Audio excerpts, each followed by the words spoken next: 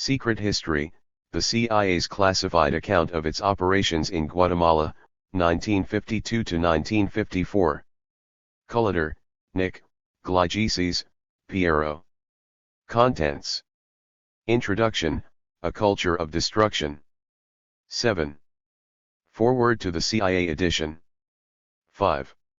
Chapter 1, America's Backyard. 7.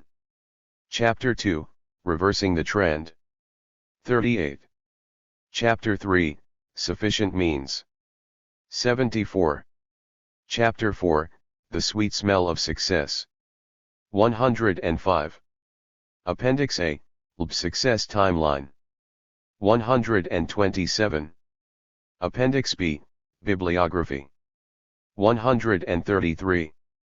Appendix C, A Study of Assassination. 137. Afterword, The Culture of Fear, by Piero Gligeses. 19. Introduction. A Culture of Destruction. This study is a product of the Central Intelligence Agency's Openness Initiative, which for a short while promised to reveal the agency's history to the public. Director of Central Intelligence Robert Gates apologized to the Oklahoma Press Association in February 1992 for the agency's reflexive secrecy and announced that all documents over 30 years old would be reviewed for declassification. Senator David Boren, a member of the Select Committee on Intelligence, applauded, noting that a new understanding of history would create a climate in which the wisdom of current operations will be carefully weighed.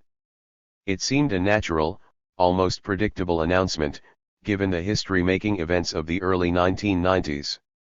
2 months earlier, the Soviet Union dissolved, and the new Russian government threw open the archives of the Communist Party in Moscow.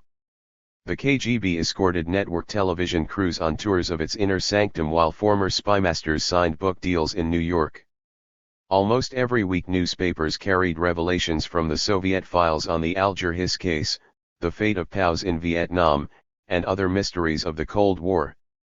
If the communist enemy was going public, how could the United States refuse? Americans expected not only a peace dividend after the Iron Curtain 10 fell, but a truth dividend as well. Governmental secrecy, at least on the scale that it had been practiced during the Cold War, seemed a relic of the past. Responding to the public mood, Congress passed legislation requiring the release of materials on the assassination of John F. Kennedy and accelerating the declassification and publication of diplomatic records. Oliver Stone's movie JFK turned support for declassification into a fashion statement. Shortly before Christmas 1991, I noticed a sales clerk at Marshall Field's in Chicago sporting a stylish pin that read "Free the Files." Having spent the previous 3 years requesting, and for the most part being denied, information on U.S. government activities in the Philippines, I cheered the prospect of a more open CIA. The agency destabilizes history, particularly in poorer nations where rumors of dark plots often blend into a kind of surrogate history in which the CIA is the only real actor. When I arrived in Manila just after a military coup attempt had nearly toppled the Aquino government in 1990, I found many people who believed the CIA had both initiated the coup and then engineered its failure. Secrecy prevents such stories from being challenged, and they gradually harden into fact.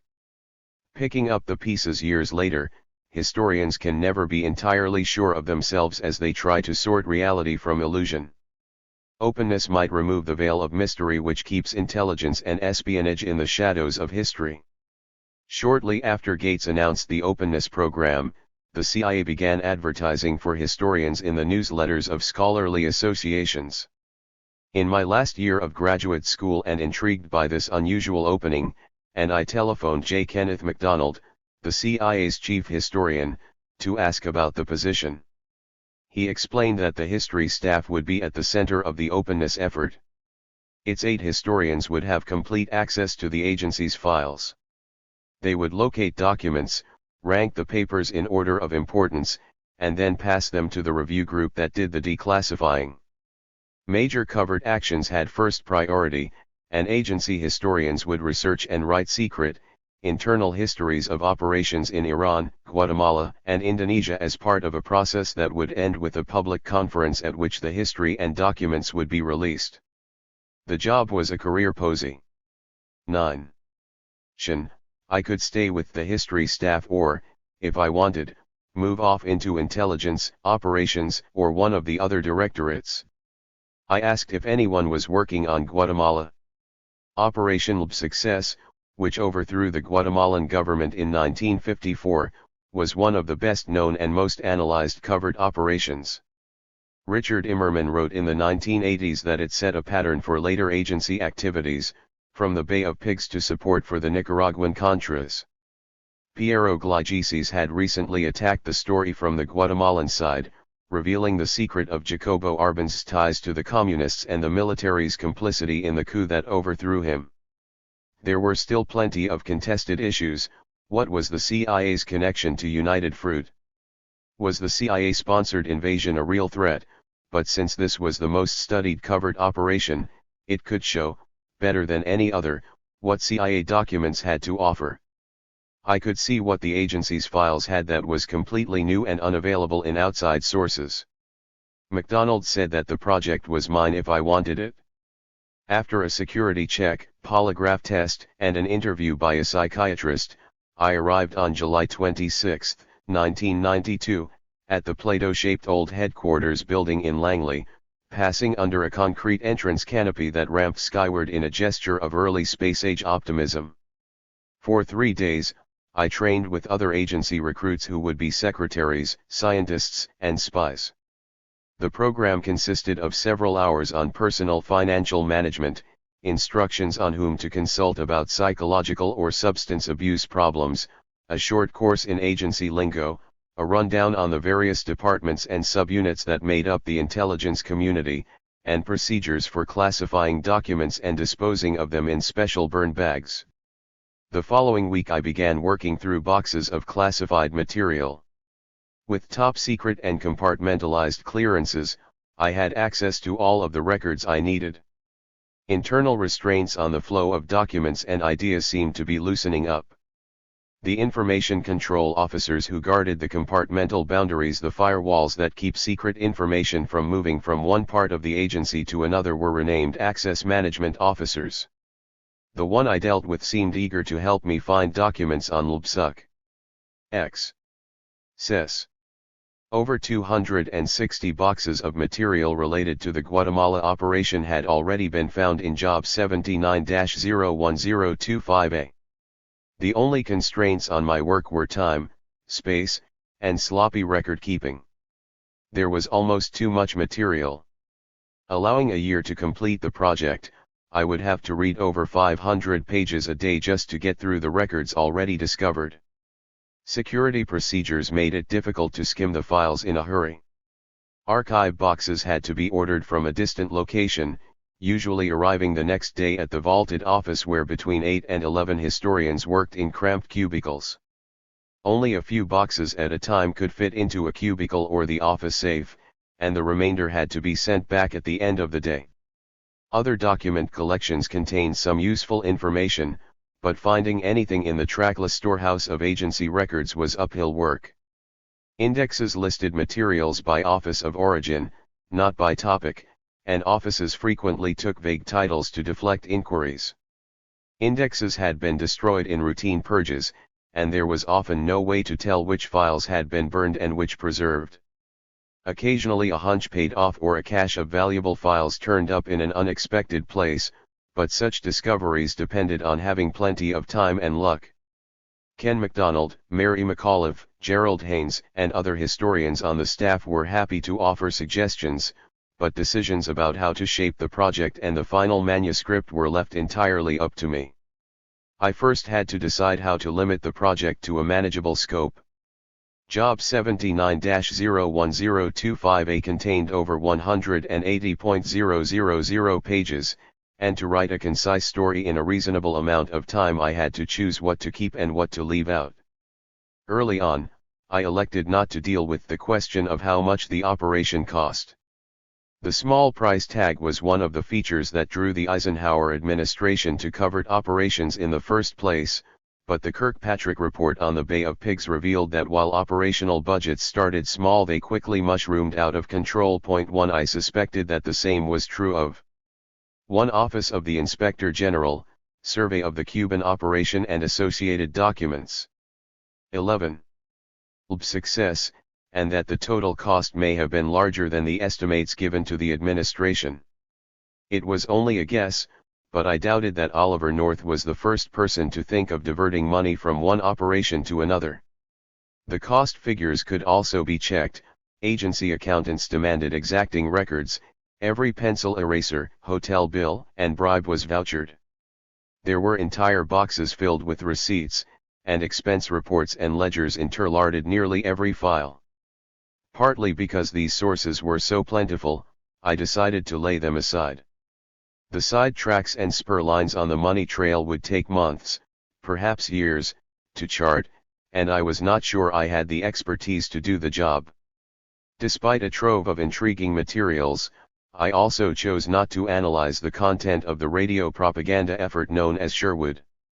Believing the new techniques of advertising and psychology could create a revolution by themselves, agency officers invested Sherwood with more effort and creativity than any other aspect of the Guatemala operation, and dozens of boxes of well-preserved materials, including recordings of the actual broadcasts, and scripts in Spanish and English, offered a look at how the agency tried to manipulate culture and opinion. But David Atlee Phillips had described this operation at some length in his book The Night Watch, and shortly after beginning my research I came across cables from the Guatemala City station complaining that Sherwood's signal was too weak to be heard in the capital. In this, and in many other instances, the elaborateness of the scheme seemed inversely related to its effectiveness. By omitting the financial and Sherwood materials I could set aside a third of the records and concentrate on the question implied by the operation's codename: how does the CIA define success? The book's core audience would be CIA officers and trainees who would want to know how an operation worked from start to finish, how the agency assessed a threat and devised a plan to combat it, what kind of government and society it aimed to create, how the operation played out, and how the outcome was measured against the original plans and goals. As the manuscript took shape, some of the CIA's skilled specialists lent a hand. Mapmakers in the cartography lab used computers to 12. Construct Guatemala's road and rail network as it looked in 1954, and then plotted the invasion route from descriptions in cable traffic. Photo researchers tracked down images of the story's characters. Research occasionally stopped to make room for the office's other duties. Twice a year we offered a course in the history of the agency, a seminar for senior executives, and a lecture course for over 300 junior officers and staff held in the Bubble, the futuristic auditorium adjoining the old headquarters building in Langley. The course itself was classified secret, but nearly all of the materials we used came from outside, open sources. Having done so little historical research of its own, the agency had to rely on accounts by historians with no access to classified documents, and its training program suffered from its own efforts to conceal and distort the public record. For Operation Success, for example, we assigned an article that I later learned was based on disinformation the agency itself spread in 1954. The CIA was reabsorbing its own hype. The classified, internal histories that each of us were writing were designed to solve that problem. Openness had momentum in the fall of 1992. In October, the CIA hosted a conference on the Cuban Missile Crisis, inviting the press to Langley and releasing a 376-page collection of documents. There was talk of opening a reading room where the public could sift through declassified materials. The inauguration of President Clinton, however, cast uncertainty on the future of openness. Although the new director, R. James Woolsey, promised awards and all disclosure of historical material and made covert operations the first priority, the policy was identified with his predecessor. Clinton increased the agency's budget and the specter of a congressional push to eliminate the agency evaporated. Pressure for more releases seemed to slacken. The access managers greeted my requests more skeptically. When the history staff proposed a conference on the détente debate over Soviet nuclear strength, higher echelons turned it down. The changed political climate was not the only thing holding up openness. The Guatemala papers had been spared routine destruction by the lawsuit described below in Chapter 4, but other covert operations had not been so lucky. Virtually all of the documents on an IM. 13. Important early covert operation in Iran had been burned in the 1960s when an agency official found them cluttering up his safe. The destruction was unsystematic.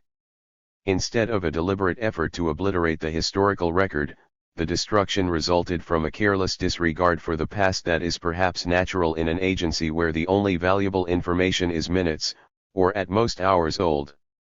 There were signs that casual destruction continued to go on. In early 1993, a case officer for Tibet who was retiring after 30 years of service contacted the history staff.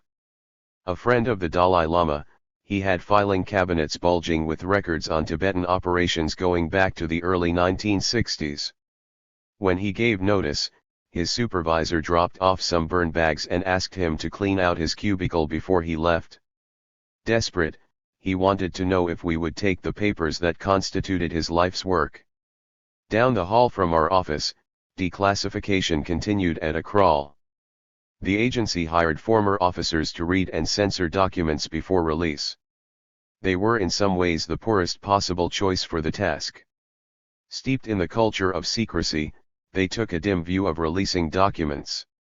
When Mary McAuliffe submitted her Cuban Missile Crisis Compendium, they blacked out over 9/10 of it. Without pressure from the director's office, there would have been nothing to release at the October conference. Almost as bad was their unhurried pace. Declassifying is hard on the eyes and demands steady attention to detail, not ideal work for men as far past retirement age as many of them were. What's more, agency policy required that they receive salaries equivalent to the highest salary they had while on duty, often twice that of a new recruit or a clerical worker. This assured that funds allotted for declassification served mainly to brighten the golden years of agency pensioners. I left the agency in July 1993, a year and a day after I started. A week earlier I placed the manuscript of the LB success history on McDonald's desk. It would be classified secret and published internally by the CIA under the title Operation LB Success, the United States and Guatemala, 1952 to 1954. Several thousand copies, in hard and soft cover editions, were distributed throughout the agency in 1994. In the following years, releases on the Venona code-breaking operation and Corona satellite photography grabbed headlines. 14. But historians grew increasingly dissatisfied with the pace of the openness program. The promised disclosures on covert operations failed to materialize. Documents released for publication in the State Department's Foreign Relations of the United States series were heavily redacted, edited often in ways that rendered them useless. When Clinton issued a new executive order on declassification, the agency requested exemption for 106 million pages of pre-1975 documents, almost two-thirds of the total. Complaints about the program appear to have prodded the CIA into releasing this history. On May 20, 1997, the New York Times published the remarks of George C. Herring, a member of the CIA's Historical Review Panel, who called the program a brilliant public relations snow job that created a carefully nurtured myth of openness. 2 days later, one of my former colleagues on the history staff called to say that the agency was releasing my Guatemala study along with a few other papers on LB success. I asked if he could send me a copy in advance of the release, since I had never seen the printed version. "Not possible," he replied, "the press conference is going on now." I never expected my study to be released by itself. From my earliest discussions with MacDonald on, I understood that the agency planned to release a significant portion of the papers in Job 79-01025A. A few weeks before leaving the agency, at MacDonald's request, I drew up a priority list for the declassification of files on Guatemala. My study was not on it. But the actual release consisted only of the published text along with some supporting documents, less than X% of the total collection. In writing it, I never imagined my study as a full account or as an official version of success. It was meant to stand alone only as a training manual, a cautionary tale for future covert operators. What follows is that study in the form in which it was released. Although it is redacted, the narrative is substantially intact. Where cuts have occurred they are indicated by brackets, and within the limits of the typographer's art I have tried to reproduce the excision's relative size in order to allow the reader to speculate on the contents of the missing passage. On a few occasions, the agency censored quotes. 15. Taken from commonly available materials, books, or articles, and in those instances I have restored the missing words in a footnote. The most sensational disclosure contained in the 1,400 pages of documents released along with this study concerned an aspect of success that is not discussed in this narrative. Agency plans to assassinate Guatemalan officials either in conjunction with the operation or in the event of its failure. Among the released documents is a memorandum entitled A Study of Assassination. It provides a do-it-yourself guide to political murder. The documents also contain lists of communists to be eliminated after a successful coup. I came across none of the assassination documents during my research, not because they were withheld from me, but probably because of my own oversight. The citations listed by the National Archives indicate that they were dispersed among the 180,000 pages of material in Job 79-01025A. The released copies are heavily redacted, and without an adequate context it is difficult to discern how the plots fit into the larger operation. They do, however, reveal the agency's attitude toward the use of violence in what was supposed to be a psychological operation, and a sample of these documents is included in Appendix C. This morning's New York Times carries a story headlined CIA, Breaking Promises, Puts Off Release of Cold War Files. It is an obituary for the openness program. Citing a shortage of money and personnel, the Director of Central Intelligence, George Tenet, has decided to hold the reviews of these covert actions in abeyance for the time being. Tenet had previously said that as far as he was concerned openness was over. I would turn our gaze from the past, he told a Senate Confirmation Committee. It is dangerous, frankly, to keep looking over our shoulders. The following story, I believe, shows why it is even more dangerous not to. Nick Culliter. Bloomington, Indiana. July 1998. 1. The cover of Operation Success, deposited in photocopy in the National Archives in May 1997. 2. What follows is the sanitized version of Operation Success deposited in the National Archives in May 1997 by the CIA. Every effort has been made to reproduce the redacted version of the text exactly. Blank spaces in the text, notes, and appendixes represent excisions of approximately the same length in the sanitized version. Appendix C reproduces, with new explanatory notes, excerpts from related documents released at the same time. 3. Secret. Operation Success. The United States and Guatemala 1952–1954. Nicholas Culliter. History Staff Center for the Study of Intelligence, Central Intelligence Agency, Washington, D.C. 1994. Secret. 4. Warning Notice. Intelligence SOURX methods involved national security information. Unauthorized disclosure subject to criminal sanctions. Classified by 098-6542. Declassify, OADR. Derived from multiple SOURX. All material on this page is unclassified. 5. Secret. Forward. This work offers a fast-moving narrative account of CIA's Operation Success, which supported the 1954 coup d'état in Guatemala. This early CIA covert action operation delighted both President Eisenhower and the Dulles brothers by ousting President Arbenz and installing Colonel Castillo Armas in his place. In light of Guatemala's unstable and often violent history since the fall of Jacobo Arbenz Guzman in 1954, We are perhaps less certain today than most Americans were at the time that this operation was a Cold War victory. It is tempting to find lessons in history, and Alan Dulles' CIA concluded that the apparent triumph in Guatemala, in spite of a long series of blunders in both planning and execution, made LB success a sound model for future operations. A major hazard in extracting lessons from history, however, is that such lessons often prove illusory or simply wrong when applied in new and different circumstances.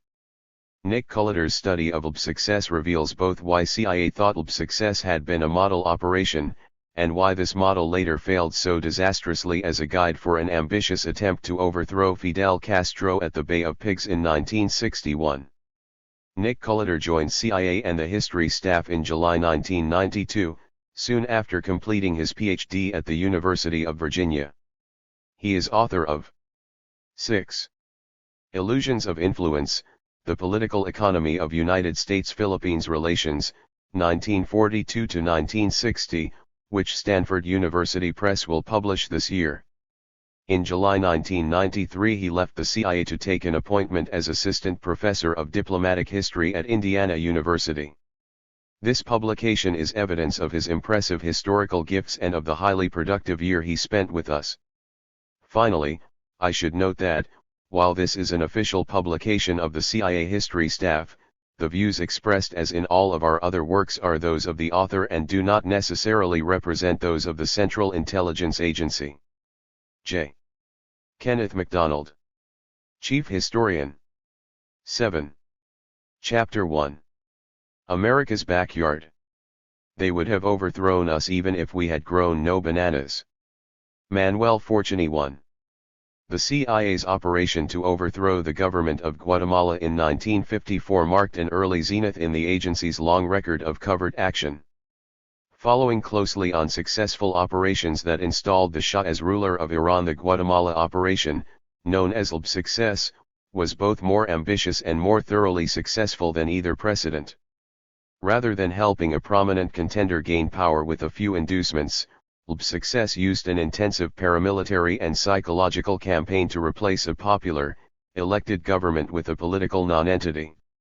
In method, scale, and conception it had no antecedent, and its triumph confirmed the belief of many in the Eisenhower administration that covert operations offered a safe, inexpensive substitute for armed force in resisting communist inroads in the Third World. This and other lessons of LB success lulled agency and administration officials into a complacency that proved fatal at the Bay of Pigs 7 years later. Scholars have criticized the agency for failing to recognize the one quoted in Piero Gligices, Shattered Hope, The Guatemalan Revolution and the United States, 1944-1954, p. 7. 8. Unique circumstances that had led to success in Guatemala and failing to adapt to different conditions in Cuba. Students of the 1954 coup also question the nature of the success in Guatemala. The overthrown Arbenz government was not, many contend, a communist regime but a reformist government that offered perhaps the last chance for progressive, democratic change in the region. Some accuse the Eisenhower administration and the agency of acting at the behest of self-interested American investors, particularly the United Fruit Company. Others argue that anti-communist paranoia and not economic interest dictated policy, but with equally regrettable results. Point 2. CIA records can answer these questions only indirectly. They cannot document the intentions of Guatemalan leaders, but only how agency analysts perceived them. CIA officials participated in the process that led to the approval of LB success, but as their papers show, they often had little understanding of or interest in the motives of those in the Department of State, the Pentagon, and the White House who made the final decision. Agency records, however, do document the conduct of the operation, the how agency operatives construed the problem, what methods and objectives they pursued, and what aspects of the operations they believed led to success. They permit speculation on whether misperceptions about LB success led overconfident operatives to plan the Bay of Pigs. Chiefly, however, they offer a view other historical accounts lack: the view from inside the CIA. Agency officials had only a dim idea of what had occurred in Guatemala before Jacobo Arbenz Guzman came to power in 1950. Historians regard the events of the 1940s and 1950s as following a centuries-old cycle of progressive change and conservative reaction, but officers in the Directorate of Plans believed they were witnessing something new. For the first time, communists had targeted a country in America's backyard for subversion and transformation into a denied area. When comparing what they saw to past experience, they were more apt to draw parallels to Korea, Russia, or Eastern Europe than to Central America. They saw events not in a Guatemalan context but as part of a global pattern of communist activity. LB's success, nonetheless, interrupted a revolutionary process that had been in motion for over a decade, and the actions of Guatemalan officials can only be understood in the context of the history of the region.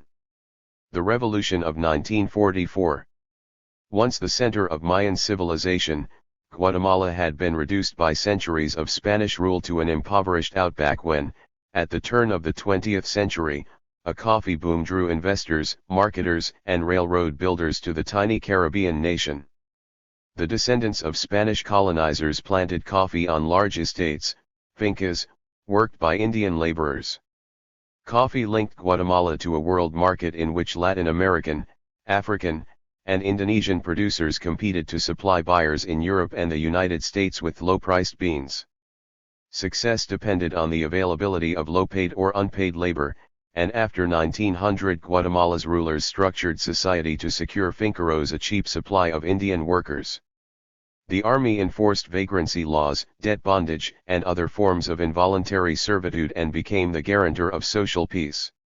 To maintain the uneasy truce between the Indian majority and the Spanish-speaking Ladino shopkeepers, labor contractors, and landlords, soldiers garrisoned towns in the populous regions on the Pacific coast and along the rail line between Guatemala City and the Atlantic port of Puerto Barrios. 3. When the coffee market collapsed in 1930, Ladinos needed a strong leader to prevent restive, unemployed laborers from gaining an upper hand, and they chose a ruthless, efficient provincial governor, Jorge Ubico, to lead the country. Ubico suppressed dissent, legalized the killing of Indians by landlords, enlarged the army, and organized a personal Gestapo. Generals presided over provincial governments, officers staffed state farms, factories, and schools. The Guatemalan army's social structure resembled that of the Finca.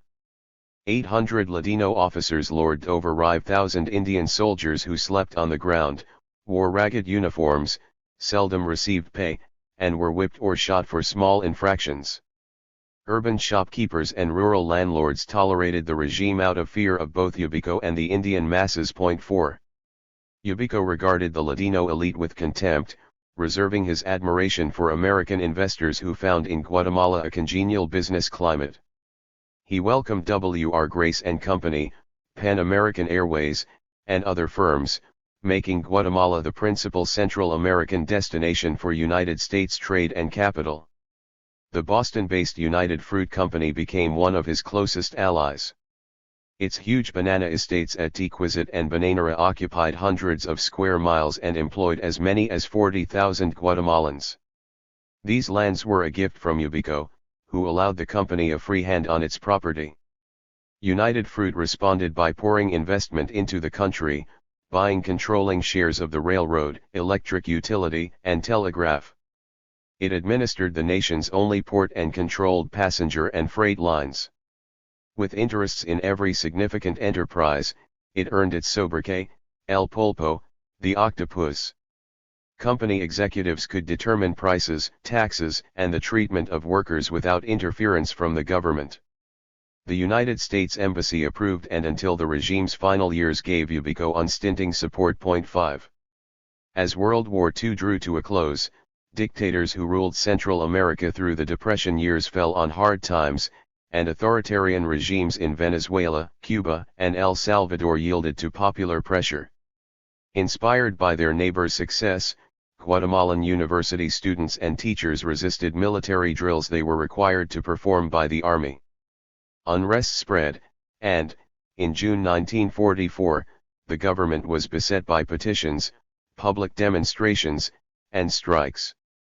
When a soldier killed a young schoolteacher, a general strike paralyzed the country, and the aged, ailing dictator surrendered power to his generals. Teachers continued to agitate for elections, and in October younger officers led by Capt. Jacobo Arbenz Guzan and Maj. Francisco Arana deposed the junta. The officers stepped aside to allow the election of a civilian president, a sacrifice that earned popular acclaim for both them and the army. The revolution of 1944 culminated in December with the election of a university professor, Juan José Arevalo, as president of Guatemala. 6. Arevalo's regime allowed substantially greater freedoms, but remained essentially conservative. Political parties proliferated, but most were controlled by the ruling coalition party, the Partido Acción Revolucionaria. Unions organized teachers, railroad workers, and the few factory workers, but national laws restricted the right to strike and to organize campesinos, farm laborers, and tenants. The army remained in control of much of the administration, the schools, and the national radio. Modest reforms satisfied Guatemalans, and the revolutionary regime was highly popular. Most expected one of the revolution's military heroes, Arbenz, or Arana, to succeed Arevalo in 1951. So sure was Arana of taking power that he laid plans to hasten the process. In July 1949, with the backing of conservative Finqueros, he presented Arevalo an ultimatum demanding that he surrender power to the army and fill out the remainder of his term as a civilian figurehead for a military regime. The president asked for time, and along with Arbenz and a few loyal officers tried to have Arana arrested on a remote finca. Caught alone crossing a bridge, Arana resisted and was killed in a gunfight. When news reached the capital, Aranista officers rebelled, but labor unions and loyal army units defended the government and quashed the uprising. In a move they later regretted, Arbenz and Arevalo hid the truth about Arana's death, claiming it was the work of unknown assassins. Arbenz had saved democracy a second time, and his election to the presidency was ensured, but rumors of his 6 Ibid, pages 38 to 49. 7 Ibid, pages 31 to 49, Immerman, CIA in Guatemala, pages 48 to 57. 12. Role in the killing led conservative Guatemalans, and eventually the CIA, to conclude that his rise to power marked the success of a conspiracy. 8. After the July uprising, Arbenz and Arevalo purged the military of Aranista officers and placed it under loyal commanders who enjoyed, according to the U.S. Embassy, an unusual reputation for incorruptibility. Unions enthusiastically supported Arbenz's candidacy, expecting him to be more progressive than Arevalo. The candidate of the right, Miguel Idigueras Fuentes, lagged behind in the polls, and Arbenz would win in a landslide. Rightists made a final bid to usurp power in the days before the election. Along with a few followers, a purged Aranista lieutenant, Carlos Castillo Armas, mounted a quixotic attack on a military base in Guatemala City. He believed army officers, inspired by the spectacle of his bravery, would overthrow the government and install him as president. Instead, they threw him in jail. 9. Castillo Armas came to the attention of the agency in January of 1950, when he was planning his raid. A protege of Arana's, he had risen fast in the military, joining the general staff and becoming director of the military academy until early 1949, when he was assigned to command the remote garrison of Mazatenango. He was there when his patron was assassinated on July 18, but he did not hear of the Aranista revolt until 4 days later when he received orders relieving him of his post. Arbenz had him arrested in August and held on a trumped-up charge until December. When a CIA agent interviewed him a month later, he was trying to obtain arms from Nicaraguan dictator Anastasio Somoza and Dominican dictator Rafael Trujillo. The interviewer described him as a quiet, soft-spoken officer who does not seem to be given to exaggeration. He claimed to have the support of the Guardia Civil, the Quetzaltenango garrison, and the commander of the capital's largest fortress, Matamoros. He met with a CIA informer in Carlos Castillo Armas in exile. Collection of the Library of Congress. August and again in November, just a few days before he and handful of adventurers mounted a futile assault on Matamoros. A year later, Castillo Armas bribed his way out of prison and fled to Honduras, where he thrilled rightist exiles with stories of his rebellion and escape. He planned another uprising, telling supporters he had secret backers in the army. This was delusion. After the July uprising, Arbenz was the army's undisputed leader, and he took steps to keep it that way. 10. Partisan and union activity had grown amid the freedom of the Arevalo years, creating new political formations that later affected the Arbenz regime. The PAR remained the ruling party, but rival parties were tolerated. The Federation of Labor Unions, the Confederación General de Trabajadores de Guatemala, headed by Victor Manuel Gutiérrez, claimed some 90,000 members. An infant union of campesinos led by Leonardo Castillo Flores, the Confederación Nacional Campesina de Guatemala, began shortly after the July uprising to form chapters in the countryside. Toward the end of Arevalo's term, communist activity came into the open. Exiled Salvadoran communists had opened a labor school, the Escuela Claridad, in 1947, and though harassed by Arevalo's police, gathered a few influential converts, among them Gutiérrez and a one-time president of the PAR, José Manuel Fortuny. In 1948, Fortuny and a few sympathizers attempted to lead the PAR toward more radical positions, but a centrist majority defeated them. Shortly before Arbenz took office, they resigned from the PAR, announcing plans to form a vanguard party, a party of the proletariat based on Marxism-Leninism. They called it the Partido Guatemalteco del Trabajo. 11. American apprehensions. United States officials' concern about communism in Guatemala grew as Cold War tensions increased. Preoccupied by events in Europe and Asia, Truman paid scant attention to the Caribbean in his first years in office. The State Department welcomed the demise of dictatorships and found the new Guatemalan government willing to cooperate on military aid programs and the Pan-American Highway. The FBI gathered dossiers on Fortuny and Gutiérrez in 1946 but found lit. 15. Tie of interest. Officers from the newly created Central Intelligence Group arrived in March 1947 to take over the FBI's job of monitoring Peronist and Communist activities, but Guatemala remained a low priority. 12. The Berlin Crisis, the fall of China, and the Soviet acquisition of nuclear weapons in 1948 and 1949 made agency and State Department officials apprehensive about Soviet designs on the Western Hemisphere. They re-evaluated Arevalo's government and found disturbing evidence of communist penetration. Guatemala's relative openness made it a haven for communists and leftists from Latin America and the Caribbean. 13. The number of homegrown communists remained small, but they held influential positions in the labor movement and the PAR. The State Department complained, listing the names of persons to be watched and removed from high positions, but Arevalo refused to act, revealing a defiance embassy officials found inappropriate in a Latin leader. We would have been concerned with any tendency toward excessive nationalism in Guatemala, department officials told the NSC, but we are the more deeply concerned because the communists have been able to distort the spirit to serve their own ends. They saw other signs that Arevalo's nationalism had grown excessive in his treatment of American companies, particularly United Fruit. 14. United Fruit executives regarded any trespass on the prerogatives they enjoyed under Ubico as an assault on free enterprise. The company continued to report only a fraction of the value of its land and exports for tax purposes and initially found Arevalo cooperative and respectful.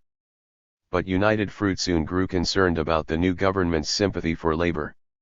In 1947, Arevalo passed a labor code giving industrial workers the right to organize and classifying estates, employing 500 or more as industries.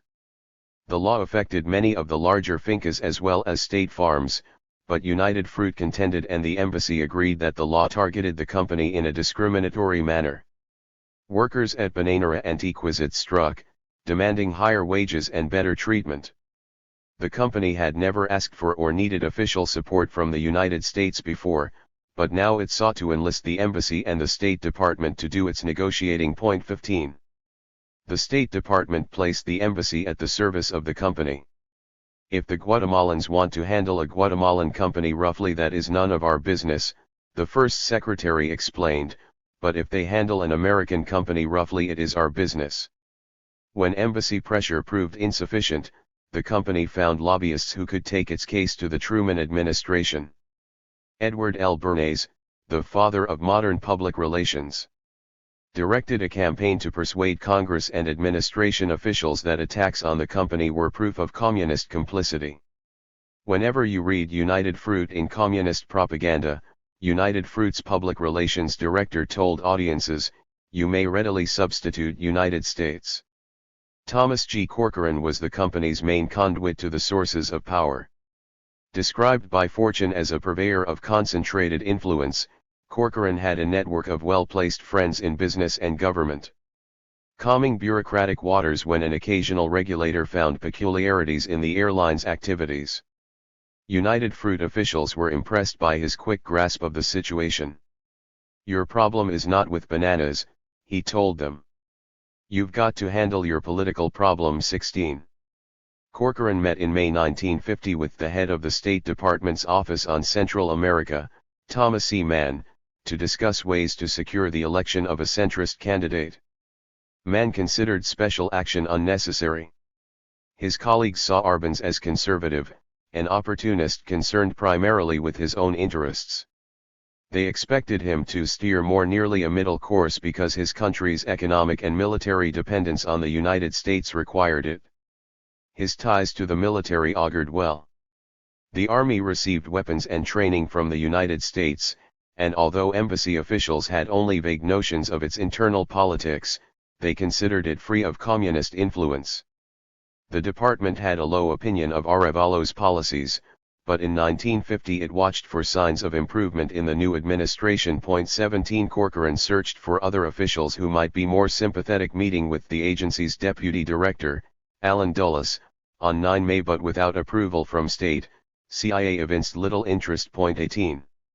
Despite Dulles's procedural correctness, agency officials were, in fact, more apprehensive about Guatemala than their counterparts at state. Officials in the Office of Policy Coordination grew concerned in August 1950 about the rapid growth of communist activity in Guatemala and the probability that Guatemala may become a central point for the dissemination of anti-US propaganda. Technically part of CIA, OPC operated under the direction of Frank Wisner, who reported to the Secretary of State. The office had undertaken covert propaganda and anti-subversive operations in Europe in 1948 and later expanded its operations to include Latin America and Asia. A program to counter propaganda and subversion in areas where communist agents might strike in wartime. They received authorization to send an agent to enroll in Guatemala City's Institute de Antropología y Historia, where he would try to find suitable indigenous Guatemalan personnel to carry out projects devised by LA Division. Was a global program that included Alaska. While Guatemala's inclusion indicated heightened interest in the potential for subversion there, it did not mark the beginning of a sustained effort to deal with it by covert means. The project had a budget of only $6,000 and it produced few results. 19. Even without official help, United Fruit could put Guatemala's feet to the fire. Bernays laid down a PR barrage that sent correspondents from Time, Newsweek, The New York Times, and Chicago Tribune to report on communist activities in Guatemala. Company officials encouraged Castillo Armas with money and arms, and the rebel leader began seeking support from Central American leaders and the United States. A CIA official interviewed him in Mexico City in early 1950 and judged his expectation of Army support fanciful, but admitted that if any man in Guatemala can lead a successful revolt against the present regime, it will be he who will do it. United Fruit threatened Guatemalan unions and the government, warning that any increase in labor costs would cause it to withdraw from the country. When a hurricane flattened part of the Tequizit plantation in September 1951, the company suspended 4,000 workers without pay and announced it would not reopen until it completed a study of the business climate. Courts ordered the workers reinstated, but Walter Turnbull, the company vice president, ignored the order and presented Arbenz with an ultimatum. Unless the government guaranteed no wage increases for 3 years and exempted the company from the labor code, United Fruit would halt operations. To prove his earnestness, he suspended passenger shipping to the United States. 2019 Project Outline Guatemala, August 23, 1950, Job 78 to 865, Box 1. Went to Guatemala City in November 1951. 20 Guatemala, January 13, 1950, Job 80R01731R, Box 17, Folder 688, Plans of COL. Carlos Castillo Armas for Armed Revolt Against the Government, August 23, 1950, Ibid, NI 62, Present Political. 19. The administration's concern about the Arbenz regime had increased in mid-1951, and there is evidence that the Truman administration encouraged the company to take a hard line. United Fruit's vast holdings and monopolies on communications and transit in Central America attracted the attention of lawyers in the Justice Department's Antitrust Division as early as 1919. In May 1951, they were preparing for court action to force United Fruit to divest itself of railroads and utilities in Guatemala when the State Department intervened. In a National Security Council session, department representatives argued that a legal attack on United Fruit's Guatemalan holdings would have serious foreign policy implications, weakening the company at a time when the United States needed it. The action was suspended until the situation in Guatemala had improved. It is often asserted that the United States acted at the company's behest in Guatemala, but this incident suggests the opposite may have been true. The administration wanted to use United Fruit to contain communism in the hemisphere. 21. The State Department remained ambivalent about how far it should go in putting pressure on Guatemala. In June 1951, 3 months into Arbenz's term, the department had seen no improvement. The president showed few indications of extremism in matters of policy, but he appointed several leftists to key positions. The state newspaper and radio criticized United States involvement in Korea and ran stories copied from Czech newspapers. American companies got little help from the government in dealing with labor. The ascending curve of communist influence had not leveled off under Arbenz, but tilted more steeply upward. 22. Department officials were increasingly concerned, but they wanted to avoid big stick tactics that could prove counterproductive. Guatemala might obstruct United States military and development programs in the area or charge the United States with violating the non-intervention agreement, an accusation that would arouse sympathy throughout Latin America. The department decided to discourage loans and drag its feet on aid and construction programs for Guatemala, steps it considered subtle but unmistakable signs of Washington's displeasure. If Arbenz were an opportunist, such moves might have induced cooperation, but the department's analysts misjudged the new president. Twice he had risked his life and career for democracy. His plans for development and agricultural reform were modest, but he was determined to carry them out. Stiffening resistance from the United States and United Fruit led him to reassess his assumptions, adopt a more radical program, and find friends who shared his new opinions. Arbenz, the PGT, and land reform. Agency reports described Arbenz as brilliant, cultured. The son of a Swiss pharmacist and a Ladino woman, he planned a career as a scientist or engineer before his father's suicide impoverished the family and left him no alternative apart from the military academy. His intelligence and personal magnetism earned him the admiration of cadets and teachers alike, and he rose quickly to high rank in the officer corps.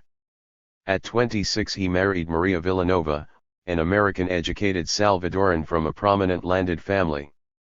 The intellectual, socially concerned couple studied and discussed Guatemala's chronic economic and social problems, and in 1944 they joined the revolution on the side of the teachers. As defense minister under Arevalo, Arbenz advocated progressive reforms, unionization, and forced rental of unused land. He and Mafia became friends with the reformers, labor organizers, and officers who made up the intellectual elite of Guatemala City. Arbenz remained close with friends from the Academy, Alfonso Martinez and Carlos Enrique Diaz, and increasingly associated with members of the PGT, Carlos Pellicer, Gutierrez, and Fortuny. He had particular regard for the latter, whose intellect. The PGT contributed little to Arbenz's victory in 1950, but it gained influence under the new regime. Total party membership never exceeded 4,000 in a nation of almost 3 million, a fact reflected in the party's weakness at the polls. Only 4 communists held seats in the 61-member Congress, a body dominated by moderates. Arbenz did not appoint any communists to the cabinet, and only 6 or 7 held significant sub-cabinet posts. Those few, however, occupied positions that made them highly visible to United States officials, controlling the state radio and newspaper and holding high posts in the Agrarian Department and the Social Security Administration. The party's principal influence came from Fortuny's friendship with the president. Arbenz's coalition disintegrated after Election Day into disputatious factions that offered no help amid the struggles with United Fruit and increasing tensions with the United States. The president admired the undemanding, socially concerned members of the PGT and relied increasingly on Fortuny's political skill. Their relationship grew closer as the two men worked toward a common goal: land reform. At Arbenz's direction, Fortuny, Pellicer, and Gutierrez drafted a proposal in 1951 for a major restructuring of property ownership in Guatemala. The PGT leadership's close ties to the president gave the party influence in Guatemala entirely out of proportion to its electoral strength. The land reform initiative enhanced that influence and drew the president even closer to Fortuny. 24. Arbenz's attempt at land reform established his regime's radical credentials in the eyes of domestic and foreign opponents. Unable to obtain funding from the United States or the World Bank, he hesitated for a year, then on June 17, 1952 released Decree 900, an ambitious program to remake rural Guatemala. U.S. aid officials considered it moderate, constructive and democratic in its aims, similar to agrarian programs the United States was sponsoring in Japan and Formosa. It expropriated idle land on private and government estates and redistributed it in plots of 8 to 33 acres to peasants who would pay the government 3 to 5% of the assessed value annually.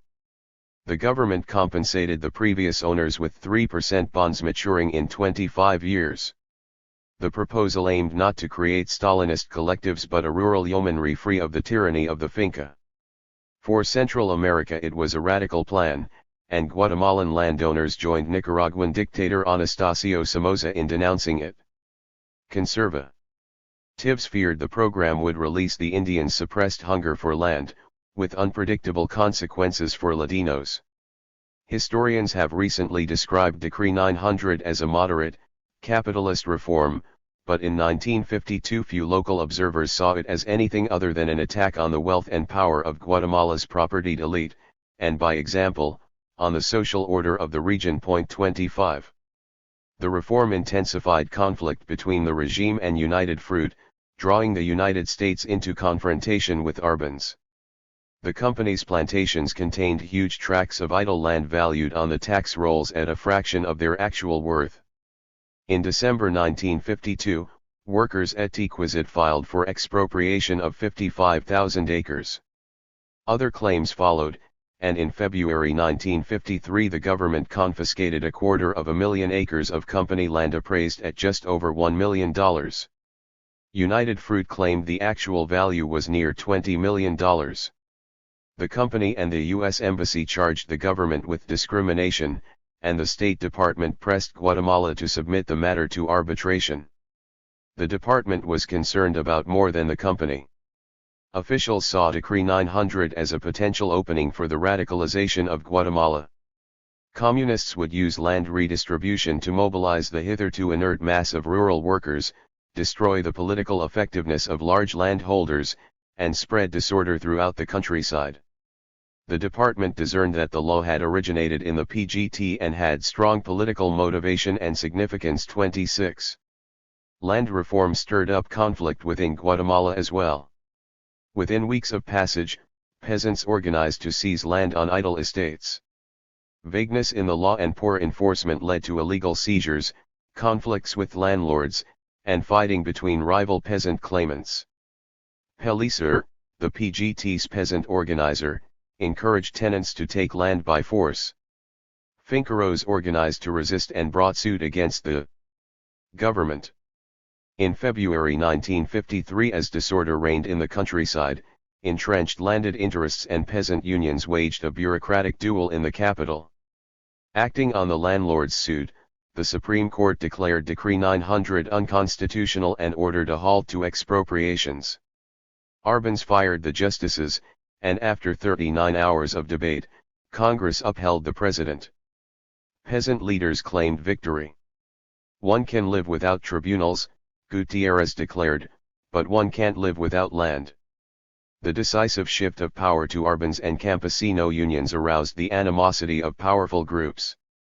Left without recourse, landowners struck directly at peasant organizations, shooting, hanging, or beating suspected agitators. Leaders of the Catholic Church criticized the disruption of the social order. The army felt threatened by rural unrest and peasant organizers who petitioned for the removal of uncooperative local commanders. The opposition remained leaderless and divided, but escalating conflict over land reform left the populace exhausted and bitter. 27. The agency assessment. Even before implementation of land reform, the CIA saw Guatemala as a threat sufficient to warrant action. In early 1952, analysts found that increasing communist influence made the Arbenz government a potential threat to U.S. security. The failure of sanctions to produce improvement in the Arbenz government disturbed State Department officials, who began to contemplate sterner action. Agency officials had stronger views. They saw a determined communist effort to neutralize Guatemala and remove it from the Western camp. They regarded sanctions as insufficient, possibly counterproductive, and saw direct, covert action as the only remedy to communist takeover. 28.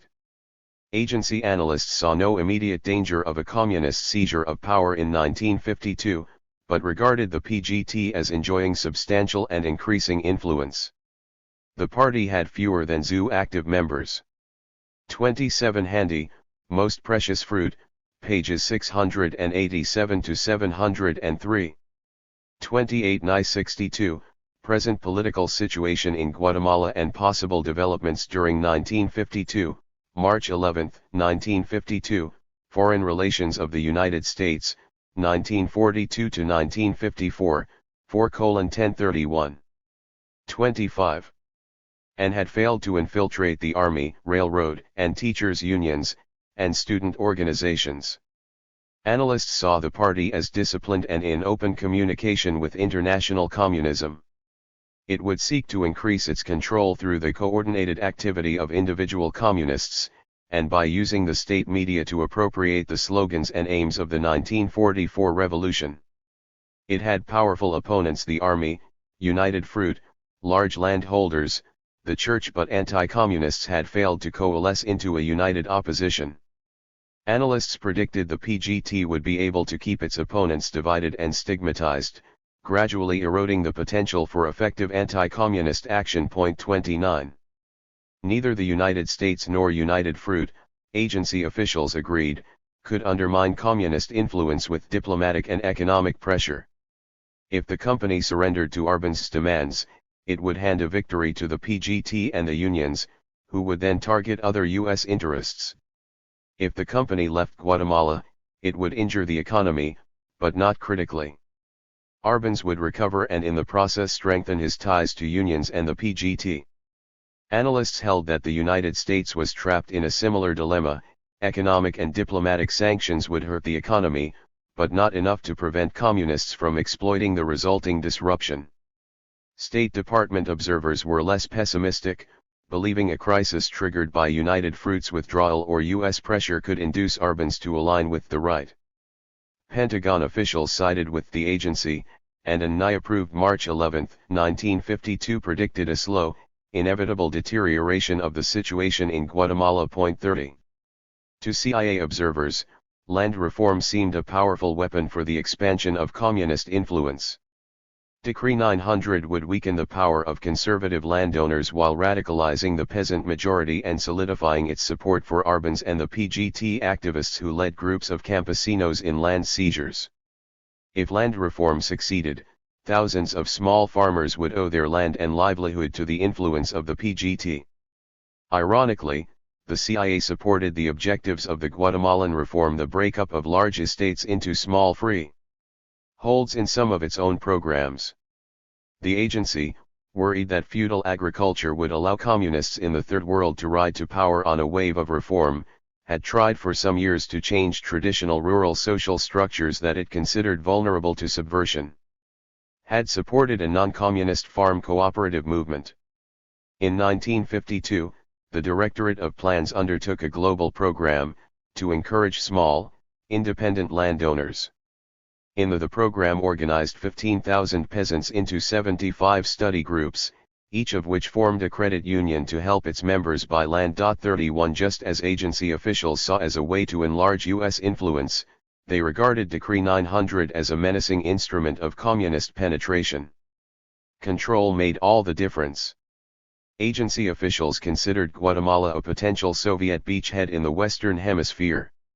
In 1947 and 1948, the Truman administration developed a subtle understanding of the likely consequences of the communist takeover of a government outside of the Eastern Bloc.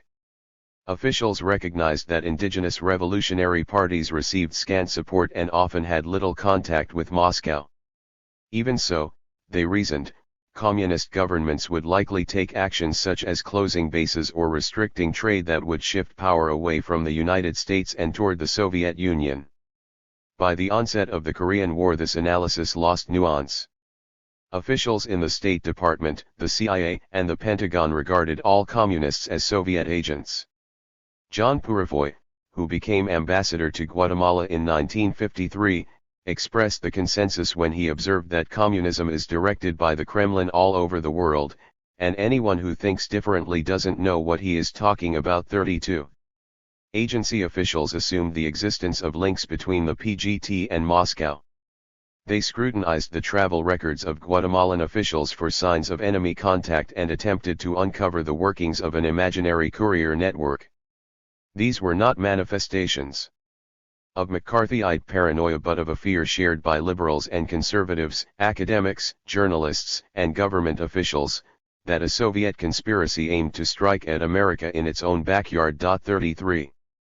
Agency analysts saw the Guatemalan threat as sufficiently grave by 1952 to warrant covert action. They began to look for State Department officials who shared their pessimism about overt remedies and to find assets in Central America around which to build a covert program. The Truman administration, however, remained divided over whether Arbans posed a threat dire enough to warrant such strong action. In 1952 and 1953, indecision led to a fumbling paramilitary program that came close to destroying the anti-communist movement in Guatemala.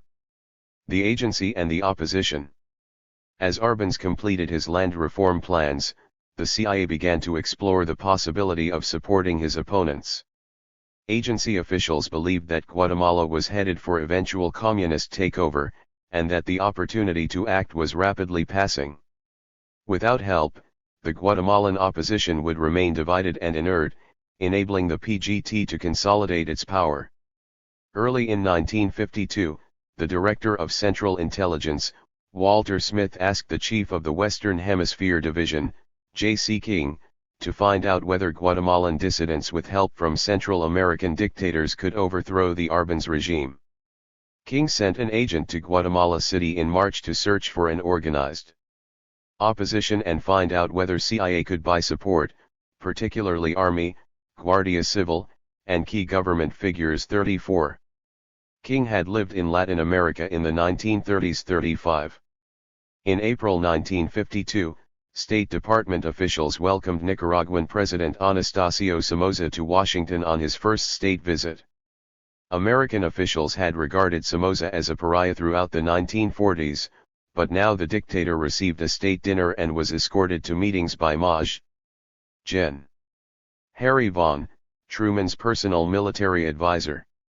Somoza told State Department officials that, if they provided arms, he and Castillo Armas would take care of Arbans. At Vaughan's urging, Truman instructed DCI Smith to follow up. Smith dispatched a Spanish-speaking engineer who joined the agency in 1951, to make contact with Castillo Armas and other dissidents in Honduras and Guatemala. Arrived in Guatemala City on June 16, the day before Arbans enacted the Agrarian Reform, 36. Learned that Castillo Armas's rebels had financial backing from Somoza, and Dominican dictator Rafael Trujillo, and claimed support from army units inside Guatemala. At the request of Castillo Armas produced a battle plan calling for invasions from Mexico, Honduras, and El Salvador.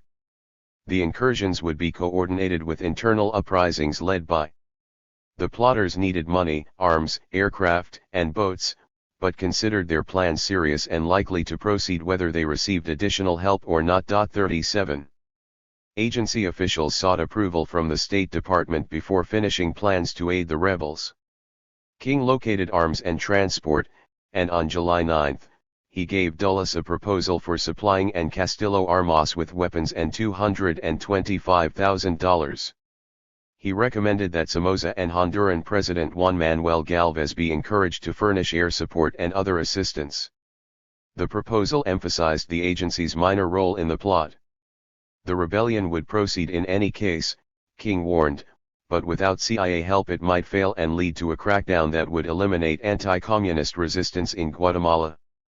Alan Dulles, the Deputy Director of Central Intelligence, met the following day with Thomas Mann of the State Department and the Assistant Secretary of State for Inter-American Affairs, Edward G. Miller, who told him they wanted a new government in Guatemala imposed by force if necessary, but avoided direct answers when Dulles asked if they wanted the CIA to take steps to bring about that outcome. Dulles accepted the officials' vagueness as implying approval, but Smith wanted firmer backing. The DCI contacted Under-Secretary of State David Bruce and got explicit approval before signing the order on September 9, 1952 to proceed with Operation Lbfertun. 38. King proceeded with plans to supply arms to Castillo Armas.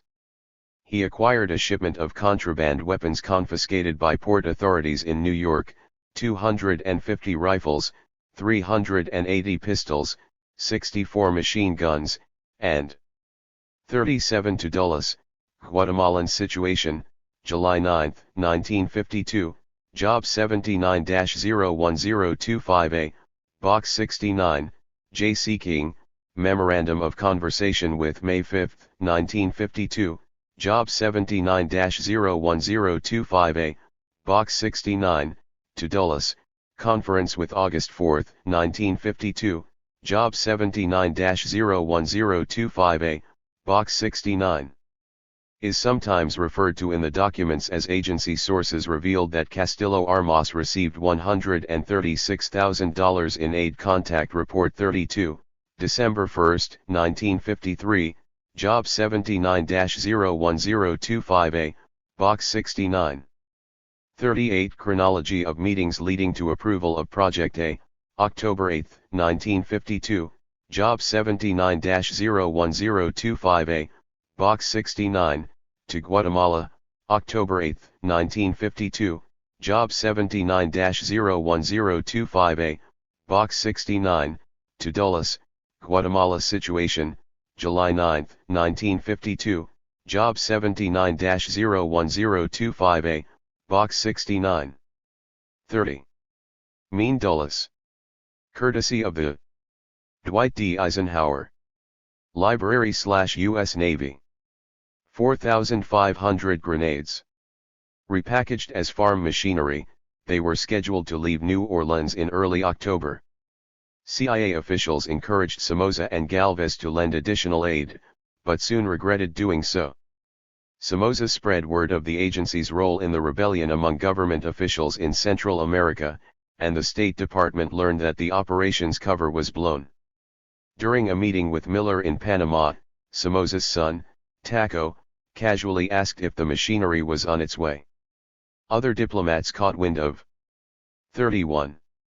The operation, and Secretary Dean Acheson summoned Smith on October 8 to call it off. 39. State Department officials had reason to hesitate. President Truman had announced in March that he would not seek another term of office, turning the last 10 months of his presidency into what Acheson called a virtual interregnum 40. Acheson feared a blown operation would destroy the remnants of the good neighbor policy carefully constructed by President Franklin D. Roosevelt. The United States had pledged not to intervene in the domestic affairs of any American state and had attempted to foster Pan-American unity throughout the 1940s. Truman wanted to build on these policies in order to shield the hemisphere from subversion and to marshal support for the United States' global policies in the United Nations. The 1947 Rio Pact created an organization of American states that recognized the obligation of each member to meet an armed attack on any other. With U.S. support, the United Nations had given the OAS jurisdiction over disputes within the hemisphere. Latin American leaders cooperated with these initiatives and followed the United States' lead in the UN, but criticized the Truman administration for failing to support economic development. They also remained alert for signs of backsliding on the non-intervention pledge. The appearance that the United States was supporting the invasion of an OAS member state in retaliation for expropriating American property would set U.S. policy back 20 years. Once Lbfertun was blown, Miller wasted no time in terminating it. 41. Lbfertun's demise took the agency by surprise, and Colonel King scrambled to salvage part of the operation and allow Castillo Armas to save face. He arranged for the arms shipment to proceed as far as the Canal Zone and to remain there in case the project was revived. Castillo Armas was kept on a retainer of $3,000 a week, allowing him to hang on to a small force. Through the winter of 1952-53, the operation led a twilight existence, neither dead nor alive. King remained in contact with Castillo Armas through and continued to finance the rebels as a precaution in case rebellion broke out in Guatemala. 42. Meanwhile, he began to test how far he could go without State Department approval. In November, he asked DCI Smith to allow him to build a pier at the arms storage site in Panama, buy a boat, and fly a portion of the arms to Managua to test our ability to move supplies clandestinely by air. Smith approved the pier and the boat, but not the flight. On a slim budget, King tried to develop means to transport arms to sites in Nicaragua and Honduras, with nearly disastrous results. The aged World War II transport he acquired left port only twice. On the first trip, its crew reconnoitered a supposedly deserted island in Nicaragua for use as a supply drop, only to discover several hundred inhabitants and a suspicious policeman. On the second, the boat's 4 engines expired in high seas, and the U.S. Navy had to send a destroyer to the rescue. In the end, the boat was left to rust at its newly built pier. 43. Smith and King hoped that the new administration of President Dwight D. Eisenhower would breathe new life into the project. Early signs indicated that the new president would be receptive to plans for covert operations. Eisenhower had promised during the campaign to retake the initiative in the Cold War while reducing federal spending, goals that made covert action seem a likely recourse. On March 5, the Assistant Secretary of State, John Cabot, asked Wisner about the possibility of stepping up psychological warfare against Arbans, but other members of the department hesitated. 44 Man predicted that Guatemalan radicalism would soon be countered by a conservative reaction. If the United States allowed events to take their course, he said, the pendulum in Guatemala would swing back. Paul Nitze, head of the department's policy planning staff, worried that Guatemalan communism would be difficult to contain and might spill over into neighboring states. 45 With no certain mandate, Smith and King worked to keep the Guatemala operation alive until the new administration decided what to do with it. Despite prediction, Castillo Armas showed little inclination to launch his revolution without agency support. King approved of his restraint. His greatest fear was that a rebellion would erupt before the agency could lend it sufficient help. If the rebels failed, the agency could lose its assets in Guatemala. Smith urged State Department officials to approve a covert aid program before there was no one left to aid. He stressed the imminence of revolt and the sympathy of Central American rulers for the rebel cause. He exaggerated only partly. Somoza and Castillo Armas had no immediate plans, but Guatemala was rife with talk of impending invasion. The meager amounts of aid funneled in by the agency persuaded some rebels that they had powerful friends and led them to take precisely the kind of risk King wanted to avoid. Failure at Salama. King's fears were realized on March 29, 1953, when Carlos Simmons launched a futile attack on the garrison at Salama and provoked a backlash that cost the agency and Castillo Armas most of their usable assets in Guatemala. 200 raiders from nearby banana plantations seized the remote town of Salarma and held it for 17 hours while the raid's planners escaped abroad. The rebels went to jail, and the Guatemalan government launched a dragnet to round up other suspected subversives. The failed rebellion severely impaired Castillo Armas's potential. The latter's principal ally inside Guatemala was Cordovacerna, leader of the most prominent anti-communist organization, the Comité Cívico Nacional. Despite his ties to United Fruit, Cordovacerna's reputation as a principled opponent of Ubico lent respectability to his resistance against Arbenz. After Salama, police raids crushed his organization and he fled to Honduras, where he began intriguing to gain control of Castillo Armas's following. Fortune suffered a severe blow. The agency lost all its assets inside the country and was left to deal with contentious and fragmented exile groups. 46.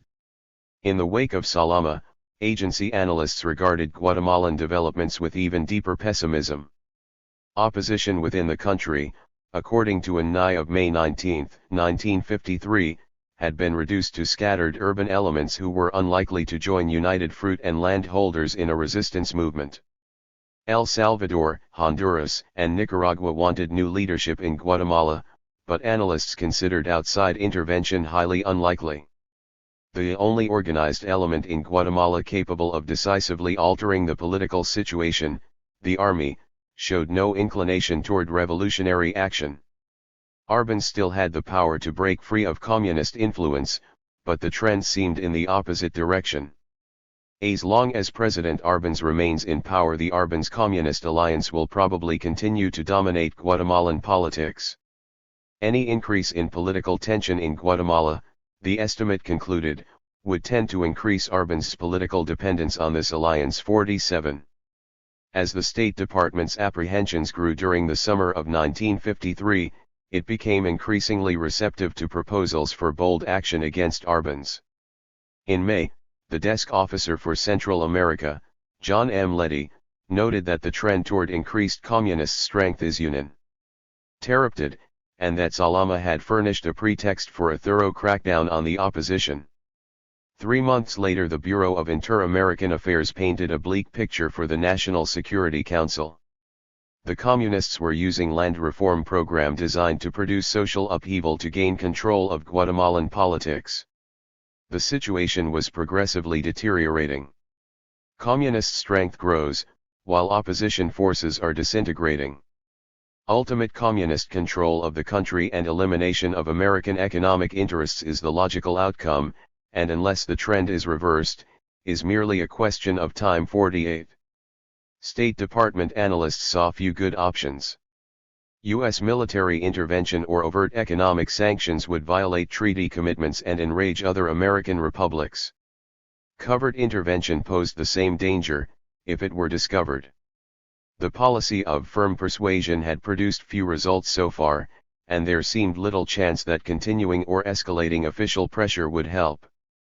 This situation, officials concluded, tests our ability to combat the eruption and spread of communist influence in Latin America without causing serious harm to our hemisphere relations. In the minds of Eisenhower's aides, Guatemala put the new administration on trial. It represented in miniature all of the social cleavages, tensions, and dilemmas of modern Western society under attack by the communist virus, explained a member of the NSC staff. We should regard Guatemala as a prototype area for testing means and methods of combating communism. Point 49. The administration was ready to meet the challenge.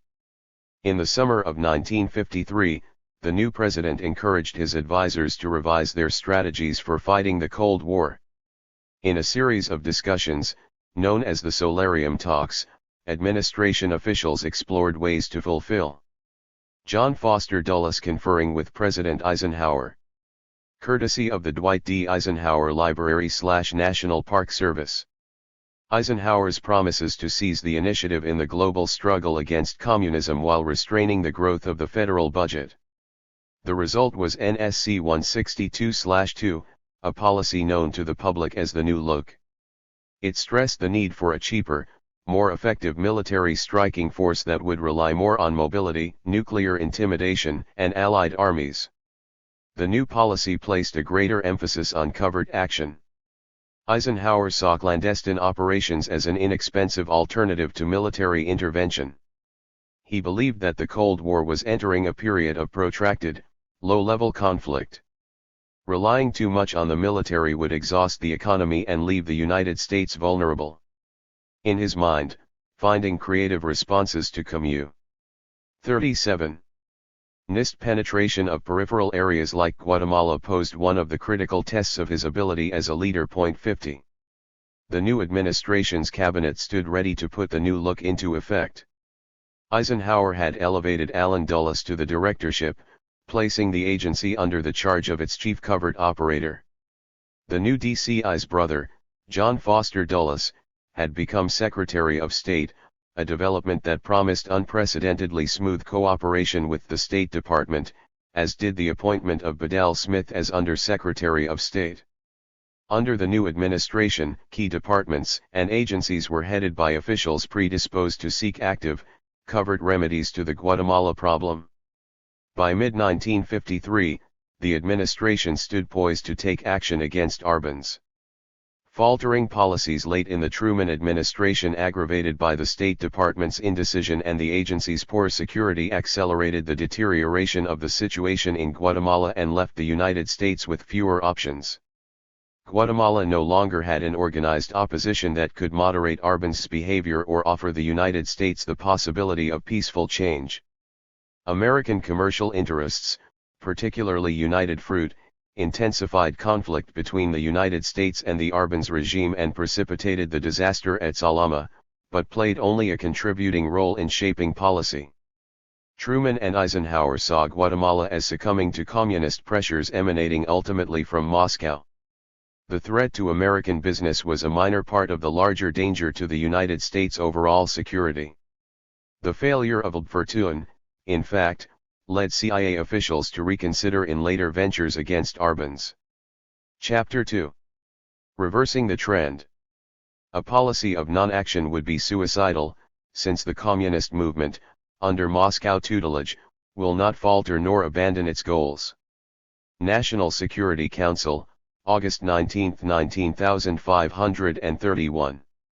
Reviewing the situation in Guatemala on XZ August 1953, the staff of the National Security Council determined that the Arbenz government posed a threat to the national security sufficient to warrant covert action against it. Eisenhower's New Look policy and the success of Tepe-Jax, an operation that overthrew Prime Minister Mohammad Mossadegh of Iran, elevated the agency's reputation to unprecedented heights, and the new administration gave CIA primary responsibility for the action while allowing it to call on other departments for support as needed. The Operations Coordinating Board cautioned against relying on noting that was to be used only to the extent deemed desirable by CIA, and is to be kept informed on a strict need-to-know basis too. The plans CIA developed in the following weeks reflected the agency's confidence in the tactics it had developed in the first 6 years of its existence. Despite the lack of hard information on Guatemalan politics and society, planners were sure Guatemalans would respond to stratagems proven in Europe, the Middle East, and Asia. What made the new operation truly appealing was that covert action tactics would be applied on a grander scale, over a longer period, and for higher stakes than ever before. J.C. King's Western Hemisphere Division staff began developing plans immediately after the NSC decision. The operation's optimistic title of success reflected the high hopes of its planners. Hans Toft, and drafted an outline of the Guatemala operation during the dramatic denouement of Tepeyac. The covert operation shattered Mossadeq's Today party and gave the pro-American Shah unchallenged authority. The Iranian operations chief officer found Secretary of State John Foster Dulles almost alarmingly enthusiastic about the outcome. 3 The Eisenhower administration saw the success as proof that covert action could be a potent, flexible weapon in the Cold War. King's aides were anxious to prove it again in Guatemala. They brought considerable experience to the task. Had been an intelligence officer during the war and had joined the agency as soon as it was established in 1947. He served as Fort Toft had fled his native Denmark in 1941 and joined the serving in Burma and China before quitting to join the OSS. Impressed by his credentials, William Donovan placed him in charge of an operation to resupply Yugoslav partisans from a secret base in. He eventually came to command a force of over 600 guerrillas. 5 After the war he joined CIA and earned a reputation for mounting behind-the-lines operations. In 1953 he was a member of the psychological and paramilitary operations staff in the Directorate of Plans, who served with Army intelligence in Chile during the war and afterward as a U.S. military advisor in Latin America, was chief of the DDP Central America branch. 6. The plan.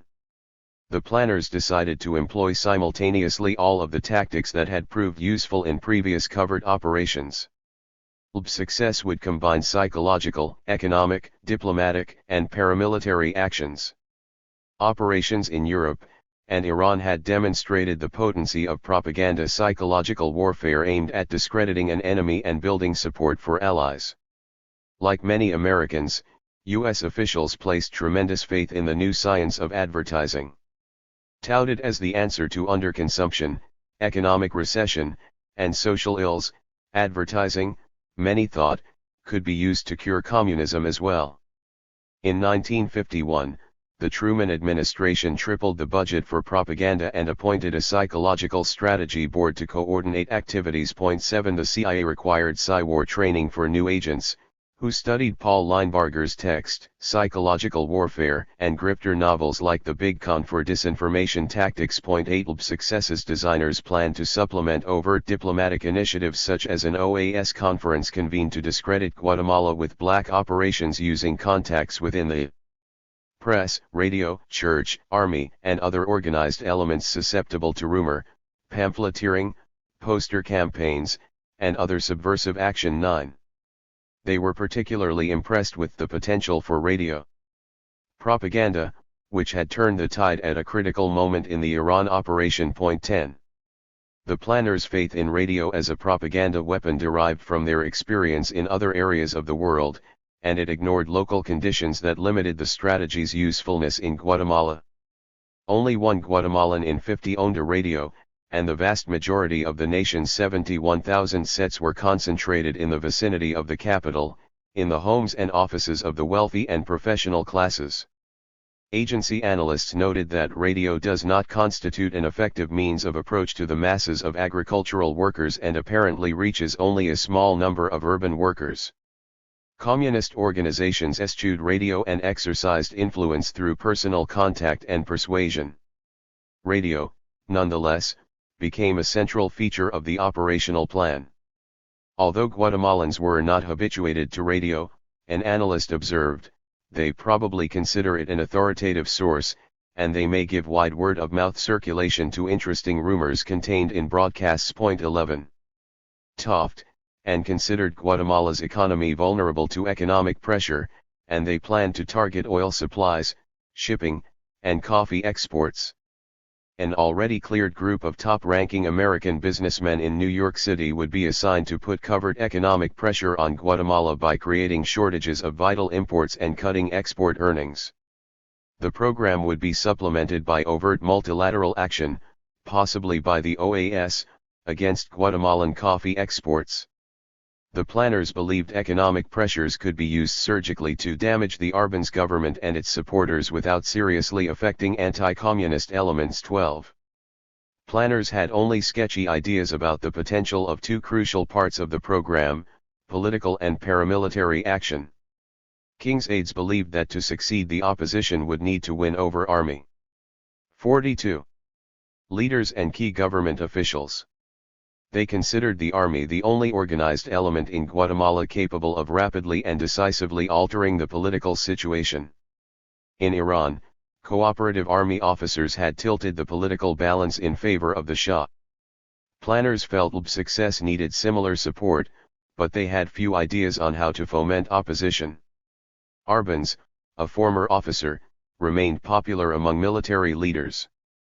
Castillo Armas had little appeal among his former colleagues, and his guerrillas were no match for the 5,000-man army. Rebel forces suffered from desertion and low morale, and agents in Honduras reported that without help, the organized opposition would disintegrate by the end of 1953.13. Success planners were disturbed by the shortage of assets around which to build a covered program. The Catholic Church opposed land reform and Arbenz, but was handicapped by its meager resources and the shortage of native priests. Foreigners were subject to deportation, and most priests avoided challenging authority. Resistance among landowners was declining due to general discouragement after the failure of the Salama raid. The planners noted widespread discontent in both the capital and the countryside, but saw little prospect of stimulating disgruntled elements to take political action. The estimated 100,000 passive opponents included property owners, laborers, and campesinos who shared few common goals. Castillo Armas's organization, a group of revolutionary activists, numbering a few hundred, led by an exiled Guatemalan army officer, and located in Honduras, remained the agency's principal operational asset. In addition, some 50 Guatemalan students belonging to the Comité Estudiantes Universitarios Anticomunistas had 14. The group published a newspaper, El Rebelde. Members who fled the country after Salama formed an exile group and published a weekly paper, El Combate, which was smuggled over the border. These assets, the planners reported, did not even remotely match the 1,500-3,000 trained communists. 15. While Tipajaks achieved victory in less than 6 weeks, success planners warned that Guatemala would require more effort and patience. The agency would have to develop from scratch assets of the sort that it had used in Iran, a process that might take a year or more. Foresaw a preparation period followed by a buildup of diplomatic and economic pressure on the Arbenz regime. When pressure reached its maximum point, political agitation, sabotage, and rumor campaigns would undermine the government and encourage active opposition. During this crisis, Castillo Armas would establish a revolutionary government and invade Guatemala. The plan was silent about what would happen next. 16. Trusting the agency's proven tactics to generate results, planners saw no problem in their inability to predict how the operation would play out. Reviewing their work, Deputy Director for Plans Frank Wisner remarked that the plan is stated in such broad terms that it is not possible to know exactly what it contemplates, particularly in the latter phases. He added that he did not regard this as a particular drawback since adjustments could be made as the operation unfolded. King expected a long assessment phase during which specific goals and plans would be set, with periodic reassessments throughout the life of the operation. 17. King and Tracy Barnes, chief of the DDP's political and psychological staff, presented the plan on September 9 to Raymond Letty, head of the State Department's Office of Middle American Affairs, and James Lampton Berry, the department's liaison to the agency. Department officials had given up on the policy of gradually escalating pressure. Letty admitted that prospects do not appear very bright, adding that some organizational work and some fundamental guess in the situation will have to occur before a revolt could succeed. He and Berry reviewed King's plan in detail and agreed to go ahead. 18. Success relied on the State and Defense Departments to isolate Guatemala diplomatically, militarily, and economically. In King's plan, the State Department would mount a diplomatic offensive in the OAS to declare Guatemala a pariah state and cripple its economy. State and defense would work together to enforce an arms embargo and build up the military potential of neighboring states. The U.S. Navy and Air Force would provide essential logistical support, maintenance, expertise, and training for paramilitary forces. Overt initiatives would create an atmosphere of fearful expectancy, which would enhance the effectiveness of covert action. Success would be a government-wide operation led by CIA. 19. On December 9, 1953, Allen Dulles authorized $3 million for the project and placed Wisner in charge. Wisner's Directorate of Plans assumed exclusive control of Success, neither seeking nor receiving aid from other directorates. Robert Amory, Deputy Director for Intelligence, was never briefed, and Guatemala Station excluded references to Success in its reports to the DDI. The DDP carefully segregated the operation from its other activities, giving it a separate chain of command, communications facilities, logistics, and funds. Wisner ran the operation in Washington, with Tracy Barnes serving as a liaison to headquarters in Florida. King, who had nurtured the operation from its beginning, was pushed aside to give Wisner a free hand. King was very upset, Richard Bissell, the assistant DDP, recalled later. Success became Wisner's Project 20. The State Department fulfilled its assigned duties, increasing aid to industrial and road building projects in Honduras, El Salvador, and Nicaragua, and assembling a special team of diplomats to assist PB. Success from Central American embassies. 21. The group's leader, John Purifoy, took over as ambassador in Guatemala City in October 1953. He was in a familiar re. As ambassador to Greece during its civil war, he coordinated state activities on behalf of the Royalists. An admirer of Joseph McCarthy, he shared the senator's taste in politics. Whiting Willauer and Thomas Whelan arrived at their ambassadorial posts in Honduras and Nicaragua in early 1954. Willauer also had a long association with CIA. As one of the founders of Civil Air Transport, he had arranged the airline's secret sale to the agency in 1950. Whelan had developed strong ties to Somoza and was considered part of the team even without an intelligence background. The ambassadors reported to the CIA through former DCI Walter Bedell Smith, whom Eisenhower had appointed Under Secretary of State 23. Meanwhile, established Success headquarters in the offered facilities for offices, storage, and aircraft maintenance, and 2 days before Christmas, the operation moved, Florida, under the cover name. If asked, officers were to explain that they were part of a unit that did. Codenamed Lincoln, the headquarters soon became the center of feverish activity as over 100 case officers and support personnel began the operations assessment phase.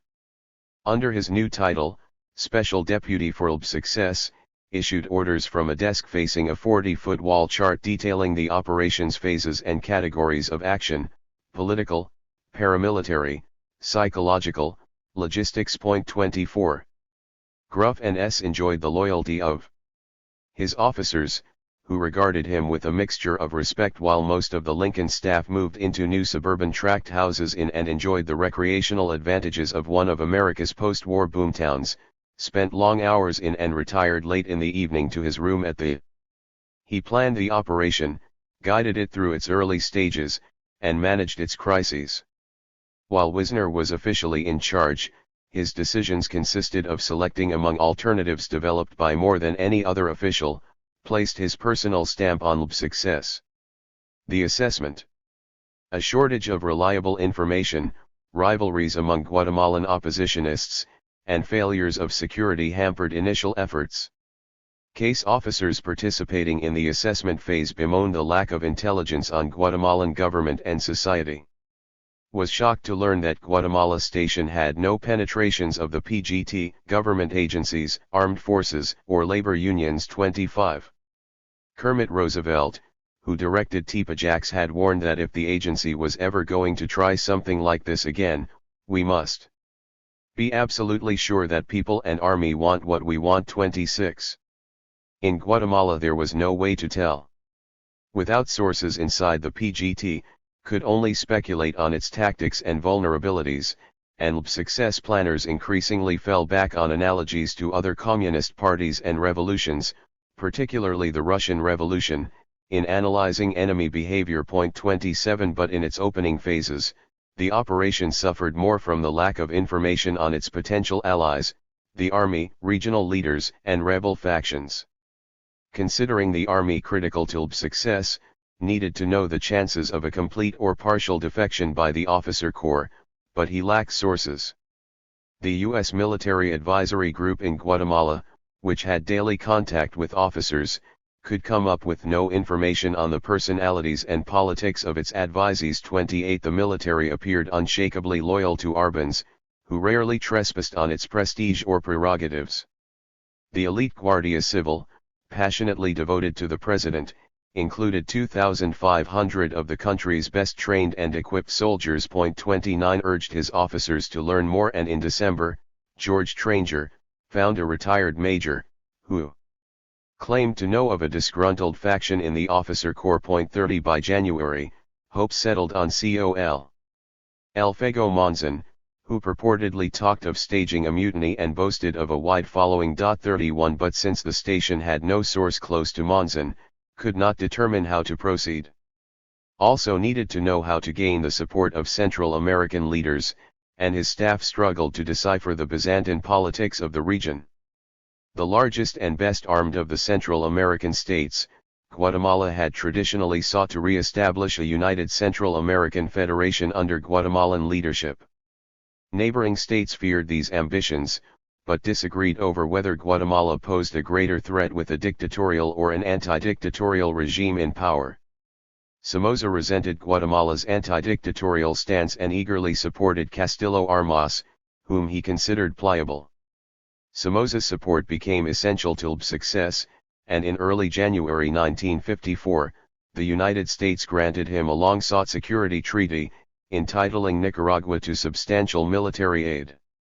Honduras and El Salvador enjoyed close ties to the United States, but, unlike Nicaragua, they shared a border with Guatemala.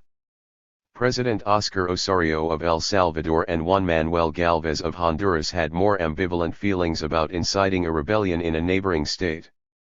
Both felt threatened by Arbenz's land reform decree, which might spread rural and labor unrest throughout the region, and had good reasons to support Castillo Armas. Both, however, also worried about the risks of supporting the rebellion. Guatemalan forces might invade Honduras or El Salvador in pursuit of a defeated Castillo Armas. In victory, the rebels might be equally dangerous, particularly if allied to Somoza. Rumors circulated that Castillo Armas had agreed to turn his rebellion into a war of conquest after the fall of Guatemala City. Emis. Saris found Galvez and Osorio demanded a high price for cooperating with success. They wanted U.S. security guarantees, military aid, and promises to restrain Somoza. 32. Since 1944, Mexico had taken a paternal interest in Guatemalan democracy, and success planners feared that the government of Adolfo Ruiz Cortines, if sufficiently aroused, would come to the aid of its neighbor. In May of 1953, Ruiz Cortines awarded Arbenz the highest honor given to a foreign dignitary, the Great Necklace of the Aztec Eagle. Mexico responded to U.S. pressure to cut arms supplies to the Arbenz government, but U.S. diplomats estimated that the Mexicans would react strongly against further efforts to coerce or intimidate Guatemala. This Mexican attitude limited measures that could be taken overtly by the United States and intensified the need to maintain cover and deniability. 33. Case officers also had to learn the politics of the anti-communist opposition. News of the agency's interests spread quickly among Guatemalan oppositionists, and Lincoln was soon inundated with appeals for support. Cordova Serna, Castillo Armas, and Miguel Ydígoras Fuentes, Arbenz's opponent in the 1950 election, vied with one another for leadership of the agency-sponsored rebellion. Sought to consolidate all rebel movements into a united opposition, but had difficulty reconciling the pretensions of the three contenders. Despite flaws, Castillo Armas seemed the best suited to lead the rebellion. the leader of the largest rebel group, the only one with substantial paramilitary and intelligence assets. He had an above-average military record and enjoyed the support of Somoza and Galvez. 34 Agency officials regretted his lack of combat experience, but observed a readiness to take the fullest advantage of future CIA aid and assistance. 35. With the help of who had been his liaison since Lb. Castillo Armas moved his rebels to 2 bases in Nicaragua and drafted plans for an invasion. 36. Castillo Armas's failure to articulate a political philosophy occasionally worried, and he instructed his agents to find out just what ideas the rebel leader had along the lines of a political economic concept. 37. All they had to go on was the Plan de Tegucigalpa. This manifesto, issued by Castillo Armas on December 23, 1953, was a vague summons to arms that denounced the Sovietization of Guatemala and pledged the rebels to form a government that would respect human rights, protect property and foreign capital, accept the recommendations of United Nations economic experts, and explore for oil. 38 When pressed, Castillo Armas confessed an attraction to justicialismo, a political program advocated by Juan Perón of Argentina, but he seldom spoke of how he would govern in practice. 39 He believed Guatemala's main problems would be financial, but he was reluctant to speculate further until he knew in what fiscal condition he would find the treasury. Case officers remained confused but drew reassurance from his unassuming receptiveness to advice. One interviewer was amazed at his common sense, middle-of-the-road views. This is no Latin American dictator with a whip. 40. 51.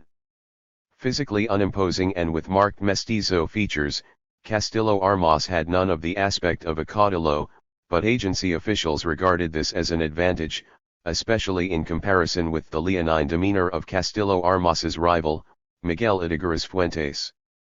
As a general in Ubico's army, Ydígoras gained a reputation as a ruthless enforcer of the vagrancy laws, on at least one occasion ordering his troops to rape Indian women and imprison their children. 41 With his aristocrat's mien and contempt for the Indian majority, most LB success officers saw Ydígoras as a public relations liability, ambitious, opportunistic, and unscrupulous. 42.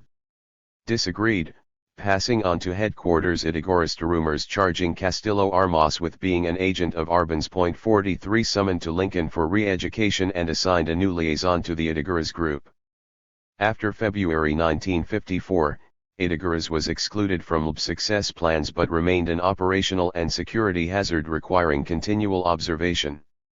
LB success officers had good relations with and pushed him to assume greater prominence in the rebel leadership. A former and, he was one of the few centrist politicians of stature who had taken a principled stand against the growth of communist influence in Guatemala. LB success officers believed his reputation could compensate for Castillo Armas's inexperience, although age, ill health, and old ties to United Fruit disqualified him for supreme command. Without followers of his own. 44 In early February, brought Castillo Armas to Lincoln to sign an accord with creating a provisional revolutionary committee known as the Junta, and formalizing the rebels' relationship to the agency. CIA would funnel aid to the Junta through a fictional organization of American businessmen called the Group 45. As the agency organized and assessed its assets in Central America, the State Department's diplomatic offensive began to take effect.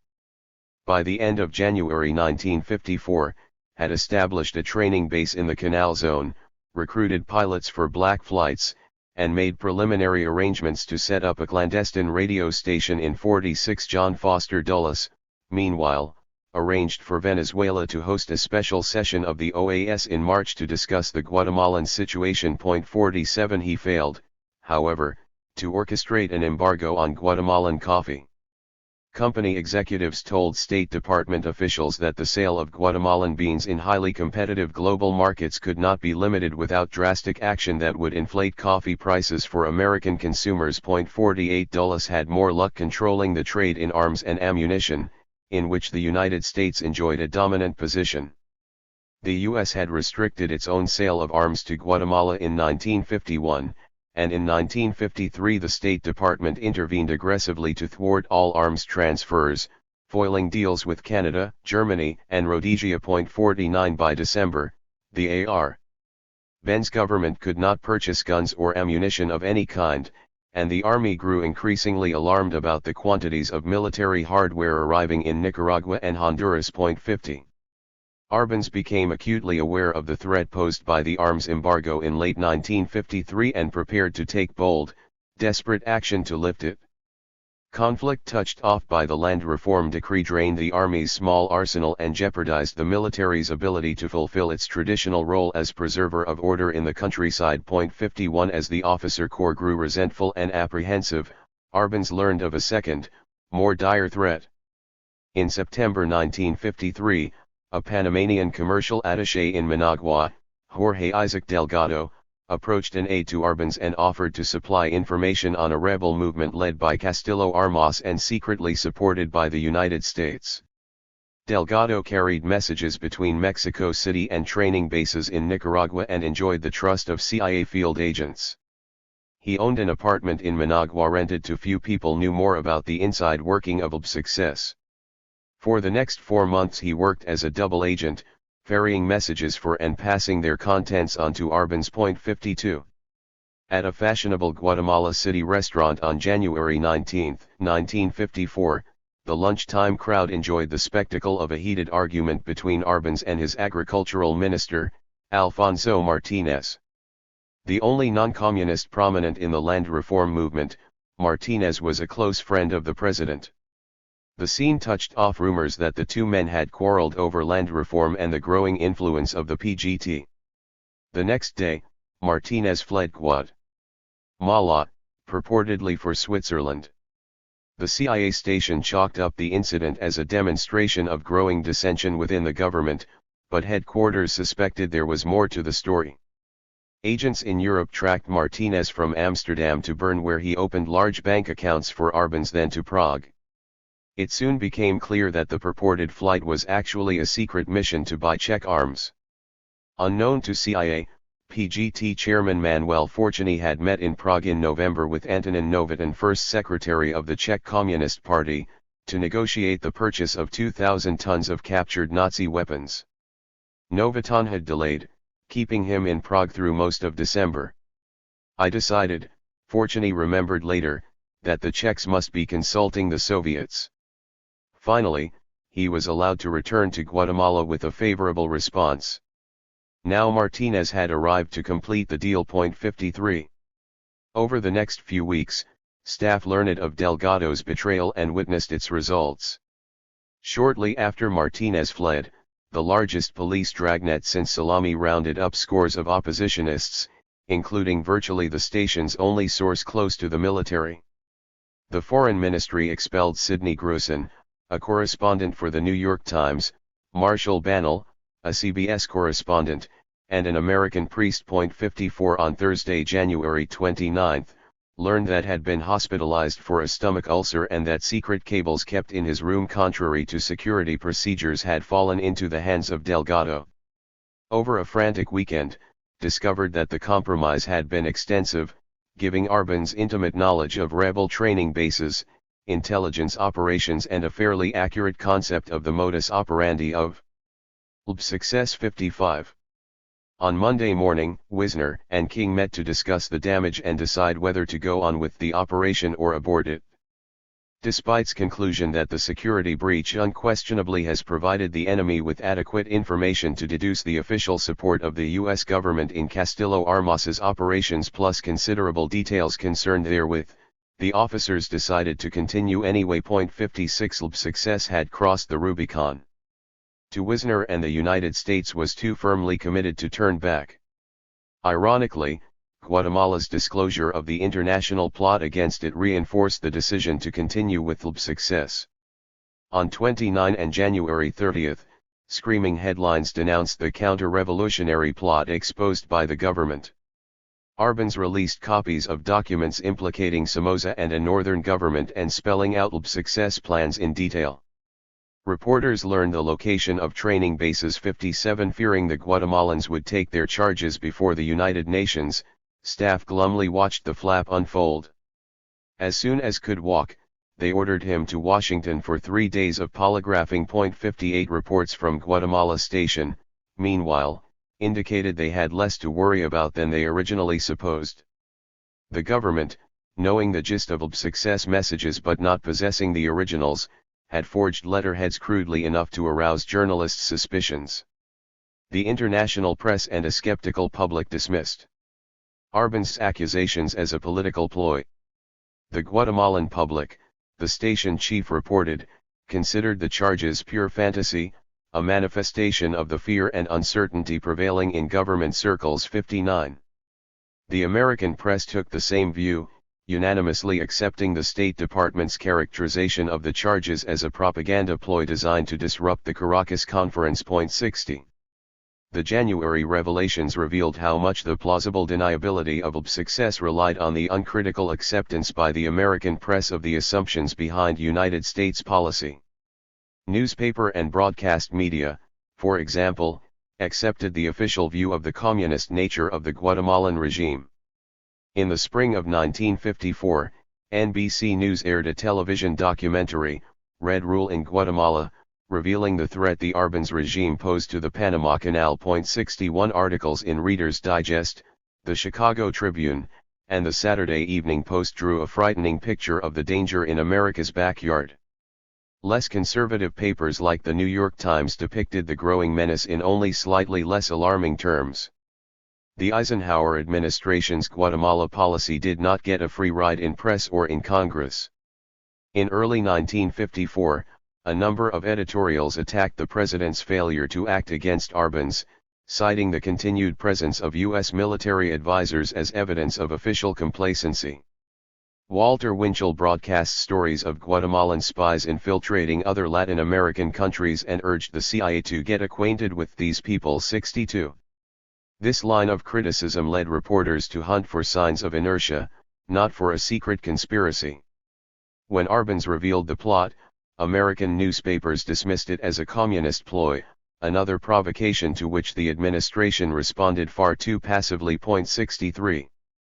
Assessing the damage, estimated that the operation had lost a month through confusion and the delays involved in reassigning cryptonyms and shuffling personnel. 64. He rallied his dispirited troops with a reminder that the morale of the Nazis in the winter of 1932, just before their seizure of power in spring 1933, was at all-time low ebb.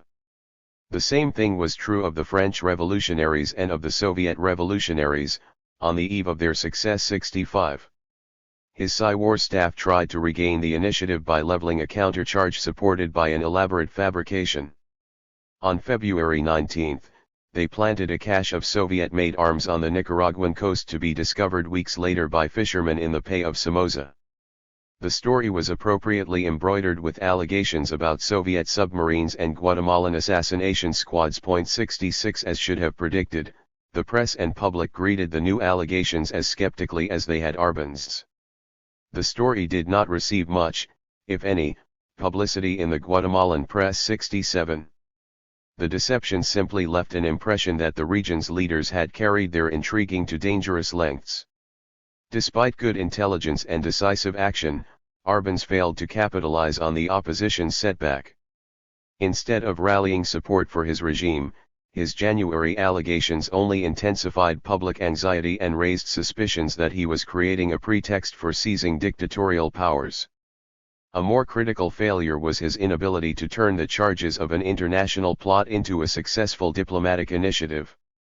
Any hopes Foreign Minister Guillermo Torriello may have entertained of bringing charges before the Organization of American States were dashed by John Foster Dulles' preparations for the Caracas Conference. Faced with negative growth for 3 straight years, Latin American governments needed trade concessions and credit from the United States, and they were ready to yield on the issue of Guatemala. The Secretary of State recognized that the major interest of the Latin American countries at this conference would concern economics, whereas the chief United States interest is to secure a strong anti-communist resolution against Guatemala, but he recognized that Guatemala's underdog status and the nationalistic pride of Latin diplomats would blunt this diplomatic advantage. 68. The 1-13 March conference proved a mixed success. Dulles got his resolution, but only after Torriello's denunciations received loud, sustained applause. The Guatemalan foreign minister condemned the United States for encouraging boycotts and unleashing a propaganda campaign intended to tar his reformist regime with the epithet communist. He presented documents that unquestionably show that the foreign conspirators and monopolistic interests that inspired and financed them sought to permit armed intervention against our country as a noble undertaking against communism. He accused Dulles of using Pan-Americanism and anti-communism as instruments to suppress the growth of democracy and industry in Latin America. 69 He said many of the things some of the rest of us would like to say if we dared, one delegate explained. 70 The Pride Torriello's speech stirred in Guatemala City, the station reported, was little consolation for the sense of gloom that followed. 71 After Caracas, Arbenz, and the PGT realized international opinion would not rescue them from the United States, Guatemala was alone.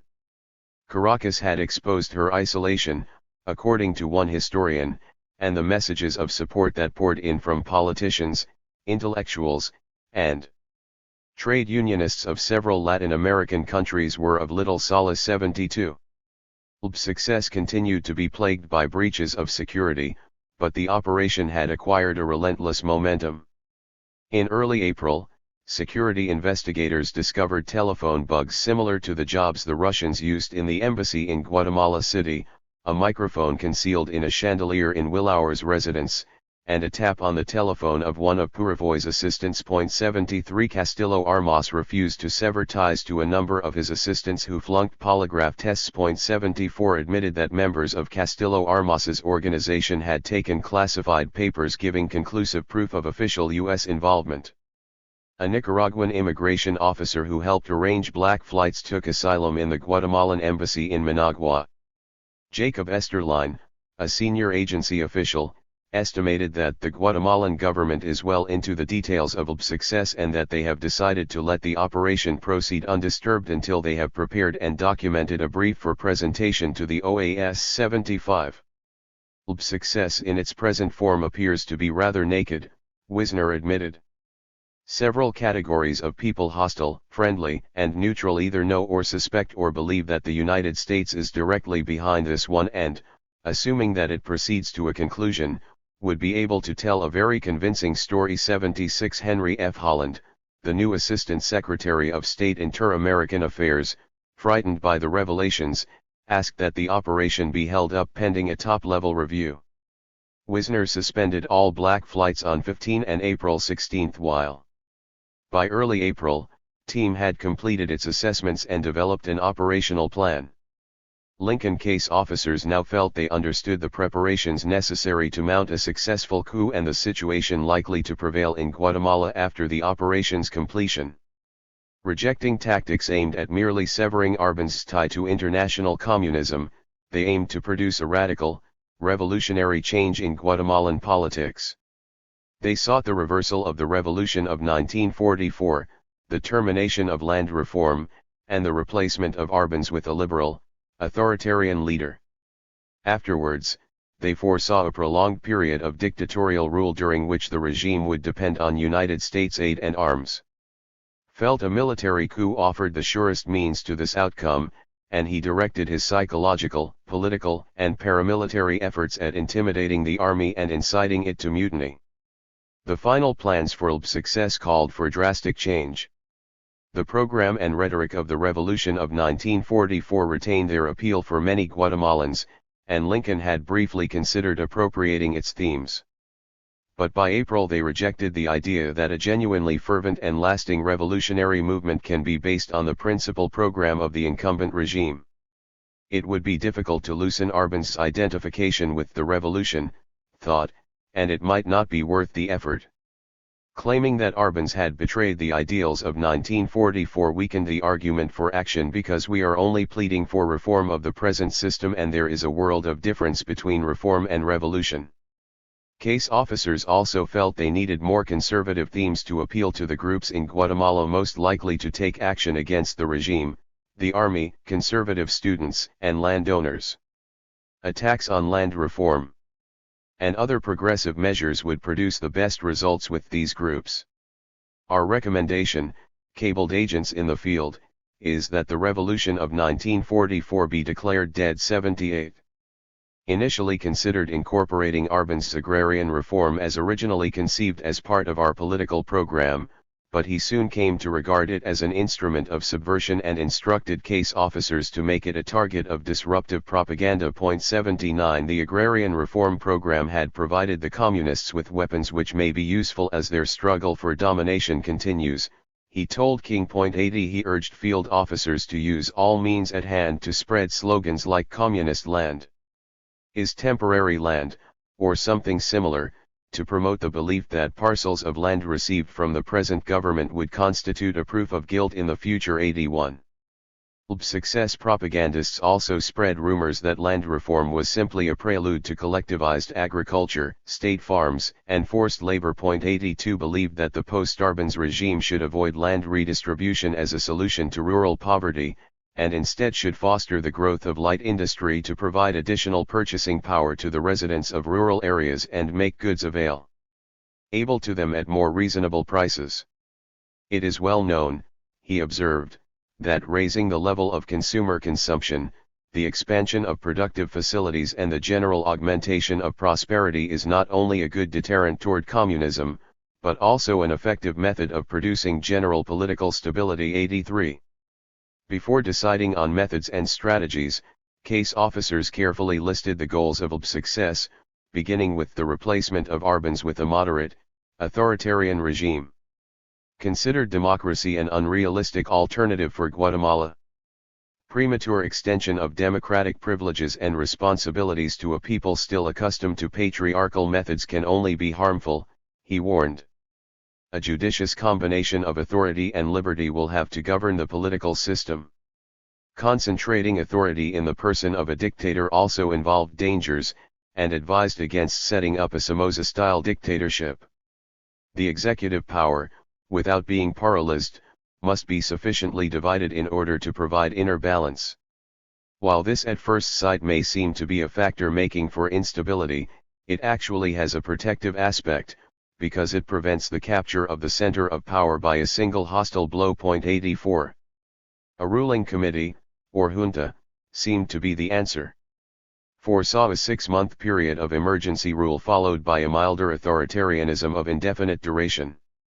The principal duties of the new regime were to provide stability, raise living standards, and ensure protection for American business. 85. As envisioned it, United Fruit would receive greater protection under the new regime, but it would have to offer concessions in return. United Fruit and other American investments, he conceded, represent a part of the American national interest and will be protected by the United States as such. But the United States does not expect American companies to enjoy abroad immunities and privileges that would make for political instability or social injustice in other countries, because such a condition of course would be harmful to the overriding American political interest. Above all, wanted the new regime to avoid the embarrassment of retreating from victories won by Arbenz. United Fruit executives would have to understand that there would be no return to the status quo ante. They would have to pay taxes and submit to competition from Guatemalan companies. Labor unions, purged of communists, would be protected. Since saw American capital as necessary for the new regime's stability, he saw no real reason why a legitimate accord, satisfying the interests of both, cannot be found between American companies in Guatemala and the Guatemalan government. 86.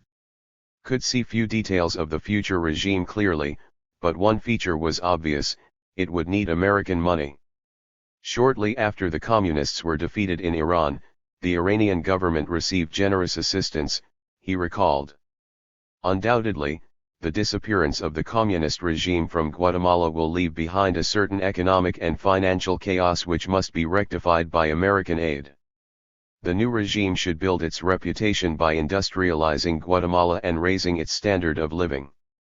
The World Bank had devised a development program that should be pursued, but not in the tight-fisted way of the past. There is increasing recognition in American and other banking circles that the economic development of countries such as Guatemala cannot be undertaken and financed under strictly economic criteria, he explained.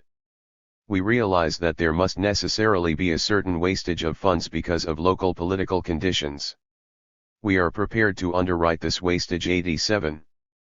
But before LB success could usher in the new dependent, undemocratic regime, it would have to mobilize Guatemalan activists, strengthen Castillo Armas, and coax the army to commit treason. Final plans included 3 areas of action: propaganda, paramilitary, and political. Early in 1954, the agency began a sustained effort to intimidate the government and convince Guatemalans that an active underground resistance existed. The CEUA student group, which had been active since late 1953, headed by a young activist, the group counted 50 members in the capital and a nationwide network of sympathetic students ready to risk arrest for the cause. 89 The exuberant anti-communism of the CEUA students elated tired of the cynical politics of Itigaraz and Castillo Armas, a close friend and advisor of who first met members. 90 This tenuous pipeline conveyed all of the plans, publications, and schemes Lincoln officers could devise. 91 The students' propagandizing met with immediate and well-publicized success.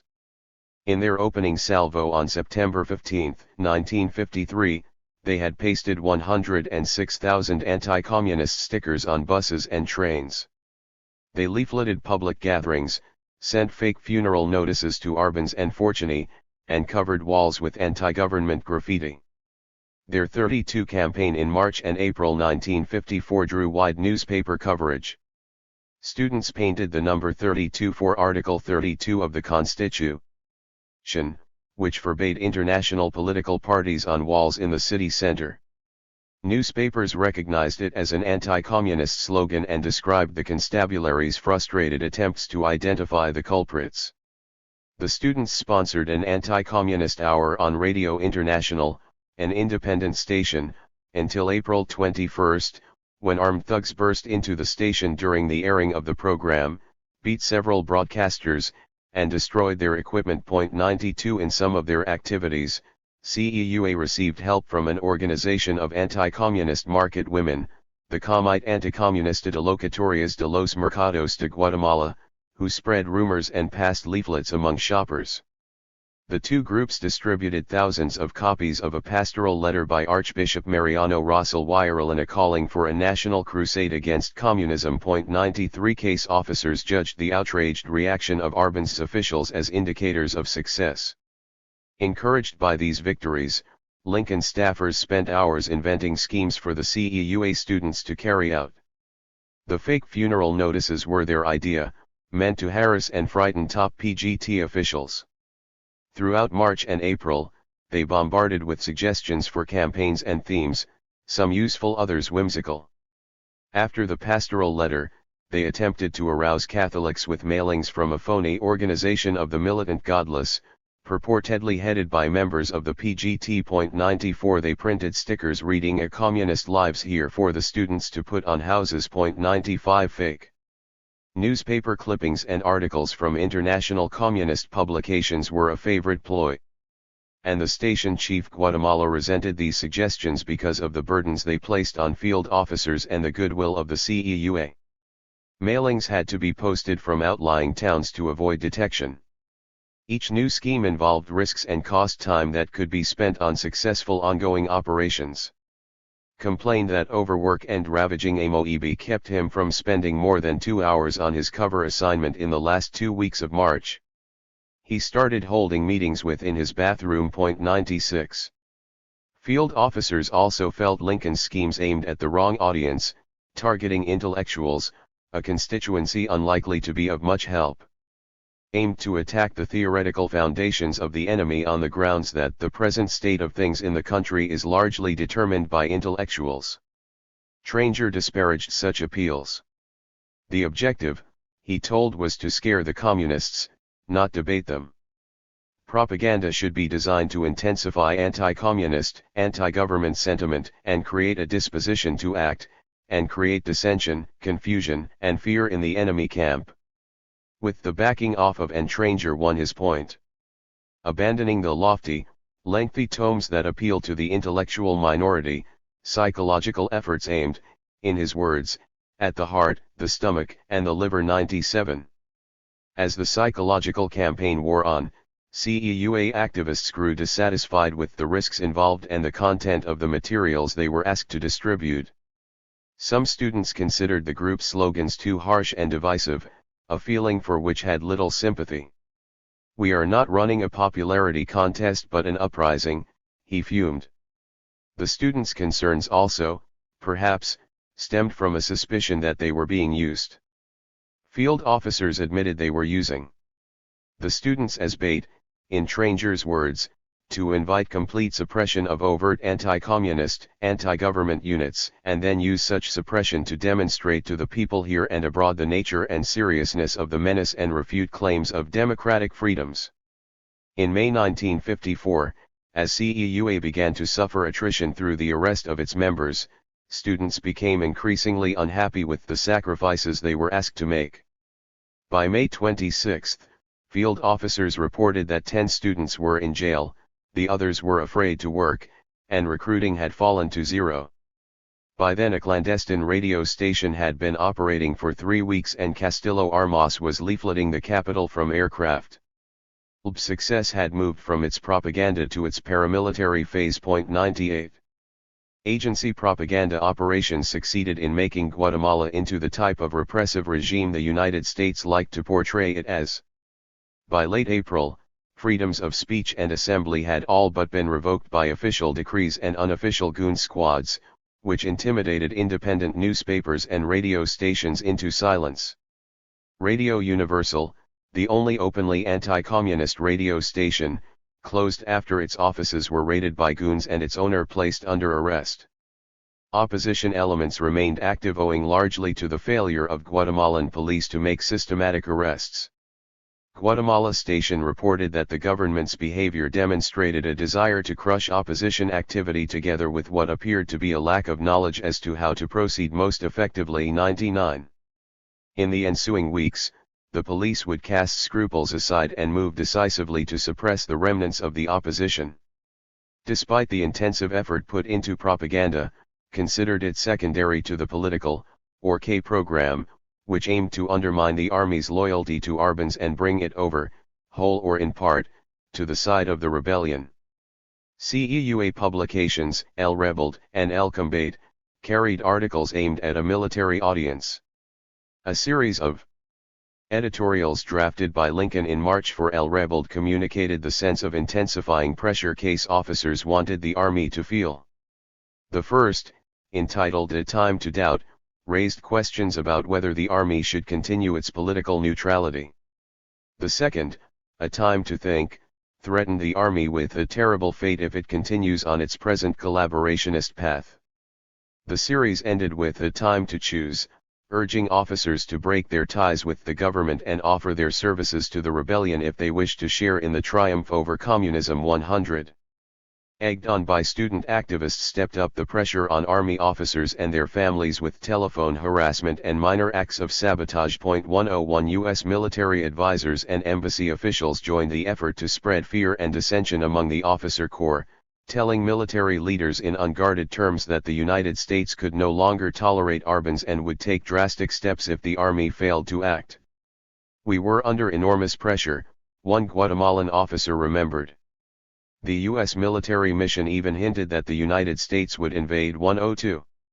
Used all available means to impress on army officers the facts of life as far as they are concerned. A. They are in the United States sphere of influence. B. If they think that a people of 3 million is going to win in a showdown with X 60 million, they need psychiatric help. C. If they think that the US will never come to a showdown, they don't understand gringos. It might be useful to explain gringos in the way that foreigners see them and point out that force is the follower of reason, in the American pattern. D. If they think that the Soviet Union can bail them out of this predicament, they once more require psychiatric help. E. If they think that the Soviet Union will or even wants to bail them out, it should be perfectly clear to them that the Soviet Union is exploiting them only to create a diversion in the US backyard while Indochina is hot, and that the Soviets will drop them in a hurry when the going gets tough. F. If they are unhappy about being in the U.S. sphere of influence, they might be reminded that the U.S. is the most generous and tolerant taskmaster going, that cooperation with it is studded with material reward, and that the U.S. permits much more sovereignty and independence in its sphere than the Soviets, and so forth. Although had too few sources close to the army to know it, these facts already weighed on the minds of Guatemala's military leaders. Deteriorating relations with the United States exacted a price on the army's effectiveness and prestige. Successive shocks, Purifoy's denunciations, the arms embargo, and Caracas filled the officer corps with dread and suspicion. Officers could not tell who among their peers could be trusted, who would betray. A great number of the officers are extremely unhappy about the communists in the government and the poor US-Guatemalan relations, a U.S. advisor reported, but none dares to speak out for fear of jeopardizing his personal security. 103. Efforts to find and recruit disgruntled officers continued to come up short. An attempt to bribe Carlos Enrique Diaz, chief of the Guatemalan Armed Forces, failed. 104 was particularly frustrated by his inability to place an agent close to. In April, Lincoln case officers obtained the help of who agreed to return to Guatemala and attempt to recruit, and others had been popular among the officer corps and appeared highly knowledgeable regarding key military personnel targeted under K program. He arrived in Guatemala City and had no trouble mixing with his old friends, but the results proved disappointing. Officers were happy to reminisce about happier times but unwilling to discuss current politics. The genial hesitated to pry, and he returned to Miami a week later with nothing to report. 105. By May, political program was in crisis. Case officers continued to believe the army held the key to the operation's success and that could lead an army rebellion. Had no way to guide or predict actions, and he realized that an abortive or mistimed coup could ruin all of his careful preparations. Reluctantly, he instructed to look for an opportunity to make a cold approach. The stakes were high. Could alienate or endanger. But was ready to take the risk. He felt that the psychological campaign against the army had reached such intensity that if could make the approach discreetly, could be cajoled or bullied into cooperating. 106. Never intended for Castillo Armas's force to challenge the Guatemalan army. Instead, it was to be used as another psychological weapon in the campaign to intimidate Arbans and incite an army revolt. He trained and supplied the small force to accentuate its propaganda value, stressing sabotage and air operations. In March, he began assembling a fleet that came to comprise a dozen aircraft at an abandoned airstrip near Puerto Cabezas, Nicaragua. 107 Somoza purchased some of the planes and received others under the military assistance agreement. They were then loaned to Castillo Armas and registered to in St. Petersburg, Florida. 108 for aircraft linked the paramilitary and propaganda sides of the operation, enabling the rebels to strike directly at the government in full view of the entire city. Since Castillo Armas could not furnish pilots, the agency hired some on contract and transferred others from its proprietary airline in the Far East, Civil Air Transport. Offering $2,000 a month and a $250 bonus for each successful mission, Willauer rounded up a motley assortment of bush pilots, ex-military flyers, and expatriate barnstormers with names like 109. The group leader was 110, and King constantly worried about security and cover for the pilots, who might be downed at any time, or, in the case of be bought by the highest bidder. 111. Explaining the presence of pilots from China was tricky, and the cover story King developed nearly ended in disaster. The pilots, on annual leave, were to hoop it up in Miami and Havana, making the usual rounds of clubs and gambling establishments, lose all their money, and fortuitously run into a Latin businessman who promised quick money for flying a few loads of farm equipment in Central America. Embassy officials had to intervene when suspicious FBI agents in Havana hauled the pilots in for questioning. 112. Meanwhile, Castillo Armas completed preparations for the invasion. Training programs at and the two Nicaraguan bases graduated 37 saboteurs in March, 30 field officers in mid-April, and a handful of communications specialists by mid-May.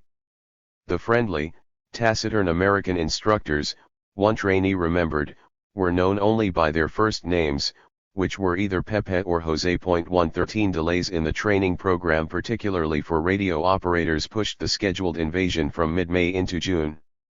Most of the rebel recruits could not read, and communications instructors complained of difficulties in getting across technical concepts. 114. At least one historian had made the claim that Castillo Armas's force was more fearsome than has generally been reported. Frederick Marx refers to them as small in number but highly trained and exceedingly well equipped, and notes that they had 22,000 rockets, 45,000 rifles, 400 mortars, and pieces of heavy artillery. 115. From agency records, it is clear that the rebels possessed neither rockets nor artillery. Moreover, it is unlikely Castillo Armas's troops would have carried more than a single rifle apiece, since they were obliged to carry all their food and supplies with them. The rebel army never impressed officials at CIA headquarters, and in the months before the invasion some in the success hierarchy were beginning to have doubts about Castillo Armas's suitability for command. 116 Guatemalan officers' low opinion of him hampered the political program. Tracy Barnes considered him a bold but incompetent man who fantasized about rebellion but lacked the leadership to follow through on plans. 117 however, strongly defended him.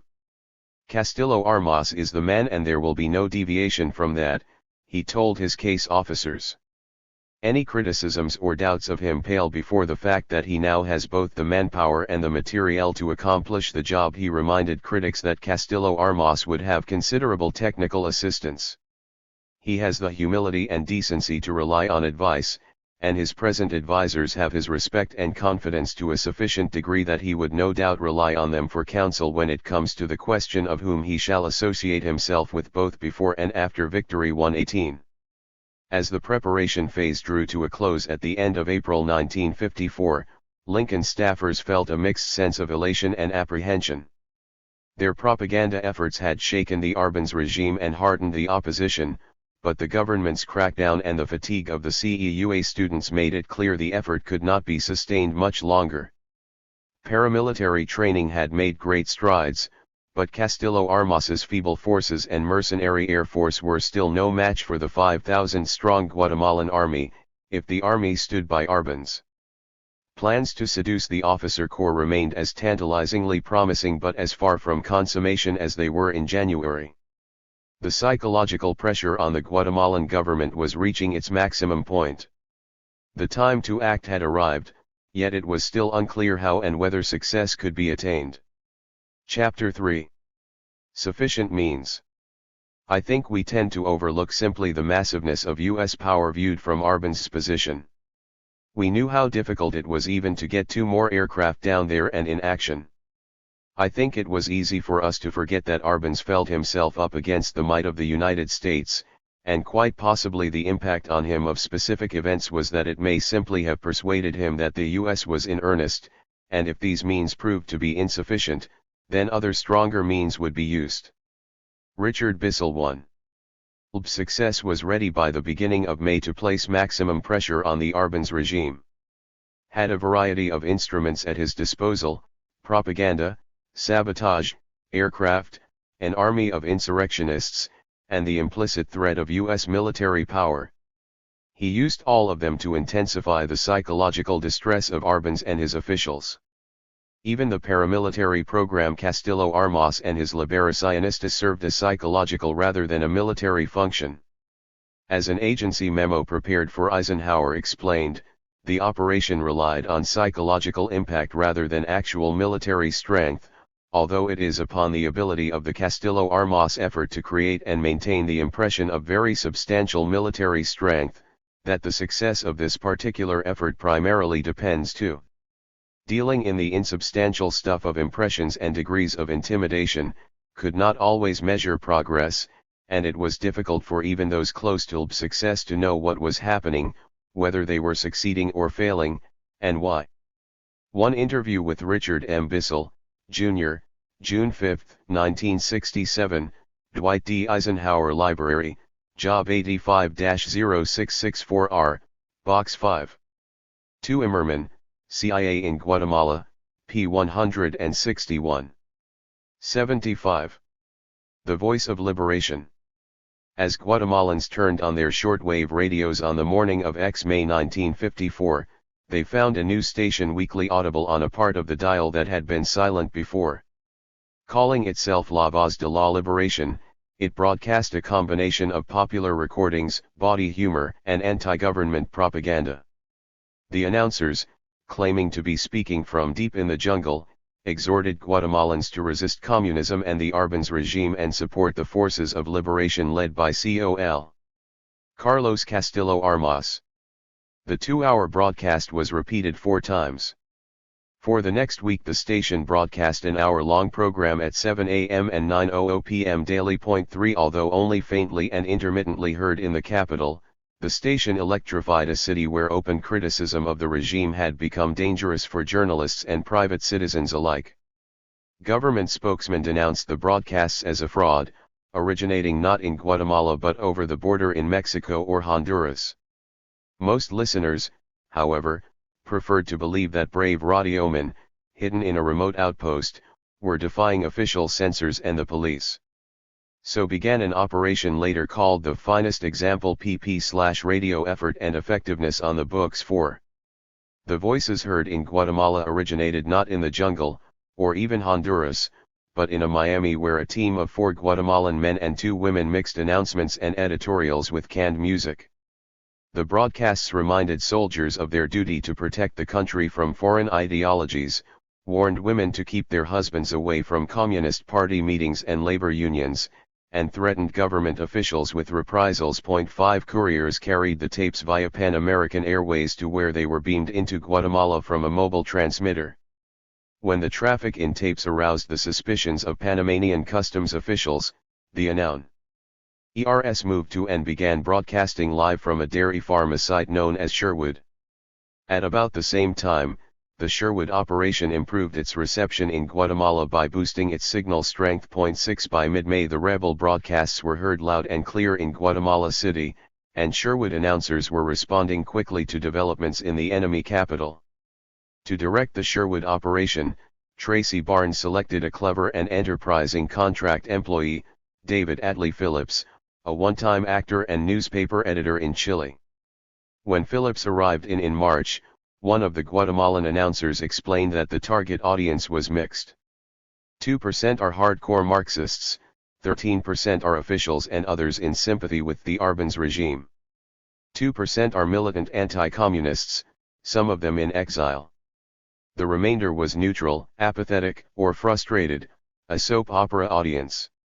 The objective, the announcer continued, was to intimidate the communists and their sympathizers and stimulate the apathetic majority to act. 7 Initial broadcasts would establish the station's credibility, setting the stage for an Orson Welles-type panic broadcast to coincide with Castillo Armas's invasion.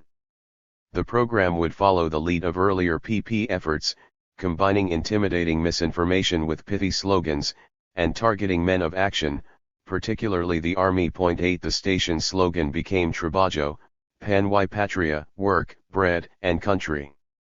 In Phillips's account of the operation, Sherwood was singularly responsible for the triumph of success. When the campaign started, he observes, the Guatemalan capital and countryside had been quiet. Within a week there was unrest everywhere. 9 Scholars have generally given similar credit to La Voz de la Liberación, but were it not for a fortuitous turn of events the rebel broadcasters might have made only a muffled impact. 2 weeks into the operation, Guatemala's state-run radio station, TGW, disappeared from the air. Perplexed, and Phillips soon learned from Guatemala station that TGW was scheduled to receive a new antenna and that the government's only broadcast medium would be out of commission for 3 weeks. 10 Through an accident of timing, Sherwood acquired a virtual propaganda monopoly during the most critical phase of Operation LB success. In late May, as Guatemalans witnessed a startling series of dark and portentous events, the largely illiterate populace turned to La Voz de la Liberación for news. The Voyage of the Alfem.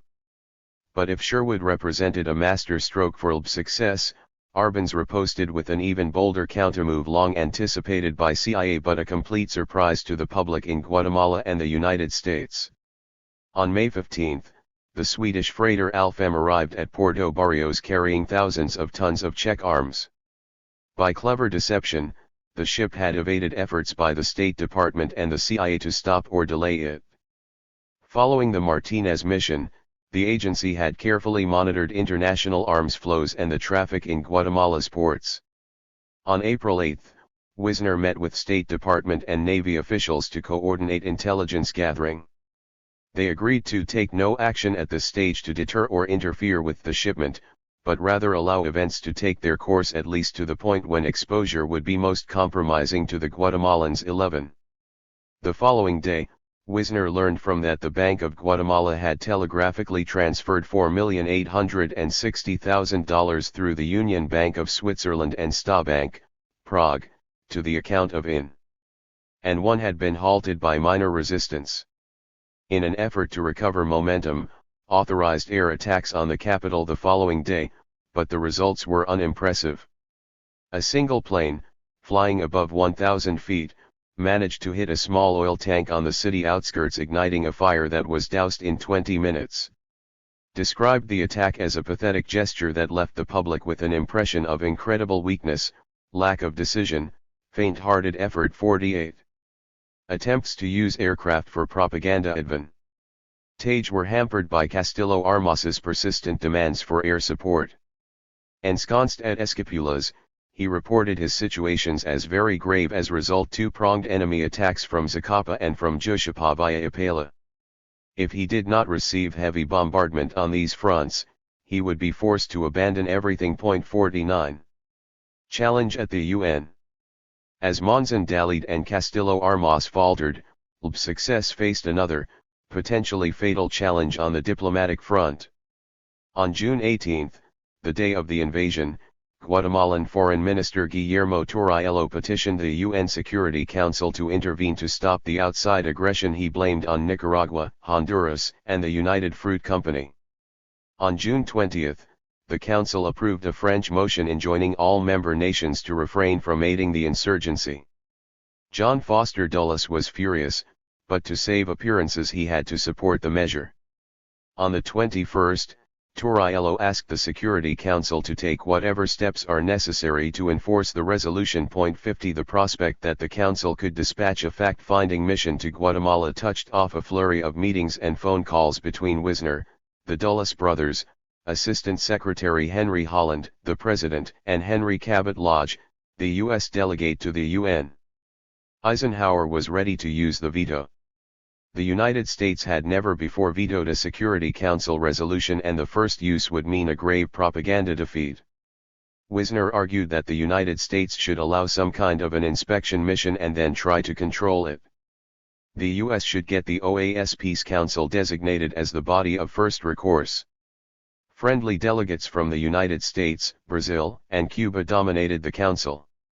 If the UN insisted on sending its own mission, the United States should direct it to investigate the causes of the rebellion, including the Alfem ship.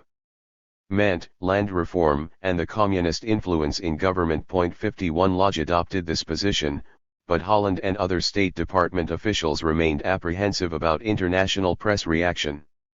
For much of the world, the spring of 1954 seemed to carry a real chance for the two superpowers to ease world tensions after 8 years of Cold War. Stalin had died in February 1953, and the new Soviet administration appeared less sinister and more ready to reach accommodations. In May 1954, the superpowers met to arrange a settlement of the difficult Indochina and Formosa disputes at the Geneva Conference. In the following weeks, however, tensions did not ease, and some in the international press blamed the Eisenhower administration for what was seen as a lost opportunity. Some generally pro-Western newspapers regarded Guatemala's plight as further proof that the United States had adopted a needlessly truculent posture. A former British Labour government minister, Aneurin Bevan, not surprisingly wrote a column headlined "Guatemalan Invasion is Plot to Save American Property," which played prominently in the Times of India and other newspapers. On the morning of June 18, CBS News aired a segment on the adverse reaction in Britain, quoting an official who observed that despite the United Fruit Company, the United States does not yet own all of Central America and the Caribbean. 52 Pravda explained the invasion as an attempt by the United States to reignite the Cold War. USIA stations in Germany, Japan, and the Middle East reported the sympathy of the local press for Guatemala and the universal assumption of U.S. complicity in the invasion.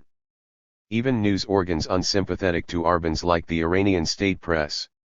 51 Wisner, Memorandum of Ideas developed in meeting in Mr. Murphy's office concerning Guatemalan situation, June 21, 1954, Job 79-01228A, Box 24, Wisner to Holland, Recommendations for use in connection with further proceedings in the United Nations and/or the OAS Peace Commission, Guatemala, June 22, 1954, IBID, Intelligence Provided Department of State concerning Guatemala, July 20, 1954, IBID, Assistant Director for Current Intelligence, to Alan Dulles, Significance of the 20 June Union Security Council Meeting, June 21, 1954, IBID. 52 Wisner to Holland, British Attitude Toward the Guatemalan Situation, June 18, 1954, Job 79-01228A, Box 23. 94. Acknowledged with certainty that the rebellion had U.S. support. These reports made State Department officials nervous, and their jitters spread to the agency. Staff was terrified that the Guatemalans would make such a ruckus in international forums that Henry Holland or other State Department officials would pull the plug. 53. The agency, meanwhile, took steps to ensure that coverage in the American press had a favorable slant. Purifoy met with American reporters in Guatemala City to discuss the type of stories they were writing. At his suggestion, all agreed to drop words such as invasion. The French and British consuls agreed to have a word with their correspondents. 54 Agency officials had earlier managed to have Sidney Grusin, the New York Times correspondent, re-expelled from Guatemala. In the wake of the Alfem incident, Arbenz allowed Grusin back into the country. Staff complained that after his return Grusin's reports parroted Foreign Minister Torriello's statements regarding the Guatemalan position on arms purchases and denial of complicity in the Honduran strikes speculated that either Arbenz had extracted a quid pro quo in exchange for lifting the expulsion, or that Grusin was unwilling to risk offending Guatemalan officials a second time. He plumbed agency files and found that 2 years earlier Grusin had attended parties in Mexico City at which Czechoslovak diplomats had been present. He took this evidence to Dulles, and the director passed it on to Arthur Hayes Sulzberger, publisher of the Times, who reassigned Grusin. 55 During the battle for Guatemala, stories in the Times originated in Mexico City. The laws of defeat. Prospects for a rebel victory steadily dimmed after the defeats at Gualan and Puerto Barrios. And his staff, unable to influence the events on which the outcome of success now seemed to depend, relayed daily reports to headquarters detailing the dwindling fortunes of Castillo Armas's force. On the 23rd, the bulk of the liberationistas remained at Escapulas with their cullender, while an advance party entered Chicamula and traded shots with the army barracks there. Remnants of the force deleted at Gualan and detachments from Escapulas broke into bands of 10 to 20 men and scattered among the small towns surrounding Zacapa, Teculotan, Vado Hondo, and Jocotan. From these positions, the rebels could obese large numbers of government troops moving by rail to Zacapa. 56. Historians have debated the question of whether substantial numbers of sympathizers joined Castillo Armas's forces in the field. 57 There. Job 79-01025A, Box 10, Jr., Sidney Grusin, June 2, 1954, Job 79-01025A, Box 104. Harrison Salisbury has alleged that Dulles deliberately derived Sulzberger in order to get rid of Grusin, and that Grin was too good a reporter. He might spill the beans. In fact, was not worried about Grusin's investigative talents. He wanted at all costs to keep Torriello's version of events out of newspapers during the UN debate, and he feared Grin was more susceptible to official pressure than other correspondents. Dulles claimed he did not suggest a course of action to Sulzberger, and that our interest in this individual was only to pass on the information we had obtained about him, and any action taken thereon is the responsibility of Mr. Sulzberger. Deputies Meeting, June 10, 1954, Dulles Papers, Job ADB01676R, Box 23. Is no doubt that strategy relied on such reinforcements. The original invasion force numbered only 480 and was broken into smaller contingents that would be outnumbered in a fight with even a small Guatemalan army garrison.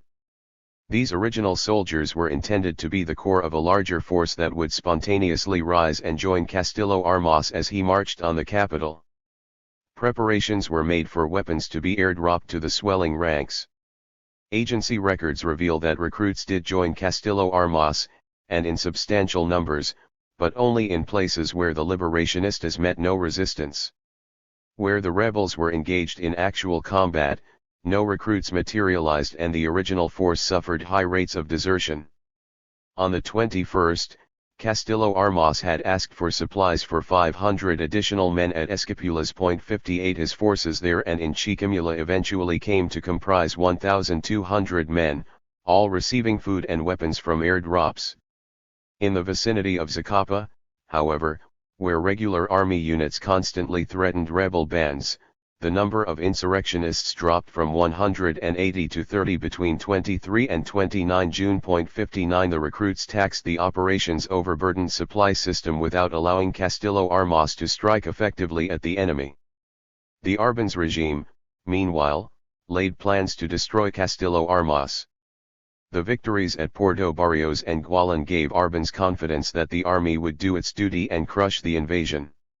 He asked Diaz to allow the rebels to penetrate into the interior of the country unopposed.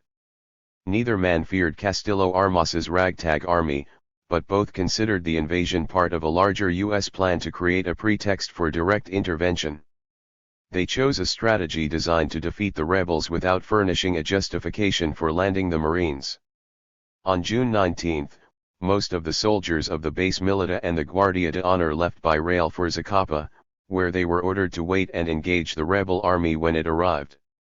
When Castillo Armas's scouts reached the outskirts of Zacapa, they found trainloads of soldiers and supplies arriving hourly in the already heavily occupied town. These war preparations masked the profound demoralization afflicting the officers responsible for saving the country. Like Arbenz, they feared U.S. intervention, but unlike the president, they placed little faith in the ability of the United Nations to restrain Eisenhower. Sitting in Zacapa, they ruminated on the likely consequences of defeating Castillo Armas, murmuring that Marines might already be landing in Honduras. 60. The Communists were the first to warn Arbenz that the army would not defend the government.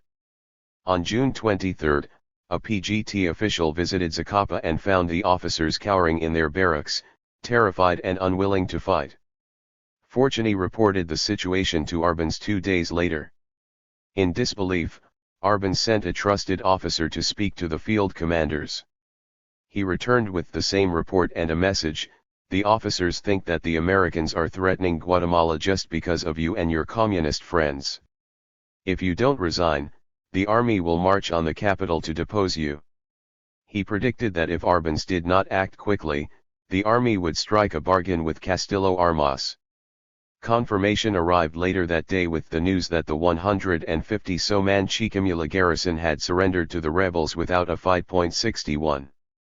Agency stations in Guatemala City, and never learned what happened at Zacapa. And Purifoy were convinced that only could induce the army to betray Arbenz, and remained in the capital, ignorant of the treason of his brother officers.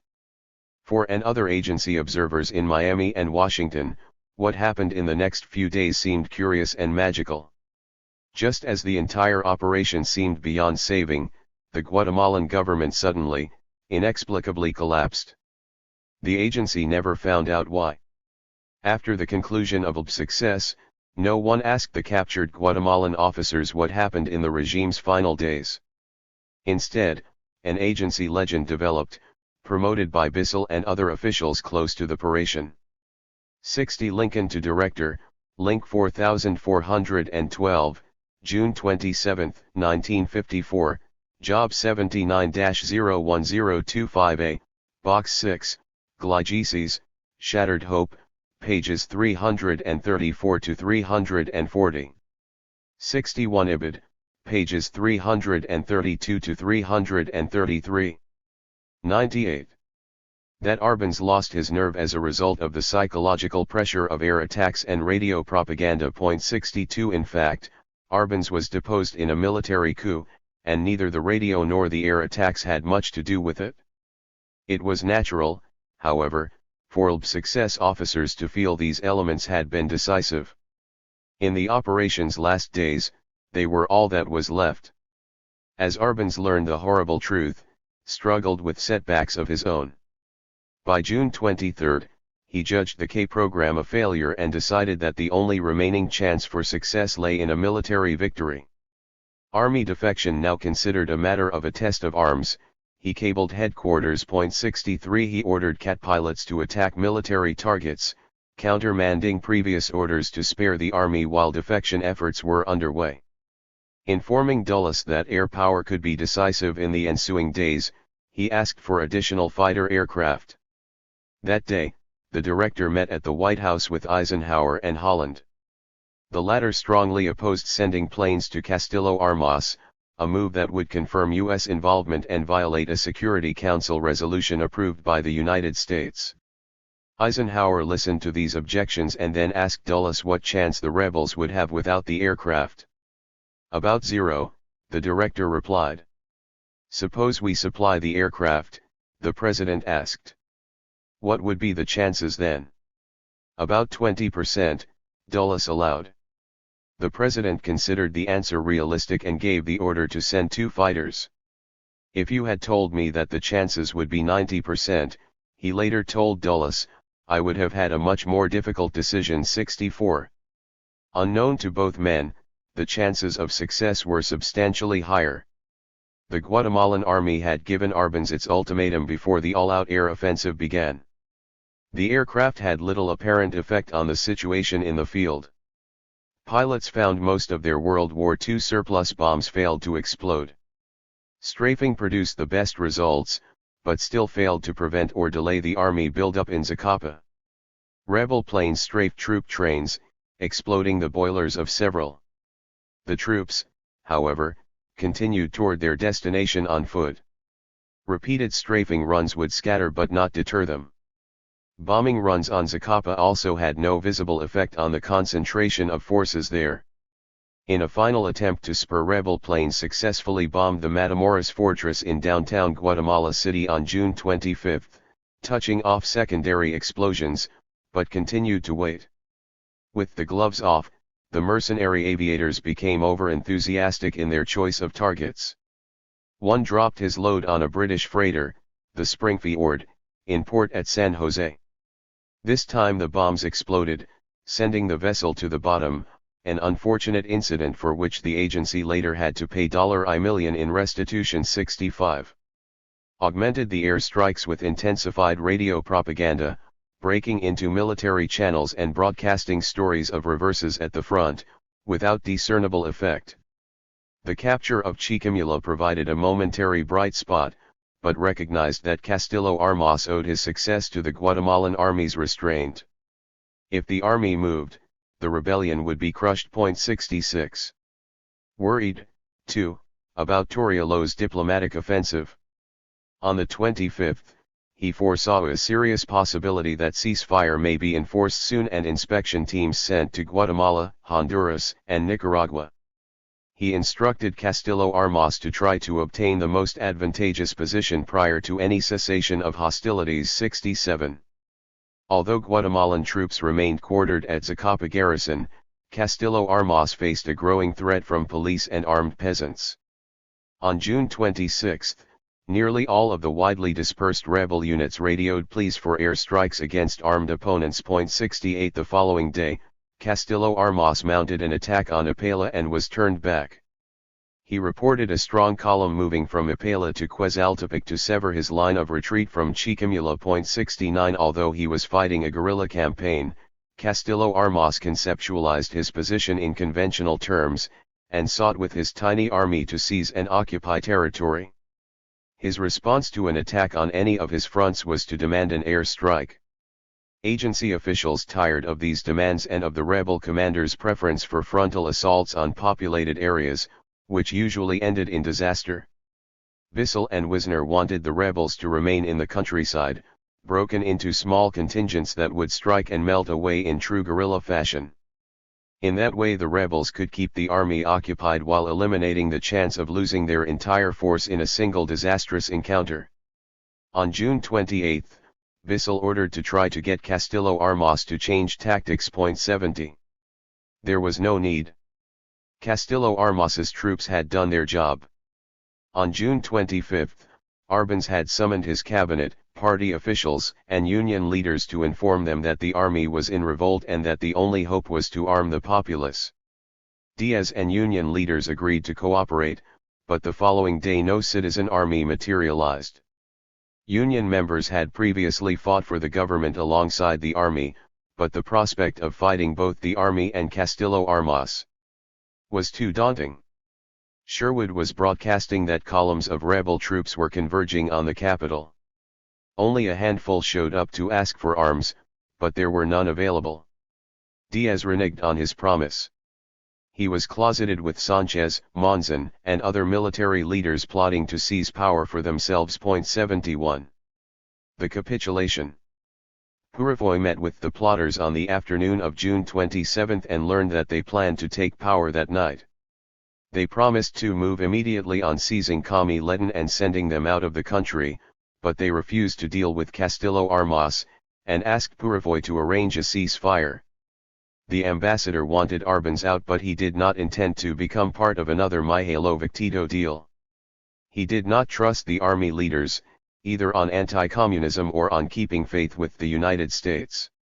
They are collaborators with communism and must pay penalty, informed Castillo Armas' assumption of presidency. He remained silent, allowing the colonels to think they would be allowed to take power with U.S. consent. 72 ordered a maximum air show over Guatemala City for the following afternoon. 73.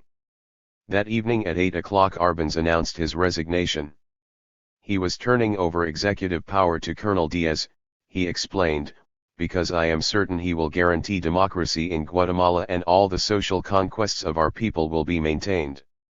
The enemy who commands the bands of foreign mercenaries recruited by Castillo Armas is not only weak but completely cowardly, as was proven at Puerto Barrios and Gualan. He expressed full confidence that, with the army united behind Diaz, the rebels would be quickly routed. 74 He had not cracked.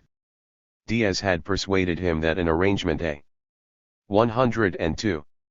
Mihailovic-Tito deal, in Purifoy's words, could be reached that would allow the army to co-opt and then discard Castillo Armas. By turning over power to the military, Arbenz hoped to salvage most of the gains of the 1944 revolution while defeating the rebellion and defusing U.S. opposition. Moments later, Diaz took the microphone and proclaimed that he was seizing power in the name of the revolution of 1944, and that the army would continue the fight against Castillo Armas. We have been double-crossed, Purifoy cabled headquarters. Diaz, Sanchez, and Monzon formed a junta that retained in power most of the Arbenz cabinet. When Purifoy asked if they would negotiate with the rebels, the junta leaders evaded all issues, praised their own anti-communism, slandered Castillo Armas. They warned Fortuny and other communist leaders to seek asylum in foreign embassies. Purifoy cabled Washington to urgently recommend bombing Guatemala City. Bombs would persuade them fast. 75. That night, and who had arrived in Guatemala City for the denouement, decided to do some persuading of their own. At 6 o'clock in the morning, they called on Diaz to give him an update on the facts of life. Began to spell out the importance of acting quickly against the communists. Interrupted him. Colonel, he explained, you are not convenient for American foreign policy. 76.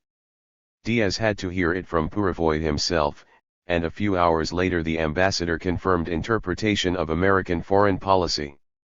The colonel grudgingly stepped aside. With Diaz out of the way, Purifoy decided the agency ought to step aside and allow the State Department to negotiate with Guatemalan officials. He asked Wisner to have a little talk with who had done an outstanding job but needed now to retire more to the background. 77. On June 30, Wisner sent a 75 Guatemala station to Director, GUAT 992, June 28, 1954, Job 79-01025A, Box 6. 76 EU. 77 Purifoy to Leti, July 13, 1954, Job 79-01228A, Box 23. 103. Message known afterwards as the Shift of Gears cable. With hostilities concluded and a settlement in sight, he observed, the station should concern itself with activities for which this agency is more strictly responsible and peculiarly qualified. The time had come for the surgeons to step back and the nurses to take over the patient. All questions of policy and matters that could be handled overtly should be dealt with by the State Department. Agency officials would stay on to collect captured documents and continue propaganda activities in support of Castillo Armas. 78 Success was over.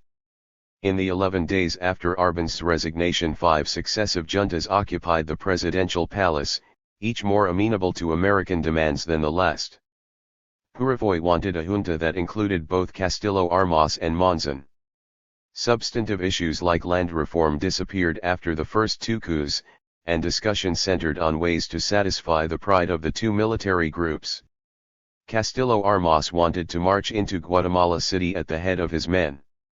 Monzon refused to allow a triumphal march and insisted on being allowed to remain in office for a month before ceding power to Castillo Armas. Purifoy and President Osorio presided over the talks in San Salvador. Anxious to arrest the few communists remaining at large, Wisner dismissed Castillo Armas's demands as dangerous nonsense. Purifoy bullied and cajoled until on July, the 2 men signed the Pacto de San Salvador, forming a combined Army Liberationista junta. 79. Wisner cabled his congratulations for a performance that surpassed even our greatest expectations. Purifoy can take great comfort and satisfaction from fact that his accomplishments are already well known and fully appreciated in all important quarters of government. 80.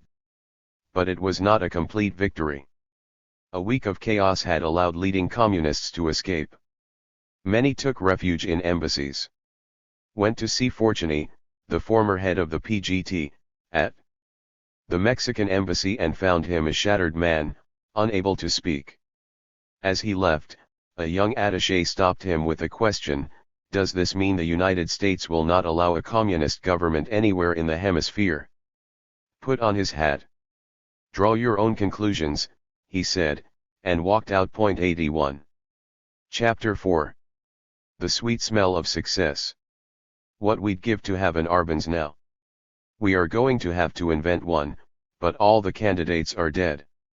U.S. State Department official, 19,811. Success officers concluded their business and began withdrawing on July 1954. The Voz de la Liberation went off the air the following day, and David Atlee Phillips packed its mobile transmitter for shipment to the States. In began collecting files and preparing to close, he ordered Guatemala Station to destroy documents pertaining to Success. 2 As Frank Wisner had said, it was time for the agency to return to the tasks for which it was peculiarly qualified. 3. But the agency would never be the same after Success. The triumph showed what could be accomplished through covert action, and its lessons, learned and unlearned, would have ramifications for years to come. The agency's initial jubilation gave way to misgivings as it became clear that victory in Guatemala had been neither as clear nor as unambiguous as originally thought. In Latin America, the Eisenhower administration came under heavy fire for its actions, and Guatemala became a symbol of the stubborn resistance of the United States to progressive, nationalist policies. Castillo Armas's new regime proved embarrassingly inept. Its repressive and corrupt policies soon polarized Guatemala and provoked a renewed civil conflict. Operation Success aroused resentments that continue, almost 40 years after the event, to prevent the agency from revealing its role. Mopping up. After sending his shift of gears cable, Wisner turned his attention to finding ways to exploit the victory of ULB's success. The defeat of Arbenz not only boosted the agency's reputation in Congress and the administration, it provided a chance to expose Soviet machinations throughout the hemisphere. Wisner was anxious not to allow any opportunity to pass. Amid the ruins of Arbenz's government lay prizes worth collecting, documents, delectable communists, and openings for propaganda. Wisner tried to seize what he could. In early July, he sent 2 officers, and of the counterintelligence staff, to Guatemala City to do a snatch job on documents while the melon was freshly burst open.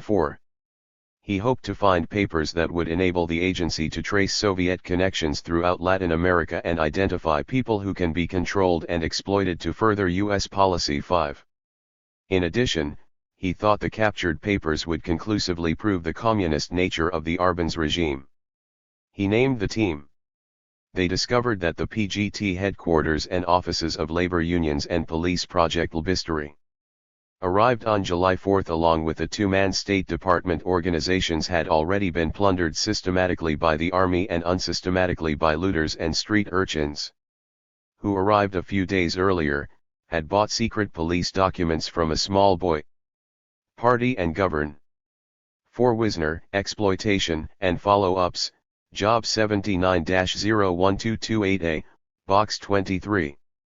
5 Chief RQM, OIS, to Wisner, Mechanics for Exploitation of Guatemalan Documents, July 28, 1954, Job 79-01228A, Box 23. 107. Ment offices stood unguarded, their doors and windows broken, with official documents lying on the floor in heaps. 6.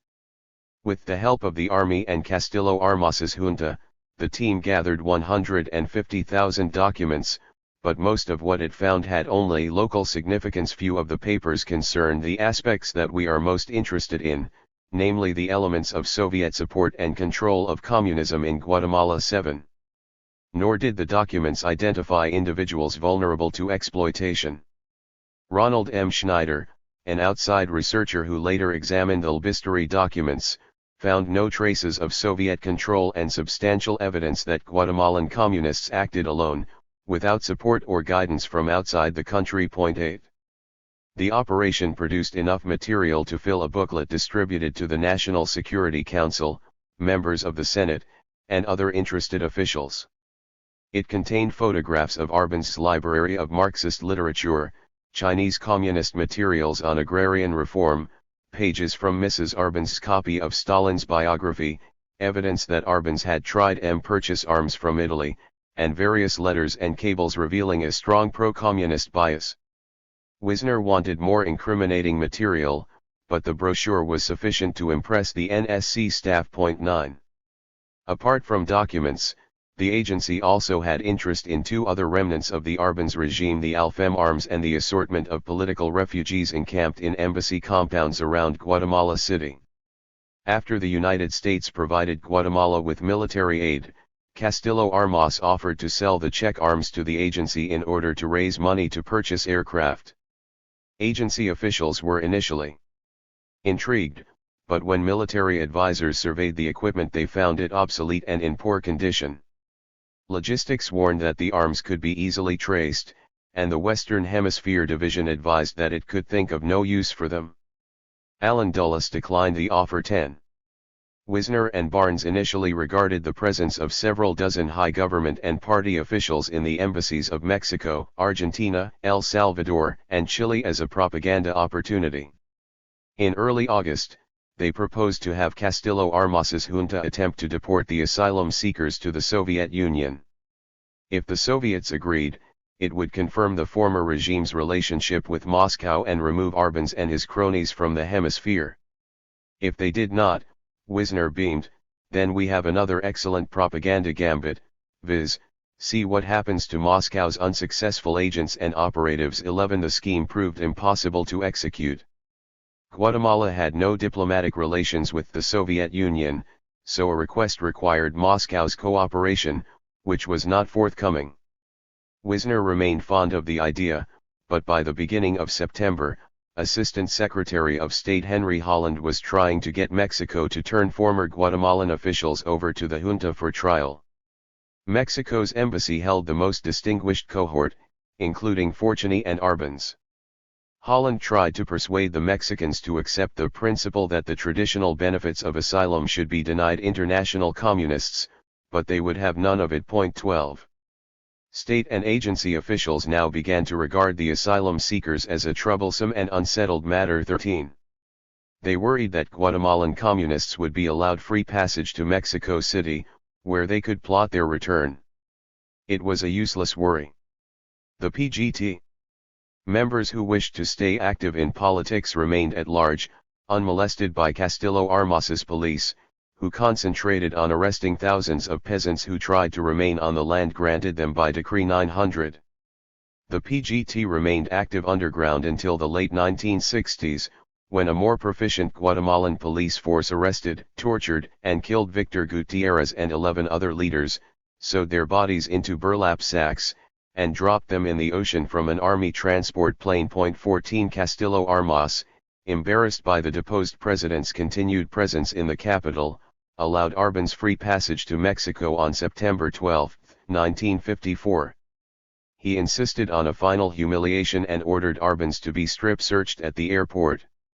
For the next 17 years Arbenz lived a peripatetic existence in France, Uruguay, Switzerland, and Cuba, returning finally to Mexico, where in 1971 he drowned in his bathtub. 15 Fortuny also went to Mexico City, where he still lives. In mid-August, Eisenhower summoned the operations managers to the White House for a formal briefing. There, before the cabinet, Vice President Nixon, and Eisenhower's family, Phillips, Dulles, Barnes, Wisner, and King explained the operation with maps and slides. The audience listened respectfully. At the end, the president asked how many men Castillo Armas had lost. Only one, a briefer lied. 16 Eisenhower shook his head. Incredible, he murmured. 17 Indeed, it had been incredible. Had the Guatemalan army crushed Castillo Armas at Chiquimula, as it easily could have done, investigations would have uncovered the chronic lapses in security, the failure to plan beyond the operation's first stages, the agency's poor understanding of the intentions of the army, the PGT, and the government, the hopeless weakness of Castillo Armas's troops, and the failure to make provisions for the possibility of defeat. All of these. 14 Glygeses, Shattered Hope, p. 388. 15 Ibid, pages 390 to 392. 16 The number of opposition casualties is unknown, but agency files indicate that at least 27 were killed at Puerto Barrios, another 16 at Gualan. In addition, some 75 members of the civilian opposition were killed in Guatemalan jails before the fall of Arbenz. 17 Phillips, The Night Watch, pages 62 to 64. 110 were swept away by Arbenz's resignation, and LB's success went into agency lore as an unblemished triumph. Eisenhower's policymakers drew confidence from the belief that covert action could be used as a convenient, decisive final resort. Over the following years, the Eisenhower administration employed covert actions to build a government in South Vietnam and support an abortive separatist movement in Sumatra. In early 1960, when the agency needed to overthrow the regime of Fidel Castro in Cuba, it reassembled the LB success team in Bissell, Barnes, and Phillips all took leading positions in Operation J-Mark, an operation designed to create a liberated area in Cuba. As originally conceived, the area would contain a radio propaganda operation like Sherwood and become a focal point to which opposition elements could rally. Like LB success, the operation relied on a rebel army of exiles and air support from World War II-era aircraft manned by Cuban and American pilots. It was not a copy of LB success, but an improvement built around the elements of the Guatemala operation that had been considered effective: radio, air power, and an insurrectionary army. 18 The operation underwent many changes before ending in fiasco at the Bay of Pigs, but these elements remained central to the plan. Afterwards, many of those involved in the two operations linked the success in Guatemala with the failure at the Bay of Pigs. If the agency had not had Guatemala, E. Howard Hunt, a case officer who served in both LB Success and J. Mark later observed, it probably would not have had Cuba 19. Even after the Cuban disaster discredited its strategies, LB Success continued to cast a shadow on policy in Latin America. The language, arguments, and techniques of the Arbenz episode, one analyst observed in the 1980s, were used in Cuba in the early 1960s, in the Dominican Republic in 1965, and in 20. International condemnation. Even before the afterglow of the White House briefing wore off, the Eisenhower administration had reason to question whether LB Success had delivered an undiluted victory. Agency and State Department officials were shocked at the ferocity of international protest after the fall of Arbenz. The London Times and Le Monde attacked the cynical hypocrisy behind America's modern forms of economic colonialism, while in Rangoon protesters stoned the American embassy. 21 UN Secretary-General Dag Hammarskjöld charged that the United States' attitude was completely at variance with the Charter. The British Foreign Office found German newspapers surprisingly critical, even ones not usually hostile to America. British officials consider John Foster Dulles' gloating remarks after the coup as virtually an admission that the rebellion was an outside job. 22. Whitehall soon put aside its initial disgust and helped unruffle European feathers. Foreign Office officials were ready to lodge complaints over the naval blockade, the Spring Fjord incident, and the failure of the OAS investigation team to get closer than Mexico City. Prime Minister Winston Churchill, however, persuaded then that forbearance in this instance might be rewarded when Britain needed to quell the next disturbance in its empire. "I'd never heard of this bloody place Guatemala until I was in my 79th year," he growled.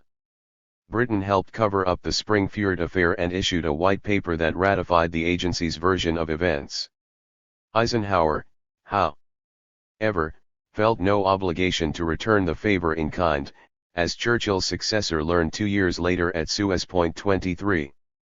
In Latin America, the Arbenz regime's demise left an enduring legacy of anti-Americanism. In Havana, Santiago, Mexico City, Buenos Aires, and Rio de Janeiro, large crowds gathered to burn the stars and stripes and effigies of Eisenhower and Dulles. Societies of the Friends of Guatemala sprang up to keep alive the memory of American imperialism and Guatemala's martyrdom. 24 The State Department was frightened by reactions all over, according to the Secretary. 25 An agency official reported that the demonstrations revealed a surprising and embarrassing influence of communists on public opinion. Daniel James, the influential editor of The New Leader, predicted that in death the Guatemalan party may prove to be a bigger asset to the Kremlin than in life. 26. This was an overstatement, but victory over Arbenz proved to be a lasting propaganda setback.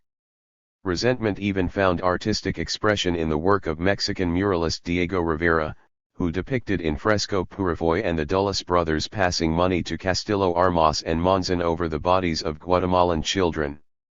Several Mexican magazines reproduced the mural. 27 Among the crowds that spat and threw vegetables at Vice President Richard Nixon in 1957 were signs condemning the suppression of Guatemala.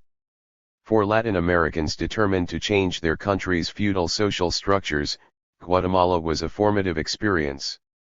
The Guatemala intervention, according to one historian, shaped the attitudes and stratagems of an older generation of radicals, for whom this experience signaled the necessity of armed struggle and an end to illusions about peaceful, legal, and reformist methods. 28. This generation included Che Guevara and Fidel Castro, who learned from Guatemala's experience the importance of striking decisively against opponents before they could seek assistance from outside. The Liberator. While Success succeeded in removing a government, it failed to install an adequate substitute. Agency officials might have felt more sanguine in their victory if Castillo Armas had been an able leader. The invasion's disastrous setbacks dispelled all illusions about his capabilities, and U.S. officials had low expectations at the outset of his presidency. Even these proved optimistic. Hopes that he would align himself with centrist and moderate elements were dashed within weeks, as the new junta sought out the only elements not tainted by ties to the Arbenz regime, the aged and embittered retainers of Ubico. Castillo Armas named José Bernabe Linares, Ubico's hated secret police chief, to head the new regime's security forces. Linares soon banned all subversive literature, including works by Victor Hugo and Fyodor Dostoevsky. Castillo Armas completed his lunge to the right by disfranchising illiterates, cancelling land reform, and outlawing all political parties, labor confederations, and peasant organizations. Finally, he decreed a political statute that voided the 1945 Constitution and gave him complete executive and legislative authority. 29. These depredations worried John Foster Dulles less than the new regime's chronic insolvency. Castillo Armas came to power just as international coffee buyers, convinced that prices had risen too high, mounted a buyers' strike against Central and South American growers. A few months later, Guatemala felt the first effects of a year-long drought that devastated the corn crop. The new regime opened its arms to American investors, but the only takers were mafia figures, who joined with Guatemalan army officers in opening gambling halls. 30 Meanwhile, American promoters, carpetbaggers, and others raised expectations in Guatemala City that a large U.S. aid package would be easy to get. Castillo Armas surprised the State Department's Thomas Mann in September with a request for $260 million in aid, including plans for a $60 million national highway network. 31 The department had planned to give $4 million in grant aid and to ask the International Monetary Fund for a $20 million loan for road development, fearing that higher levels would provoke other Latin countries to submit requests. 32 By the end of the year, it was apparent that each country had entirely unrealistic expectations of the other. The United States wanted Castillo Armas to maintain a fiscally responsible government, while Castillo Armas recognized that his claim to authority rested on his ability to deliver goods from the United States. Guatemala quickly came to depend on handouts from the United States. The government's foreign reserves dropped from $42 million at the end of 1954, to a rock-bottom $3.4 million in April 1955. 33 At this point, the regime could no longer borrow internally. Capital flight, black markets, and other signs of approaching bankruptcy discredited the regime. Wisner complained of the inability on the part of the government to realize sufficient revenues to operate. 34. When aid and multilateral loans ran out, the State Department offered to help Castillo Armas obtain private loans, but the agency worried about the propaganda ramifications of making its client beholden to New York banks and recommended against it. 35 In April, Holland increased his request for grant aid from $4 million to $24 million. The following month, the National Security Council, determining that the collapse of the present Guatemalan government would be a disastrous political setback for the United States, decided on an aid package totaling $53 million. 36. The Eisenhower administration had to underwrite an increasing Guatemalan deficit aggravated by corruption and mismanagement. As had observed, the United States was prepared to subsidize some wastage, but the scale of corruption surprised U.S. officials. In 1955, at the height of the corn famine, Castillo Armas granted several former liberationistas a license to import corn in return for a personal kickback of $25,000. United Nations officials inspected the corn and found it contaminated and unfit for consumption. Shortly afterward, a Guatemalan student newspaper exposed the scandal, reprinting a copy of the cancelled check used to bribe the president. Castillo Armas responded by ordering a police crackdown on his critics. 37. Opposition to the regime grew more vocal as the second anniversary of the liberation approached. On May 1, 1956, workers booed government speakers off the platform at a labor rally and cheered former Arbencista officials. In early June, embassy officials reported that the Guatemalan Communist Party was well on its way toward recovery, with underground cells assuming effective leadership of the opposition. On June 25, government agents fired into a crowd of student protesters marching on the presidential palace, killing 6 and wounding scores more. Castillo Armas declared a state of siege and suspended all civil liberties. The U.S. ambassador stressed to the president the importance of publicizing, with supporting evidence, the events as part of a communist plot. 38. The United States Information Agency agreed to help. Holland met with Guatemalan officials and suggested that in dealing with demonstrators tear gas was effective and infinitely preferable to bullets. 39. Quelling unrest, however, proved more difficult than finding the right propaganda slant. After another year of escalating violence between the opposition and the authorities, Castillo Armas was assassinated by a member of the Presidential Guard. USIA dutifully portrayed the killing as another communist plot. The liberator's death opened the way for elections, which produced a plurality for Ortiz Passarelli, a centrist candidate. Followers of the defeated nominee of the right, Edgar Fuentes, rioted, and the army seized power and invalidated the election. In January 1958, Guatemalans voted again, and this time they knew what was expected of them. Edgar won by a plurality, and shortly after taking office declared another state of siege and assumed full powers. 40. Amid the convulsions of the 1950s, Guatemala's political center, which had created the revolution of 1944 and dominated politics until 1953, vanished from politics into a terrorized silence. Political activity simply became too dangerous as groups of the extreme right and left, both led by military officers, plotted against one another. In the early 1960s, guerrilla groups began operating in the eastern part of the country, and in 1966 the United States responded by sending military advisors and weapons, escalating a cycle of violence and reprisals that by the end of the decade claimed the lives of a U.S. ambassador, 2 U.S. military attaches, and as many as 10,000 peasants. In 1974, the army stole another election, persuading another generation of young Guatemalans to seek change through intrigues and violence. Increasingly, Indians and the Catholic Church, which had formerly remained aloof from politics, sided with the left, isolating the army on the far right. 41. Ironically, by attaining its short-term goal, removing Jacobo A.R. Benzalb's success thwarted the long-term objective of producing a stable, non-communist Guatemala. Hopes that Castillo Armas would establish a moderate, reformist regime and follow the instructions of U.S. financial experts were destroyed by the same process that had placed the liberator in power.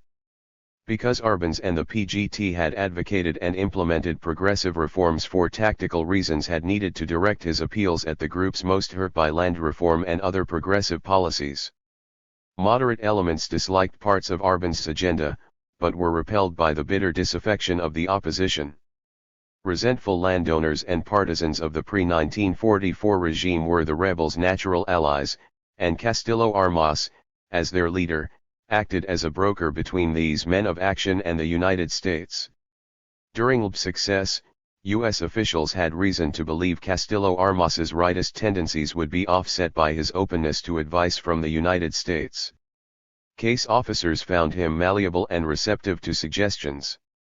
But, as the State Department soon learned, Castillo Armas's relationship to CIA had been dictated by his circumstances. As president of Guatemala, he was in a better position to press the demands of his primary constituency, conservative land barons and political opportunists. When the United States failed to provide enough aid to satisfy these groups, Castillo Armas was forced to appease them in other ways, though graft and preferment. The United States' heavy stake in Castillo Armas's success reduced its leverage in dealing with him. State Department officials were unable to bargain with the junta on a quid pro quo basis because they knew, and the Guatemalans knew, the United States would never allow Castillo Armas to fail. In Guatemala, U.S. officials learned a lesson they would relearn in Vietnam, Iran, and other countries: intervention usually produces allies that are stubborn, hungry, and corrupt. 42. El Pulpo. The United Fruit Company did not profit from victory. Castillo Armas restored many of the company's privileges, but they were worth less than before.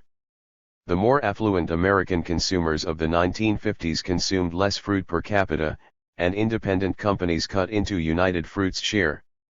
The company's profit margin dropped from 33.4% in 1950 to 15.4% in 1957, and share prices, which peaked at $73 in 1951, fell to $43 in 1959. The company courted environmental disaster by experimenting with pesticides and selective breeding. Taller, more productive trees turned out to be more vulnerable to hurricanes, and winds felled 20 million trees a year in 1958 and 1959. A chemical agent used to control a banana blight killed predators that kept insect pests in check. By the end of the 1950s, the company faced higher costs and declining yields. 43. Political setbacks compounded these disasters. To improve relations with Latin America, the State Department demanded that the company grant higher wages, not just in Guatemala but throughout the hemisphere. Once United Fruit's usefulness to success was at an end, the Eisenhower administration proceeded with its suspended antitrust action, and in 1958 the company signed a consent decree divesting it of its holdings in railroads and marketing operations. Thomas Corcoran's heroic lobbying and the addition of Walter Bedell Smith to the board of directors in 1955 failed to turn the company around. Smith joined a Boston-bred, Harvard-educated corporate leadership described by Fortune as complacent, unimaginative, and bureaucratic, too rigid and conservative to contend with the company's multiplying difficulties. 44. United Fruit continued to decline during the 1960s, and in 1972 sold the last of its Guatemalan land to the Del Monte Corporation. A few years later, the company merged with Morel Meats to form United Brands, but the merger failed to stop the slide. In 1975, after a year in which the company lost $43.6 million and came under federal investigation for paying a $2.5 million bribe to the government of Honduras, United Brands president, Eli Black, smashed out the window of his corner office in the Pan Am building and jumped to his death. 2 years later, 2 New York real estate developers bought the company and managed to turn a profit. In 1984, United Brands was purchased by a Cincinnati-based insurance holding company, American Financial Corporation, which owns it today. Thanks to Americans' changing diets, banana importing has once again become profitable, and United's Chiquita brand has recaptured a majority share of the market. The company's tropical radio division ventured into the cellular telephone business in the early 1980s and now dominates the mobile phone business in 20 Latin American cities. 45. The story unfolds. Today, most of the story of success is available in published accounts. In Latin America, scholars and journalists assumed U.S. complicity in the Guatemalan affair from the outset, but in the United States the details of official involvement came slowly to light in the 1960s and 1970s. During the Eisenhower administration, the agency took pains to cover its tracks. 46. But after Eisenhower and Dulles left office, references to the 45 Jefferson Grigsby, the wonder is that it works at all. Forbes, February 18, 1980, pages 104 to 105. United Brands Hidden Charms for Carl Lindner, Fortune, March 19, 1984, p. 41, Carrie Hannon, Ripe Banana, Forbes, June 13, 1988, p. 86. 46. 120. Operation began appearing in open sources. In 1961, Whiting Willauer, in public testimony before Congress, revealed that he had been part of a special team of ambassadors sent to Central America to aid an agency-sponsored plan to overthrow Arbenz. He further testified that the agency had trained and equipped Castillo Armas's forces. Thruston B. Morton, Eisenhower's Assistant Secretary of State for Congressional Affairs, boasted of his role in success on television while campaigning for the Senate in 1962. The following year, Eisenhower, sharing a podium with Allen Dulles, conceded that there was one time when we had to get rid of a communist government in Central America. 47. He told the story of how Dulles had come to him with a request for aircraft for the rebel forces. That same year he repeated the story in his memoirs, Mandate for Change, and Dulles provided additional details in his 1963 study, The Craft of Intelligence. 48 At about the same time, Edgar Fuentes published a memoir in the United States in which he described the agency's involvement while concealing his own role in the operation. David Wise and Thomas B. Ross put these pieces together in the 1964 exposé on the CIA, The Invisible Government, which devoted a chapter to Guatemala. Who Flew with the Rebel Force, described his own experiences with considerable embellishment. 49 The agency was disturbed by the book's revelations, and DCI John McCone tried unsuccessfully to get Wise and Ross to make changes.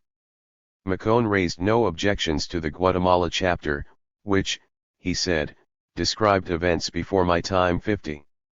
Like Eisenhower. 47 David Wise and Thomas B. Ross, The Invisible Government, pages 166 to 168. 48 Dwight D. Eisenhower, Mandate for Change, 1953 to 1956, pages 425 to 426, Alan Dulles, The Craft of Intelligence, pages 219, 229. Dulles revealed no sources or methods but made it clear that the United States had been involved. 49.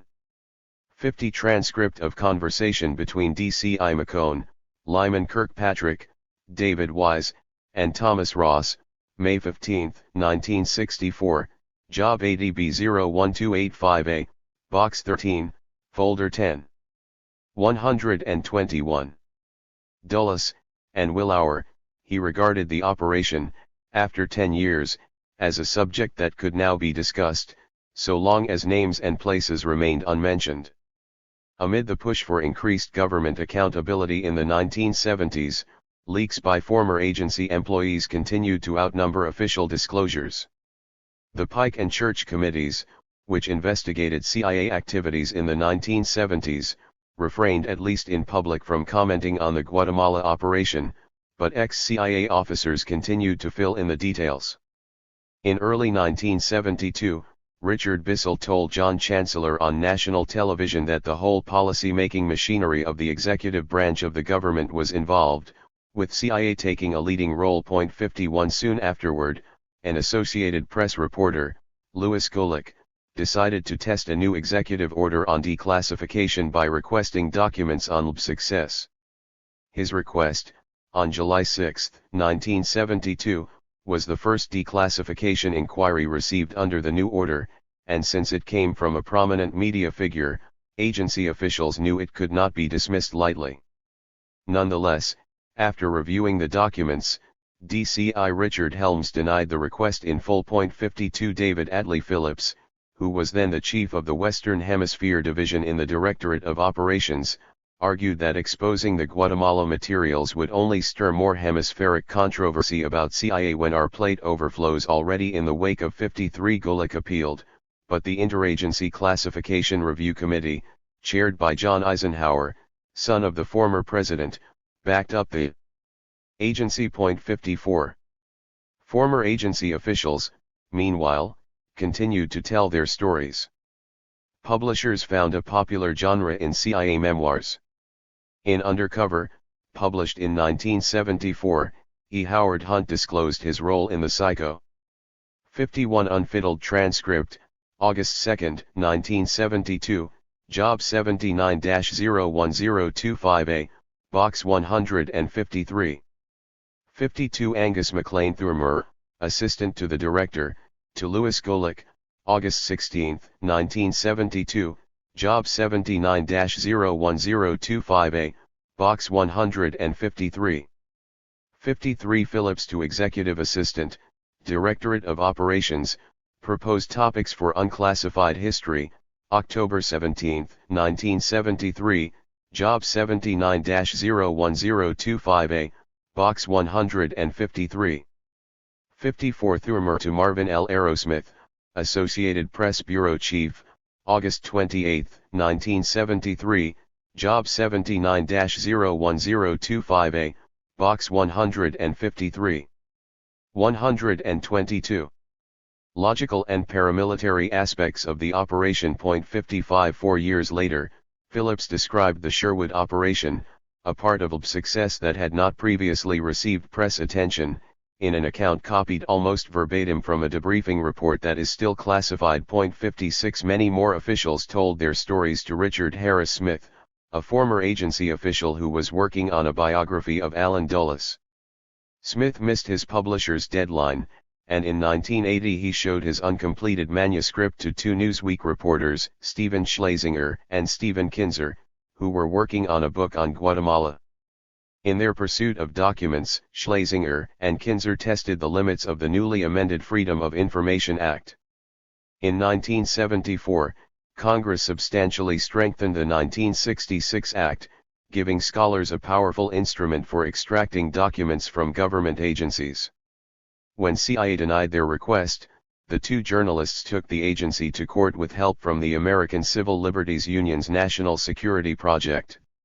The lawsuit caused the agency to collect all of the available documents on the operation and place them in Job 79-01025A, the collection on which this history is based. The suit also revealed the operation's name, LB Success, to the public for the first time. CIA won the court action, and no agency documents were revealed.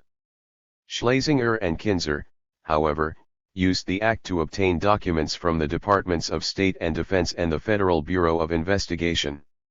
These documents, and the revelations of former American and Guatemalan officials, substantiated the story told in their book Bitter Fruit and the more scholarly studies on LB success that have appeared since. In announcing CIA's new openness policy, made possible by the end of the Cold War, former Director of Central Intelligence Robert M. Gates in February 1992 included LB success along with the 1953 coup in Iran and the Bay of Pigs, as covert action operations whose records will be reviewed for declassification by CIA's new historical. 55E. Howard Hunt, Undercover, Memoirs of an American Secret Agent, pages 96-101.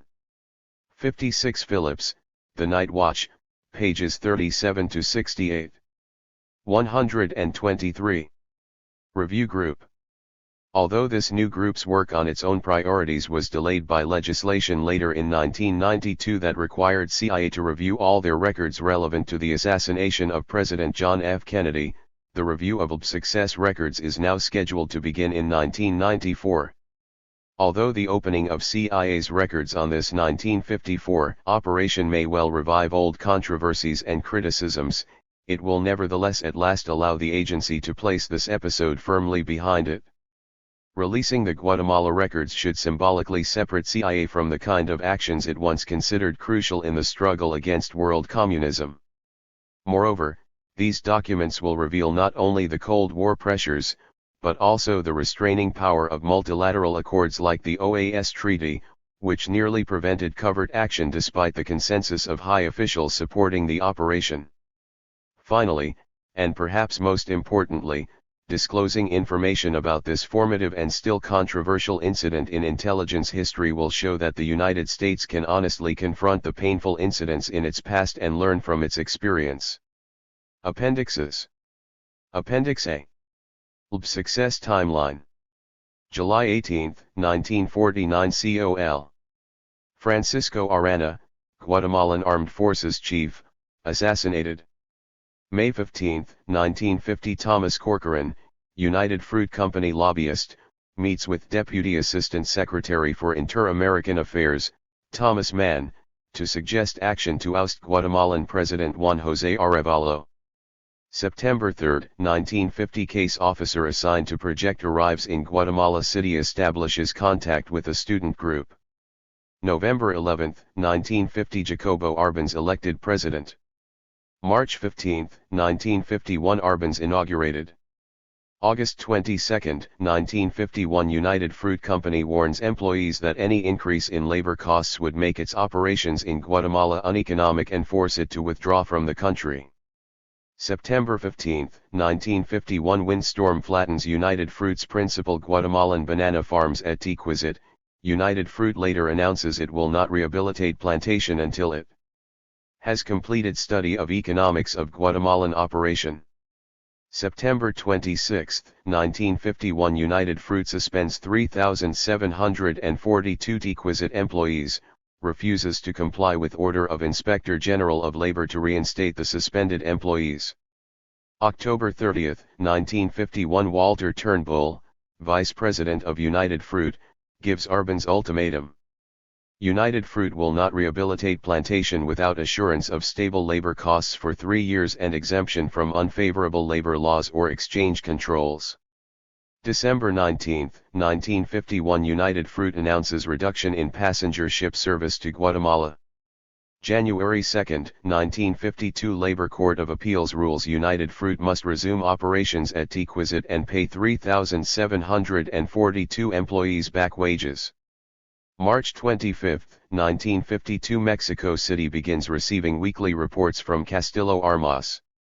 June 16, 1952 Case officer arrives in Guatemala.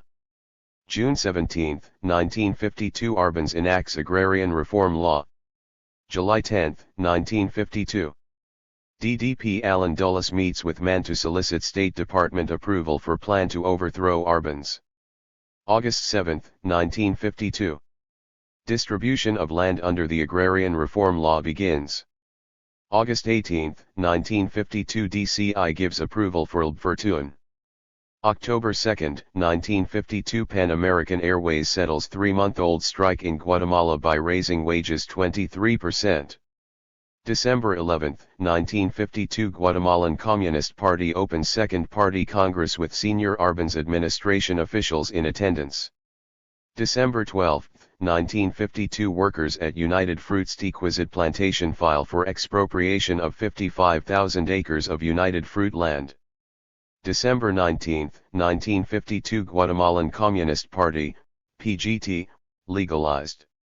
February 5, 1953 Congress impeaches the Supreme Court for ignorance of the law which shows unfitness and manifest incapacity to administer justice after the court issued an injunction against further seizures of land.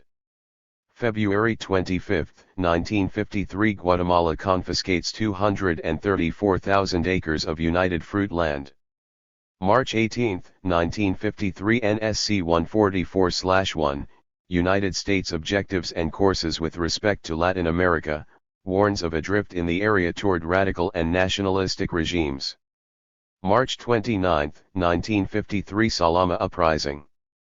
Abortive rebellion touches off Sub-Pres Zion campaign against anti-communists in Guatemala. August 12, 1953 National Security Council authorizes covert action against Guatemala. September 11, 1953 Advisor to King, submits General Plan of Action for LB success. October 1953. John Purifoy, new U.S. Ambassador, arrives in Guatemala City. November 9, 1953 José Manuel Fortuny flies to Prague to negotiate purchase of arms. November 16, 1953 DDP Frank Wisner approves plan and recommends acceptance by DCI. December 9, 1953 DCI Alan Dulles approves general plan for LB success, allocates $3 million for the program. December 23, 1953 CIA's Lincoln Station opens. January 18, 1954 Alfonso Martinez, head of the Agrarian Department, flees to Switzerland. Proceeds to Prague to negotiate arms deal. January 25, 1954 Guatemalan government begins mass arrests of suspected subversives. January 29, 1954 Guatemalan white paper accuses U.S. of planning invasion. Reveals substantial details of LB success. February 2, 1954 Sidney Grusin, New York Times correspondent, expelled from Guatemala by Guatemalan Foreign Minister. Guillermo Torriello. Wisner, King meet to decide whether to abort LB success due to white paper revelations. February 19, 1954 Operation Washtub, a plan to plant a phony Soviet arms cache in Nicaragua, begins. February 24, 1954 Guatemala confiscates 173,000 acres of United Fruit land. March 1, 1954 Caracas meeting of the OAS opens. March 4, 1954 Dulles speaks to Caracas meeting. March 5, 1954 Torriello rebuts U.S. charges. March 13, 1954 OAS votes 17-1 to condemn communism in Guatemala. Secretary of State John Foster Dulles briefed on LB success. March 21, 1954 Paramilitary Training Program graduates 37 Guatemalan sabotage trainees. April 9, 1954 Guatemalan Archbishop Mariano Rosell Huayarolena issues a pastoral letter calling for a national crusade against communism. April 10, 1954 Wisner briefs Assistant Secretary of State Henry Holland on LB success. Holland, shocked by security lapses, demands top-level review of project. 15-16 April 1954 Black flights suspended pending top-level review of LB success. April 17, 1954 John Foster Dulles and Alan Dulles give the full green light. April 20, 1954 Paramilitary Training Program graduates 30 leadership trainees. May 1, 1954 La Voz de la Liberación, Operation Sherwood, begins broadcasts. May 14, 1954 Paramilitary Training Program graduates communications trainees. May 15, 1954 SS Alfem docks in Puerto Barrios with cargo of Czech weapons. May 20, 1954 Commando raid on train load of Alfem weapons. 1 soldier and 1 saboteur killed. Further sabotage attempts on 21 and May 25. All fail. Official Guatemalan radio goes off the air to replace transmitter. Not restart broadcasts until mid-June. Nicaragua breaks diplomatic relations with Guatemala. May 24, 1954 U.S. Navy begins Operation Hard Rock Baker, sea blockade of Guatemala. May 29, 1954 Arbenz rounds up subversives, netting nearly all of Castillo Armas's clandestine apparatus. May 31, 1954 Arbenz offers to meet with Eisenhower to reduce tensions. June 4, 1954 COL. Rodolfo Mendoza of Guatemalan Air Force defects to El Salvador with private plane. June 8, 1954 Victor Manuel Gutierrez, Secretary General of the Guatemalan Trade Union Federation, holds a special meeting of farm and labor unions to urge them to mobilize for self-defense. June 15, 1954 Sabotage teams launched. Invasion forces moved to staging areas. Chief of Station makes cold approach to prime defection candidate. June 17, 1954 meets again with 132. Requests bombing of Guatemala City racetrack as demonstration of strength. June 18, 1954 at 1700 hours, Arbenz holds mass rally at railroad station. Buzzed by CIA planes. At 2020 hours, Castillo Armas crosses the border. June 19, 1954 at 0150 hours, bridge at Gualan blown up. June 20, 1954 Escapulas captured. Rebels defeated at Gualan. June 21, 1954 Largest rebel force suffers disastrous defeat at Puerto Barrios. June 25, 1954 Matamoros fortress bombed. Chicamula captured. CIA planes straf troop trains. June 27, 1954 Arbenz capitulates. Castillo Armas attacks Zacapa, is defeated, and falls back to Chicamula. Agency plane bombs British freighter at San Jose. June 28, 1954 Diaz, Skay, and Monzon form junta at 1145 hours. Refuse to negotiate with Castillo. F-47 dropped 2 bombs at X 530 hours. June 29, 1954 Monzon seizes junta, requests negotiations with Castillo Armas. Zacapa garrison arranges ceasefire with Castillo Armas. June 30, 1954 Wisner sends shift of gears cable, urging officers to withdraw from matters of policy. July 1, 1954 Monzon and Castillo Armas meet in Honduras to mediate differences. July 2, 1954 Sherwood ceases broadcasts, begins withdrawal. 4 to 17 July 1954 CIA Documents Recovery Team, Lbistory, collects 150,000 communist-related documents in Guatemala City. July 12, 1954 Lincoln office closed. September 1, 1954 Castillo Armas assumes presidency. July 26, 1957 Castillo Armas assassinated. Appendix B. Bibliography. Agency Records. Director of Central Intelligence. Executive Registry Records. Job ADR 01731R, CIA Archives and Records Center. Job 83-00739R. CIA Archives and Records Center. Job 85-00664R. CIA. Archives and Records Center. Directorate of Operations Records. Job 79-01025A. CIA Archives and Records Center. Job 79-01228A. CIA Archives and Records Center. National Archives. General Records of the Department of State. Record Group 59. U.S. National Archives and Records Administration. Records of the Office of Inter-American Affairs. Lot 57D95. Record Group 59. U.S. National Archives and Records Administration. Interviews.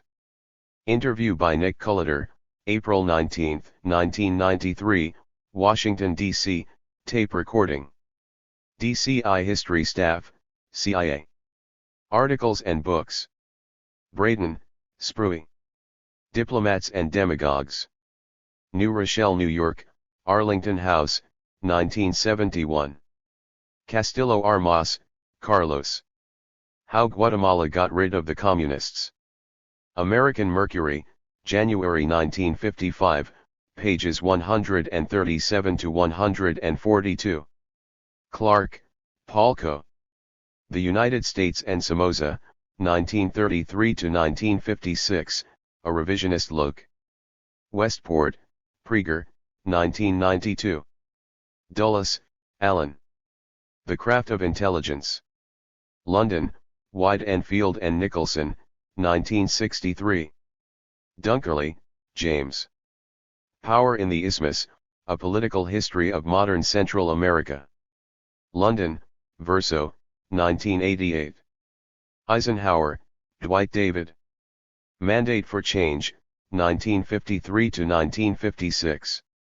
Garden City, New York, Doubleday and Company, 1963. Forial, Georges A., An Evil Loser. Guatemala's Political Puzzle.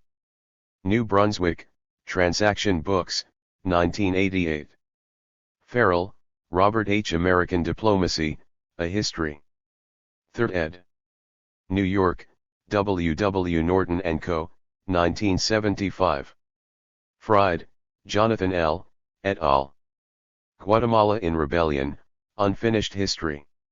New York, Grove Press, 1983. Gelb, Leslie H., and Richard K. Betts. The Irony of Vietnam, The System Worked. Washington, D.C., Brookings Institution, 1979. Gligeses, Piero. The Death of Francisco Arana, A Turning Point in the Guatemalan Revolution.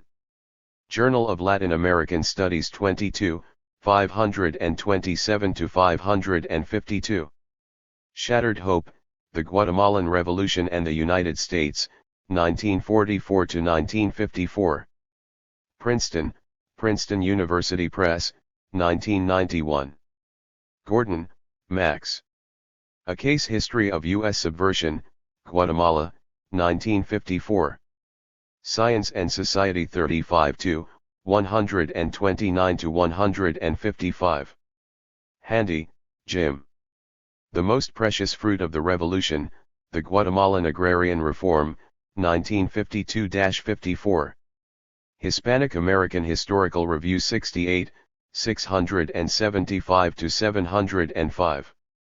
A Sea of Indians, Ethnic Conflict and the Guatemalan Revolution, 1944-1952. The Americas 46, 189-204. Hitchens, Christopher. Minority Report. The Nation, July 6, 1985, p. 8. Hunt, E. Howard. Undercover, Memoirs of an American Secret Agent. New York, Putnam, 1974. Immerman, Richard H. The CIA in Guatemala, The Foreign Policy of Intervention. Austin, University of Texas Press, 1982. Guatemala as Cold War History. Political Science Quarterly 95-4, 629-653. Jensen, Amy Elizabeth. Guatemala, A Historical Survey. New York, Exposition Press, 1955. Labarge, Richard Allen. Impact of the United Fruit Company on the Economic Development of Guatemala. In Studies in Middle American Economics, ed. Richard Labarge, Wayne Kleegern, and Oriol Pisunier. New Orleans, Tulane University, 1968. Pages 1-72. Linebarger, Paul. Psychological Warfare. Washington, Infantry Journal Press, 1948. Mans, Beatrice. Refugees of a Hidden War, The Aftermath of Counterinsurgency in Guatemala. Albany, State University of New York Press, 1988. Marks, Frederick W., 3.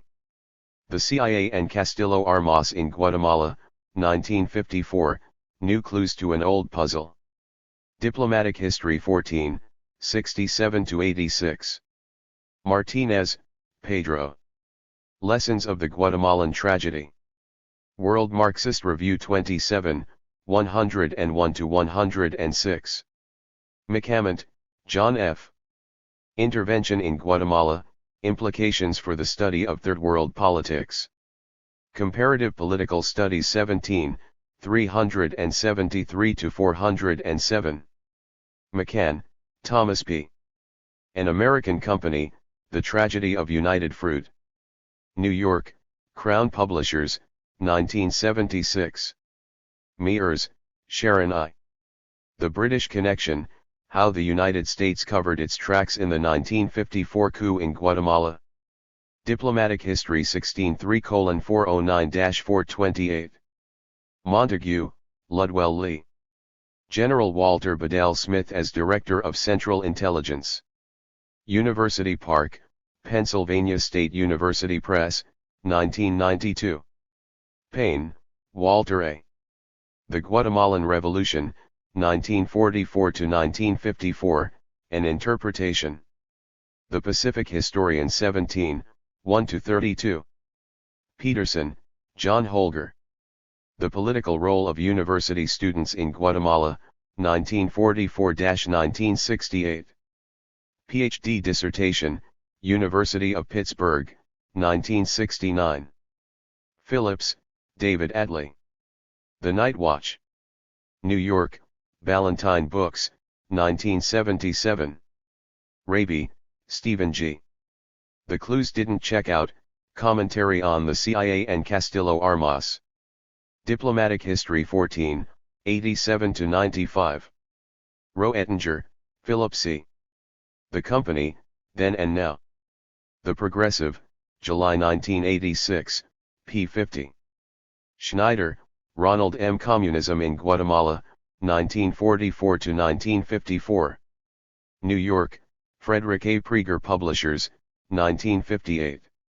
Schlesinger, Stephen, and Stephen Kinzer, Bitter Fruit, The Untold Story of the American Coup in Guatemala. Garden City, Doubleday and Company, 1982. Simons, Marl. Guatemala, The Coming Danger. Foreign Policy 43, 93-103. Smith, Joseph Burkholder. Portrait of a Cold Warrior. New York, G. P. Putnam's Sons, 1976. Wise, David, and Thomas B. Ross. The Invisible Government. New York, Random House, 1964. U.S. Congress. House Select Committee on Communist Aggression. Communist Aggression in Latin America. 83rd Cong, 2D Sess, 1954. Zunes, John Stephen. Decisions on Intervention, United States Response to Third World Nationalist Governments, 1950-1957. Ph.D. Dissertation, Cornell University, 1990. 137. Appendix C. A Study of Assassination. Along with the foregoing study, the CIA released a report by agency historian Gerald K. Haynes entitled CIA and Guatemala Assassination Proposals, 1952-1954. Written in June 1995. It concludes that while the agency never authorized or conducted assassinations in Guatemala, proposals for assassination pervaded both Fortune and success. High agency officials discussed the option, and agents in the field undertook planning and preparation. Some assassins were selected, training began, and tentative hit lists were drawn up. The two documents below are taken from the collection released along with the Haynes study. Both are from a folder marked Training File of Success in Box 73 of Job 79-01025A. According to Haynes, a study of assassination was prepared in January 1954 to brief the training chief of Success who was preparing to leave for Castillo Armas's camp in Honduras. It is in rough form, with passages crossed out and rewritten in pencil. Definition. Assassination is a term thought to be derived from hashish, a drug similar to marijuana, said to have been used by Hassan ben Sabah to induce motivation in his followers, who were assigned to carry out political and other murders, usually at the cost of their lives.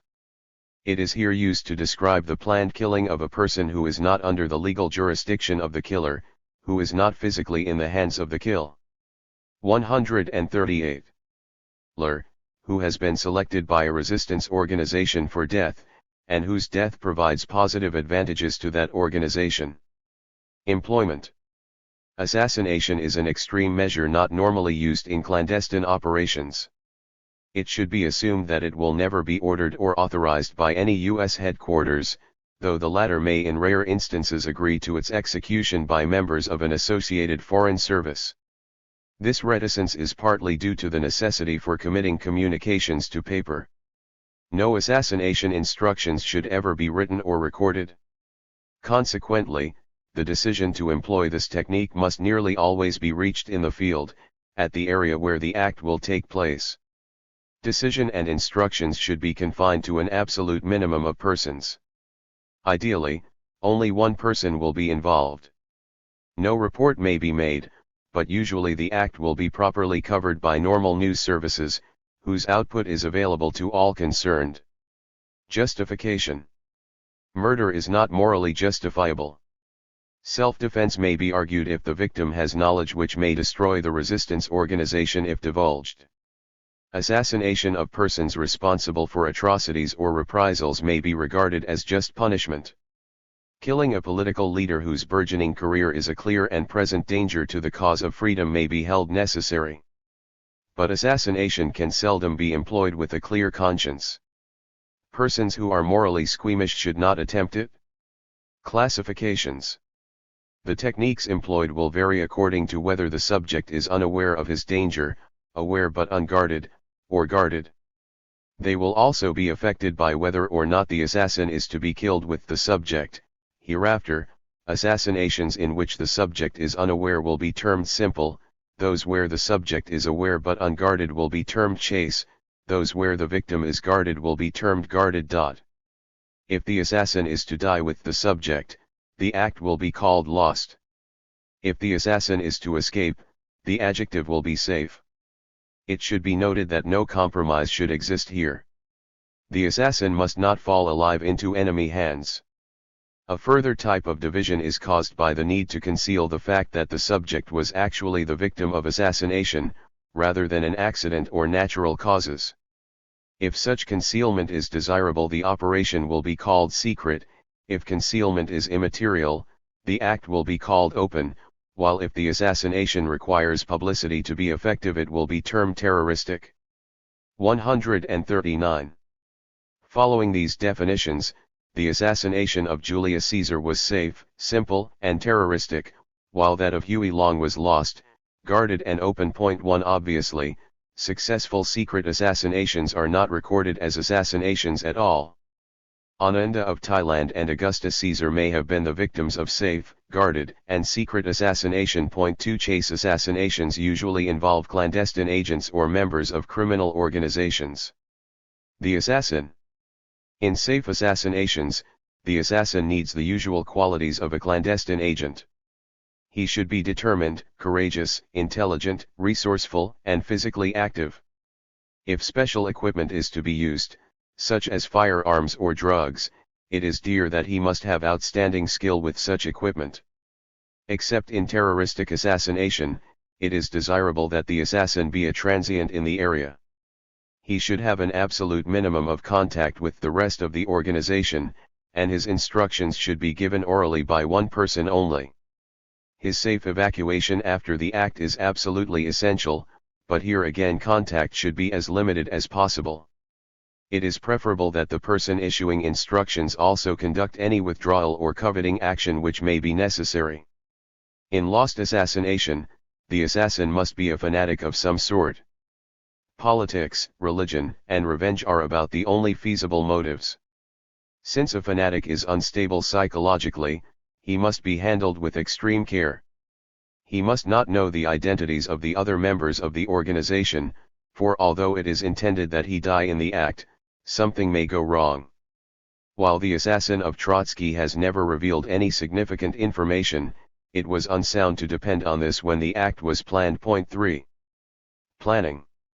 When the decision to assassinate has been reached, the tactics of the operation must be planned, based upon an estimate of the situation similar to that used in military operations. The preliminary estimate will reveal gaps in 1. Julius Caesar, a Roman general, was assassinated on March 14, 44 BC, by Gaius Cassius and Marcus Brutus before a meeting of the Senate. Sen.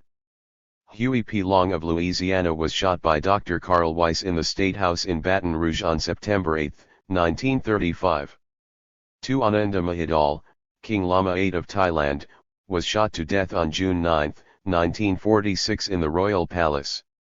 Mystery surrounding the shouting led to the collapse of the civilian government. Caesar Augustus, the first Roman emperor, died in 14 AD. At the age of 76. Historians attribute his death to natural causes, but the author of this study appears to have other information. 3. Ramón Mercader, a Spanish communist, was convicted of the murder of Leon Trotsky and sentenced to 20 years in prison. 140. Formation and possibly indicate a need for special equipment which must be procured or constructed. When all necessary data has been collected, an effective tactical plan can be prepared. All planning must be mental, no papers should ever contain evidence of the operation. In resistance situations, assassination may be used as a counter-reprisal.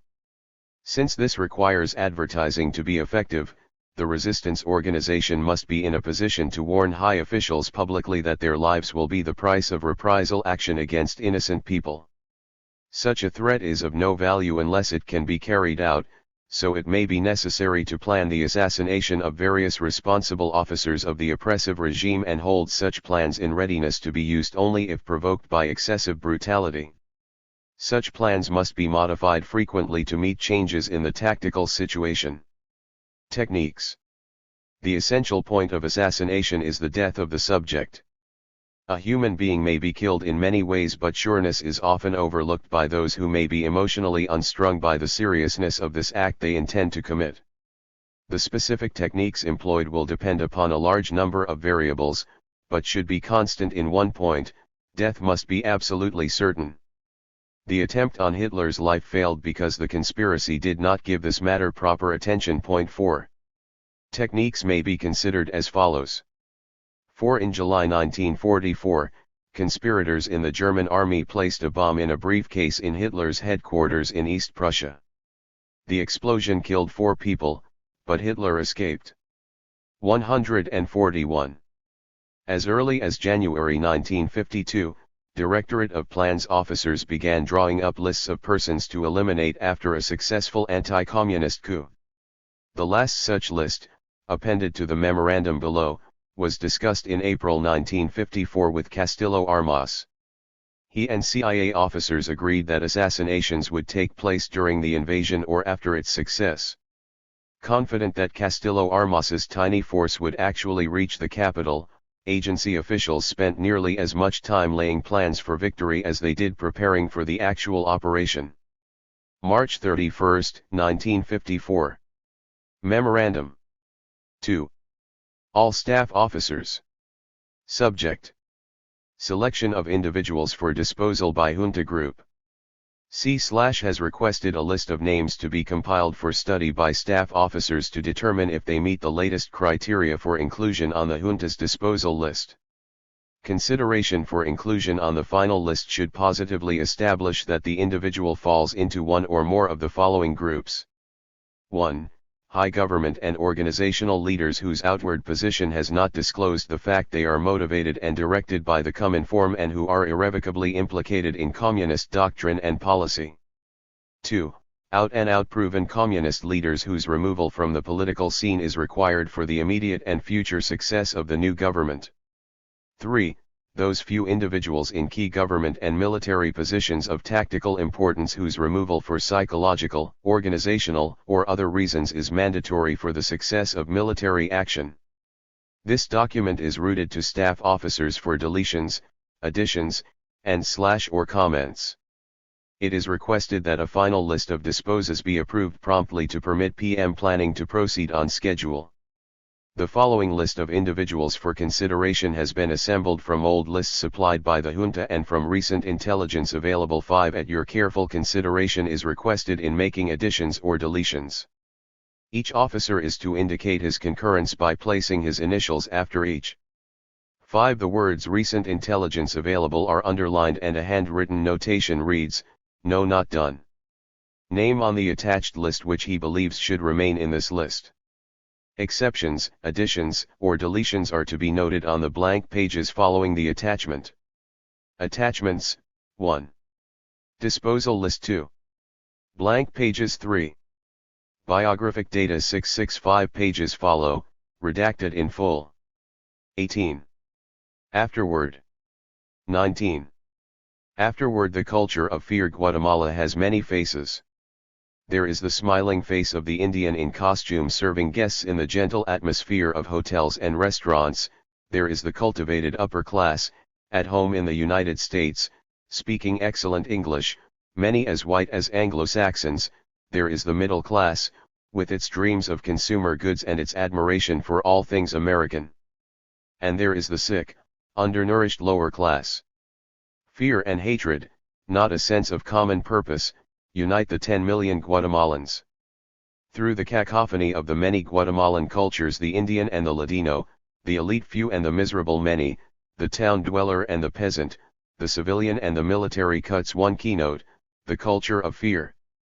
Violence, torture, and death are the final arbiters of Guatemalan society, the gods that determine behavior. The culture of fear is the taproot of Guatemalan history. It is not attributable to one particular dictatorship, one man, or one family. It hails from the long night that began with the Spanish conquest, a conquest that is, for the Indians, a trauma from which they have not yet recovered. The lament of the Cachicals is as true today as it was 4 centuries ago, when they first bowed under the Spaniards' lash. XX. Little by little, heavy shadows and black night enveloped your fathers and grandfathers and us also. Oh, my sons, all of us were thus. We were born to die. 1. The Guatemalan Revolution. Jacobo Arbenz above all, with his communist friends, challenged this culture of fear. In 18 months, from January 1953 to June 1954, 500,000 people received the land they desperately needed. For the first time in the history of Guatemala, the Indians were offered land rather than being robbed of it. The culture of fear loosened its grip over the great masses of the Guatemalan people. In a not unreachable future, it might have faded away, a distant nightmare. The United States, however, did not approve of Arbenz. Through intense psychological warfare, it convinced Guatemala's military officers that if they did not get rid of Arbenz, the United States would and then make them pay for their loyalty to the communist. In fear, the officers betrayed their president. Arbenz was overthrown, the communists were persecuted, the army was purged, and the peasants were thrown off the land they had just received. As the culture of fear re-established its grip over the great many, the elite few strengthened their resolve. Never had they felt as threatened as under Arbenz, never had they lost land to the Indians, never would it happen again.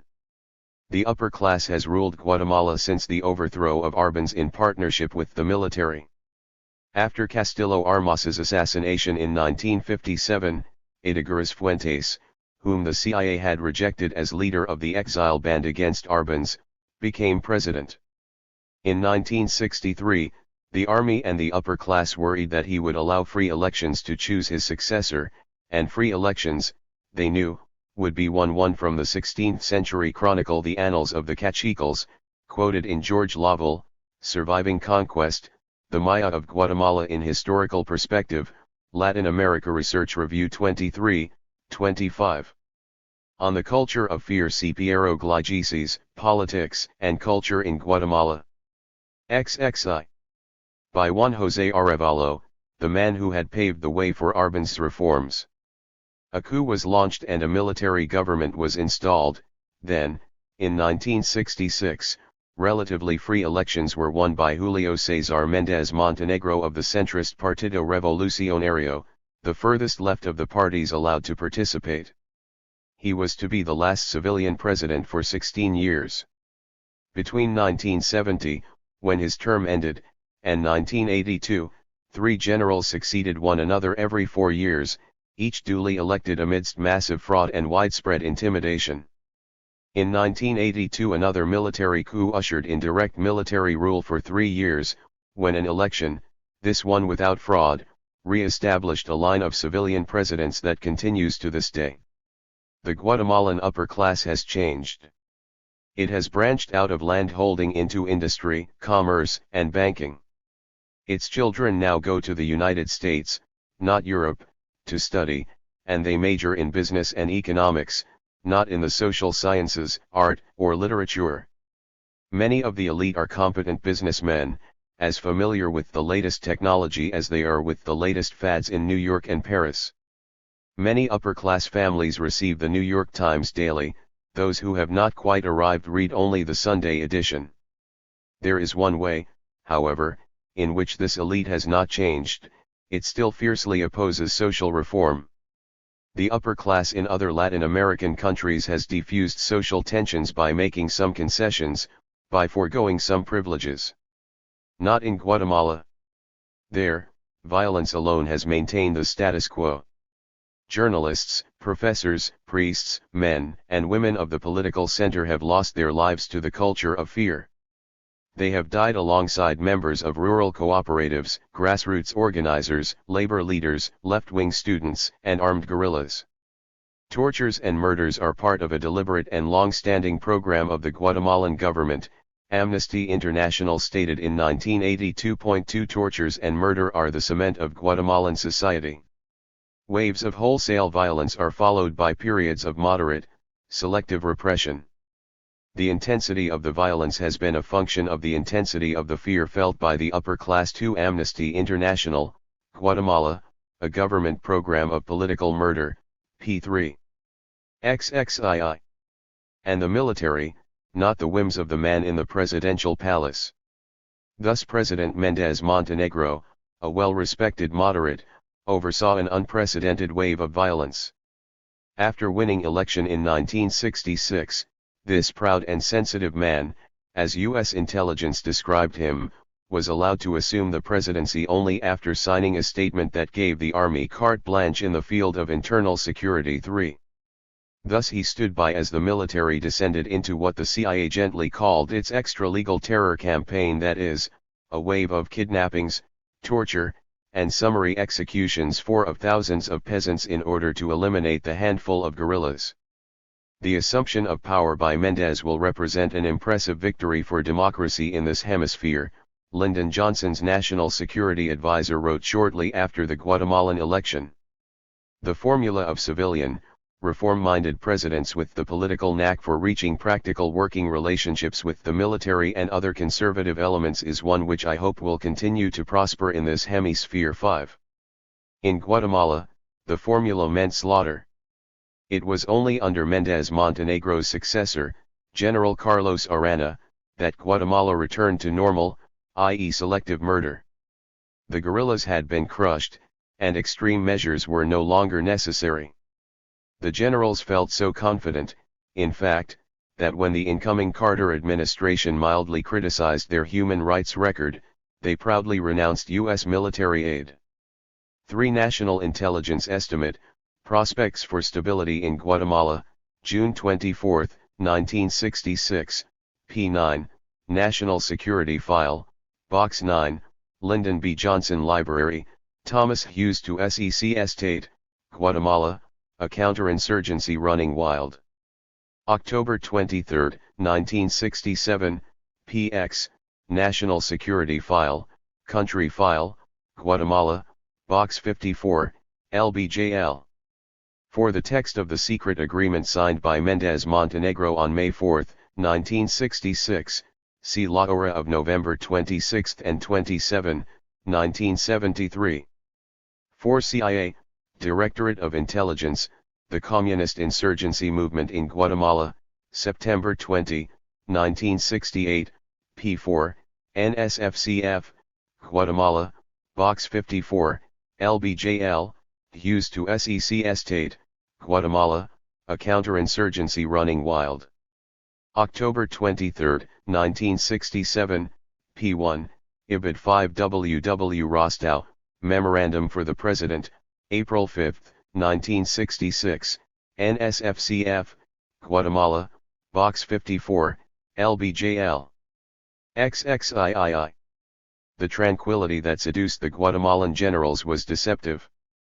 New guerrilla groups were organizing, and unlike their fallen comrades they were developing a peasant base. By the late 1970s the war had resumed in earnest, and this time the Indians joined the guerrillas. While the army had fought a few hundred guerrillas in the 1960s, it faced several thousand in the early 1980s. While the guerrillas had been largely isolated in the 1960s, they had widespread support in the early 1980s, particularly among the Indians in the highlands. And so the army resorted again to heroic methods. A whirlwind of death swirled through the Indian highlands of Guatemala. The mountains and the valleys were littered with corpses of men, women, infants. Rape was a banal event, charred villages a fact of life. These atrocities were the work of the demented, but the demented had their logic. The army was responding to Mao Zedong's dictum, the guerrillas must swim among the population as the fish in the water. How could the army differentiate the tame and the rebellious among the Indians in the highlands? The guerrillas, an army officer wrote, have penetrated entire populations which now support them unconditionally. 6. All that the army knew was that there were guerrillas in the highlands, that the Indians were rising in revolt, and that selective repression no longer cowed them. Only the massacre of whole communities could drain the river in which the fish swam. Terror was effective. As the guerrillas retreated, tens of thousands of Indians died. 7 others, possibly 200,000, escaped to Mexico. Still more fled deeper into the mountains. As the country was swept up in unspeakable horrors, the Reagan administration comforted the murderers. Thus in 1981, the State Department attributed most of the violence to self-appointed vigilantes beyond the government's control. 6. Cesar Augusto Ruiz Morales, Porque Solos. Revista Milita, September Dec 1981, p. 89. 7 excesses were committed by the guerrillas, but the voluminous evidence from Amnesty International, America's Watch, and other human rights organizations, as well as from observers, is conclusive. The immense majority of the killings were committed by the Guatemalan army. XXIV. And Deputy Assistant Secretary of State Stephen Bosworth blamed leftists for the violence and discerned positive developments in security forces taking care to protect innocent bystanders. 8. In March 1982, as the slaughter reached unprecedented levels under General Efrain Rios Montt, Reagan told the world that the general had gotten a bum rap on human rights. 14 years later, the U.S. government set the record straight, belatedly and without fanfare. In the late 1970s and early 1980s, the Intelligence Oversight Board stated, the Guatemalan army waged a ruthless scorched earth campaign against the communist guerrillas as well as non-combatants. In the course of this campaign, more than 100,000 Guatemalans died. 10. The war against the guerrillas helped the army forget its shame. In June 1954, it had betrayed President Arbenz, and, fearing America's wrath, it had surrendered to the parody of an invasion staged by Castillo Armas. The Guatemalan officers returned from the front after their capitulation despondent, and with a terrible sense of defeat. 11. They, who had proudly supported the nationalism of the revolutionary years, had behaved at the decisive moment like officers of a banana republic. Now they were subjected to the contempt of those whom they had betrayed, of those who had benefited from their betrayal, and of U.S. officials. On August 1, 1954, military troops on parade were jeered by the masses and by the upper class, by the defeated and by the victors alike, seen as traitors by the former and as cowards by the latter. It was a moment the Guatemalan officers never forgot. Henceforth, they vowed, they might be the object of hatred, they might be 8 quotations from United States Department of State, Country Reports on Human Rights Practices for 1981, p. 442, and from prepared statement of Stephen Bosworth before the Subcommittees on Human Rights and International Organizations and on Inter-American Affairs, House Committee on Foreign Affairs, July 30, 1981, p. 6. 9. New York Times, December 5, 1982, p. 1. 10. Intelligence Oversight Board, Report on the Guatemala Review, June 28, 1996, p. 18. 11. Interview with Colonel Oscar Mendoza, Guatemala City, September 6, 1982. Mendoza was appointed Army Chief of Staff in early July 1954.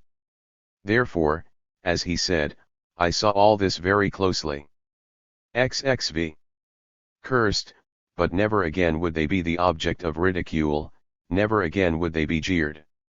And they would never forgive the United States for forcing this humiliation on them. 12. The guerrillas helped them recover their pride. In the late 1960s, as the army crushed the fledgling guerrilla movement, the officers boasted, we won in Guatemala while the United States was losing in Vietnam. And in the early 1980s they defeated a far stronger guerrilla movement. 13. As the pride of the Guatemalan officers grew, so too did their power. Until 1944, they had been the instrument of the dictators. After the overthrow of Arbenz, they ruled the country as the junior partner of the upper class, but the marriage underwent a subtle transformation in the late 1960s as the army battled the guerrillas. The army, which had entered the partnership as the bride, gradually grew whiskers and developed strong muscles. 14. In 1966, as Mendez Montenegro assumed the presidency, civilian death squads operated independently of the military, but by 1970, when he stepped down, the machinery of murder was concentrated in the hands of the military, and civilian terrorist groups acted only under its orders. 15. Henceforth the army encroached upon the political and economic preserves of the upper class and even dared to kill its members if they challenged its primacy. The military had become, the CIA declared, the final arbiters of political power in Guatemala. 16. The army developed an institutional pride and a mystique that set it sharply apart from its counterparts in Honduras and El Salvador. The Guatemalan officers were proud to be members of an army that had 12 siglages, politics and culture, p. 20. 13. Interview with Colonel Hector Rosales, Guatemala City, January 10, 1985. 14 Personal interview, Guatemala City, January 6, 1985.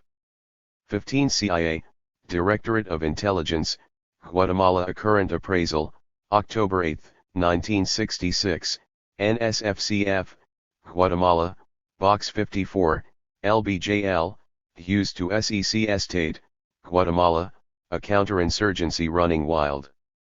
October 23, 1967, IBID, CIA, Directorate of Intelligence, the Military and the Right in Guatemala, November 8, 1968, IBID, Amnesty International, Guatemala, a government program of political murder. 16 CIA, Directorate of Intelligence, Guatemala. A current appraisal, October 8, 1966, P5, NSFCF, Guatemala, Box 54, LBJL. XXVI. Fought alone and defeated the communist hordes. They were proud to be above the law, as the Intelligence Oversight Board pointed out. The army acted with total impunity. 17. They were proud of the fear they inspired. The army is untouchable, a Guatemalan priest lamented. It is mightier than God. It is everywhere, it sees everything, it knows everything. 18. This pride, this mystique, became as integral to the world of the Guatemalan military as was greed. Officers received subsidized housing and consumer goods, and soft loans. As they rose through the ranks, the perks and opportunities for graft increased. In exchange, they defended the motherland against the enemy within, the communists, the subversives. Their motherland was Guatemala, but it was also, above all, the army, their one refuge in a world in which all civilians were potential enemies. As they waded through the blood of their compatriots, as they burned and slaughtered, their alienation grew. They grew more powerful, more alone, more hated, more feared, and more fearful of the revenge that might someday overwhelm them. Since 1986, Guatemala has been, officially, a democracy. Vinicio Cerezo, a Christian Democrat, began his presidency in 1986 amid high hopes, but left 4 years later in humiliation. His term had been characterized by an orgy of corruption, the mishandling of the economy, and the absence of social reform. It would be unfair, however, to lay all the blame, or even most of it, at Cerezo's door.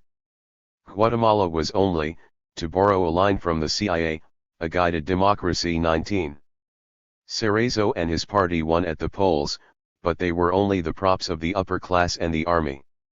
How could it have been otherwise? In the culture of fear, only emasculated political parties can exist, just as only stunted vegetation can survive in the tundra. Guatemala had seen the tentative beginnings of 17 Intelligence Oversight Board, Report on the Guatemala Review, June 28, 1996, p. 19. 18 Interview with a Guatemalan priest, Guatemala City, March 20, 1986. 19 CIA, Office of Current Intelligence, Guatemalan Communists take hard line as insurgency continues, August 6, 1965, p. 8, NSFCF, Guatemala, Box 54, LBJL. XXVII. A multiparty system only during the 1944-54 revolution. The overthrow of Arbin slammed closed the democratic opening. Over the next 3 decades, the penalty for a troublesome politician was death. Guatemala, a Maoista society, increasingly lacked civilian caudillos. Civilian leaden who challenged the system were killed, or went into exile, or joined the guerrillas. Those politicians who survived accepted the rules that the Guatemalan army determined: competence was acceptable, honesty, suspect, social justice and political democracy, subversive. As the honest and those committed to political democracy and social reform withdrew from the field, the arena was left to the opportunist, the servile, and the corrupt. Had there been no guerrillas, there would have been far less bloodshed. Had they not defied the regime, Guatemala would have experienced only a fraction of the pain it has known. Does this mean, therefore, that the guerrillas bear responsibility for the slaughter and the horrors perpetrated by the army? Do the oppressed have the right to fight back? It may be easier to come to grips with this question if one ranges beyond the confines of Guatemala, where left-wing guerrillas fought against a government supported by the United States, and consider also an armed insurrection that evoked widespread sympathy and respect in the United States, the anti-communist revolt in Hungary in 1956. There is no question that if the Hungarians had not rebelled, the Soviet troops would not have fought or killed. Are the Hungarian rebels responsible, then, for Soviet repression? Do they bear responsibility for the killings committed by the Soviet troops? Neither in Hungary nor in Guatemala was there any possibility that the change the rebels so desperately sought could have been achieved through peaceful means. The Soviet Union was not going to grant Hungary independence, and the Guatemalan upper class was not going to grant the masses justice. As the CIA itself admitted in 1968, the Guatemalan upper class and officer corps were adamantly opposed to even the most elemental progress and reform that would alleviate the miserable poverty of most Guatemalans. The ballot box was a XXVIII. Sham, peaceful protest, a death warrant. 20 If Americans believe, as most do, that armed struggle was justified in the 13 colonies of North America in the 1770s, then it was justified in Guatemala, where the rulers since Jacobo Arbenz have been far more oppressive than the British ever were in North America. If the guerrillas are not at fault, what about the United States? Does it bear any responsibility for the tragedy of Guatemala? There is, of course, the original sin of 1954. Just as the Soviet army intervened in Hungary to bring down a reformist government that was moving the country away from the Soviet orbit, so the United States intervened to bring down Jacobo Arbenz, who was moving Guatemala away from the Pax Americana. Most American commentators now admit, with hindsight, that the intervention was a mistake. Some condemn the Eisenhower administration for acting on behalf of the United Fruit Company. Others, while lamenting the outcome, add an important caveat: America's intentions were pure. A chain of errors fueled by anti-communist paranoia, not economic imperialism, led the United States to overthrow Arbenz, but the United States intended no harm to the Guatemalan people. The policymakers who engineered LB's success were well-intentioned men, as Latin America expert Robert Pastor has argued. 21 And, as Culliter indicates, if the CIA colluded with members of the Guatemalan upper class to oust Arbenz, it was not because it, too, opposed social reform, but because they were the only Guatemalans who were eager to overthrow him. The outcome was tragic, but, as Pastor points out, this was not the Eisenhower administration's intention. This is a common refrain in American interpretations of U.S. foreign policy: even when the United States has erred, its intentions were pure. The United States always means well. It is the city on the hill. I agree with Pastor that in overthrowing Arbenz the United States was motivated by anti-communist paranoia, not economic imperial. 20 CIA, Directorate of Intelligence, Guatemala after the military shake-up, May 13, 1968, pages 2, 6, NSFCF, Guatemala, Box 54, LBJL. 21 Robert Pastor, A Discordant Consensus on Democracy, Diplomatic History, Winter 1993, p. 125. XXIX. Ism, that, as José Manuel Fortuny said, they would have overthrown us even if we had grown no bananas. 22. I disagree that the men who engineered LB's success were well-intentioned. Their intentions were as old as international relations. They believed they were acting in the U.S. national interest. Any impact on the Guatemalan people was incidental. If they did not suffer in the process, so much the better, but if they did, tant pis. My own study of LB's success, which has been confirmed by the documents that the CIA has declassified and by Culliter's history, showed that the Eisenhower administration acted with supreme indifference toward the fate of the Guatemalan people. This cannot be described as being well-intentioned. It is, rather, wanton criminal negligence. In Hungary, After the first months of bloody repression, the regime imposed by the Soviet Union eased up, and by the late 1960s it had become the least repressive of the Soviet bloc. In Guatemala, however, the regime imposed by the United States in 1954 became more repressive as time went by. But is the United States responsible for the regime's crimes? The United States did not murder Guatemalans, and it did not urge the Guatemalan army to slaughter, rape, or bomb. But the United States armed the murderer. The Kennedy, Johnson, Nixon, and Ford administrations supplied and trained the Guatemalan military, and in the 1960s U.S. military advisors helped it fight against the guerrillas. Tenaciously, U.S. officials helped the Guatemalan army overcome its poor training, indecisiveness, and lack of initiative. 23. The United States did not, of course, want to harm the Guatemalan people, it wanted only to defeat the guerrillas and uphold pro-American stability. The result was tragic for the Guatemalans. And when the stench grew too vile, when the cries of human rights activists grew too loud, U.S. officials tried to shift the blame from the army to the guerrillas or to fictive civilian death squads. The most brazen was the Reagan administration, and the prize for misstatement belongs to Assistant Seconds 22 interview with Fortuny, Mexico City, August 16, 1981. 23 CIA, Directorate of Intelligence, Guatemala. A current appraisal, October 8, 1966, p11 quoted, NSFCF, Guatemala, Box 54, LBJL. XXX. Secretary of State for Inter-American Affairs Elliott Abrams. On April 4, 1985, Rosario Godoy, a charismatic, 24-year-old leader of Guatemala's only human rights group, disappeared along with her 2-year-old son and her younger brother. Their corpses were found in a ravine on the outskirts of Guatemala City. The baby's fingernails had been pulled out. General Mejia Victors, Rios Montt's successor, spoke of a car accident. The Archbishop of Guatemala spoke of triple murder. Elliott Abrams came to the general's defense.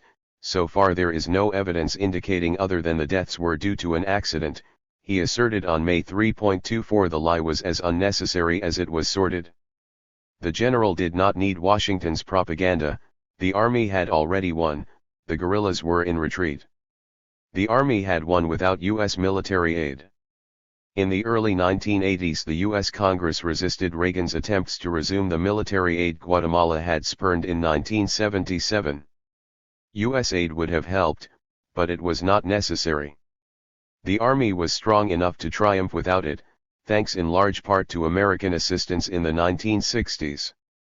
Furthermore, Israel stepped into the breach, becoming Guatemala's main supplier of arms. 25 But the primary reason the Guatemalan army won was that the guerrillas had been unable to amass enough weapons to arm their supporters. Had it been otherwise, the challenge would have been formidable. In 1996, after a poignant crusade by Jennifer Harberry, a Harvard-trained lawyer and wife of a slain Guatemalan guerrilla commander, the Clinton administration released a report admitting that the CIA had worked closely with Guatemala security and intelligence services through the Reagan, Bush, and first Clinton administrations, had funded them to the tune of several $1 million, and had kept a number of Guatemalan officers on its payroll who were alleged to 24 for the deaths of Rosario Godoy, her son, and her brother, C. El Gráfico, El Imparcial, La Razón, and La Hora of April 8, 1985, Prensa Libre, April 9, 1985, and America's Watch, Guatemala, the Group for Mutual Support, 1985 to 1985, pages 40 to 46. For Abrams's comment, see Ibid, p. 52. 25 See Michael McClintock, The American Connection, Volume 2, State Terror and Popular Resistance in Guatemala, pages 192 to 96. XXXI. Have been involved in significant human rights abuses. Frankly acknowledging the magnitude of the slaughter perpetrated by the Guatemalan army, the report also repeatedly stressed that in providing assistance to the murderous security services, U.S. intentions had been good. 26 The CIA deserves credit for having released documents about LB's success, for having hired someone of Culliter's intellect and integrity to write an internal history of the operation, and for then declassifying it. But for a cleansing to take place there must be the equivalent of a truth commission, one that will shed light on the U.S. role in Guatemala after 1954. America's relations with Guatemala are a chilling study in cynicism, The New York Times noted in 1995. Americans deserve a truthful accounting of the events of the past 40 years in Guatemala. Guatemalans deserve no less. 27. This cleansing, however, will not change reality in Guatemala. Guatemala is today a sick society. The tortures, the disappearances, and the killings fester. In a country of 10 million, about 150,000 have been slaughtered. Can one imagine the effect on the survivors, on the children of the woman who was raped before she was killed, on those whose father was hacked down and burned alive, or mercifully killed by a machine gun burst, without torture? As of the victims, so of the criminals. Can we imagine the scars on those soldiers who perpetrated the atrocities? Youths in their late teens, many of them, abducted from their villages to serve in the army and subjected to grueling and dehumanizing military training? The slaughter of the early 1980s tightened the grip of fear over the populace, and the culture of fear, not the democratic opening, remains the fabric of Guatemalan society. Still, one searches for reasons to hope. Perhaps with the end of the Cold War, the anti-communist banner, in whose name so many 26 Intelligence Oversight Board, report on the Guatemala Review, June 28, 1996, p. 25 quoted. CIA financial assistance, over $30 million according to press reports, fell under the rubric of liaison relationships with foreign intelligence services, which did not require congressional notification and were not affected by the congressional prohibition on military aid to the Guatemalan Army. 27 NYT, May 19, 1995, p. 30. XXXII. Crimes have been perpetrated and so many minds warped, will be lowered. The Guatemalan guerrillas, acknowledging their military defeat, signed a peace agreement in December 1996 in which they relinquished their arms and were welcomed back into the Guatemalan family. Perhaps, at last, the upper class might grant some social concession. Perhaps an honest civilian president will challenge the status quo and support social reform. These are reasonable hopes, but Guatemala has defied reason since 1954. It still has the most regressive fiscal system and the most unequal land ownership pattern in Latin America. Its army, victorious on the battlefield, has evolved into an all-powerful mafia, stretching its tentacles into drug trafficking, kidnapping, and smuggling. And its civilian presidents have shown no inclination to challenge the army and the upper class, to fight for social reform, or to clamp down on corruption. Today Hungary is free. Guatemala is still paying for the American success. Piero Gligices.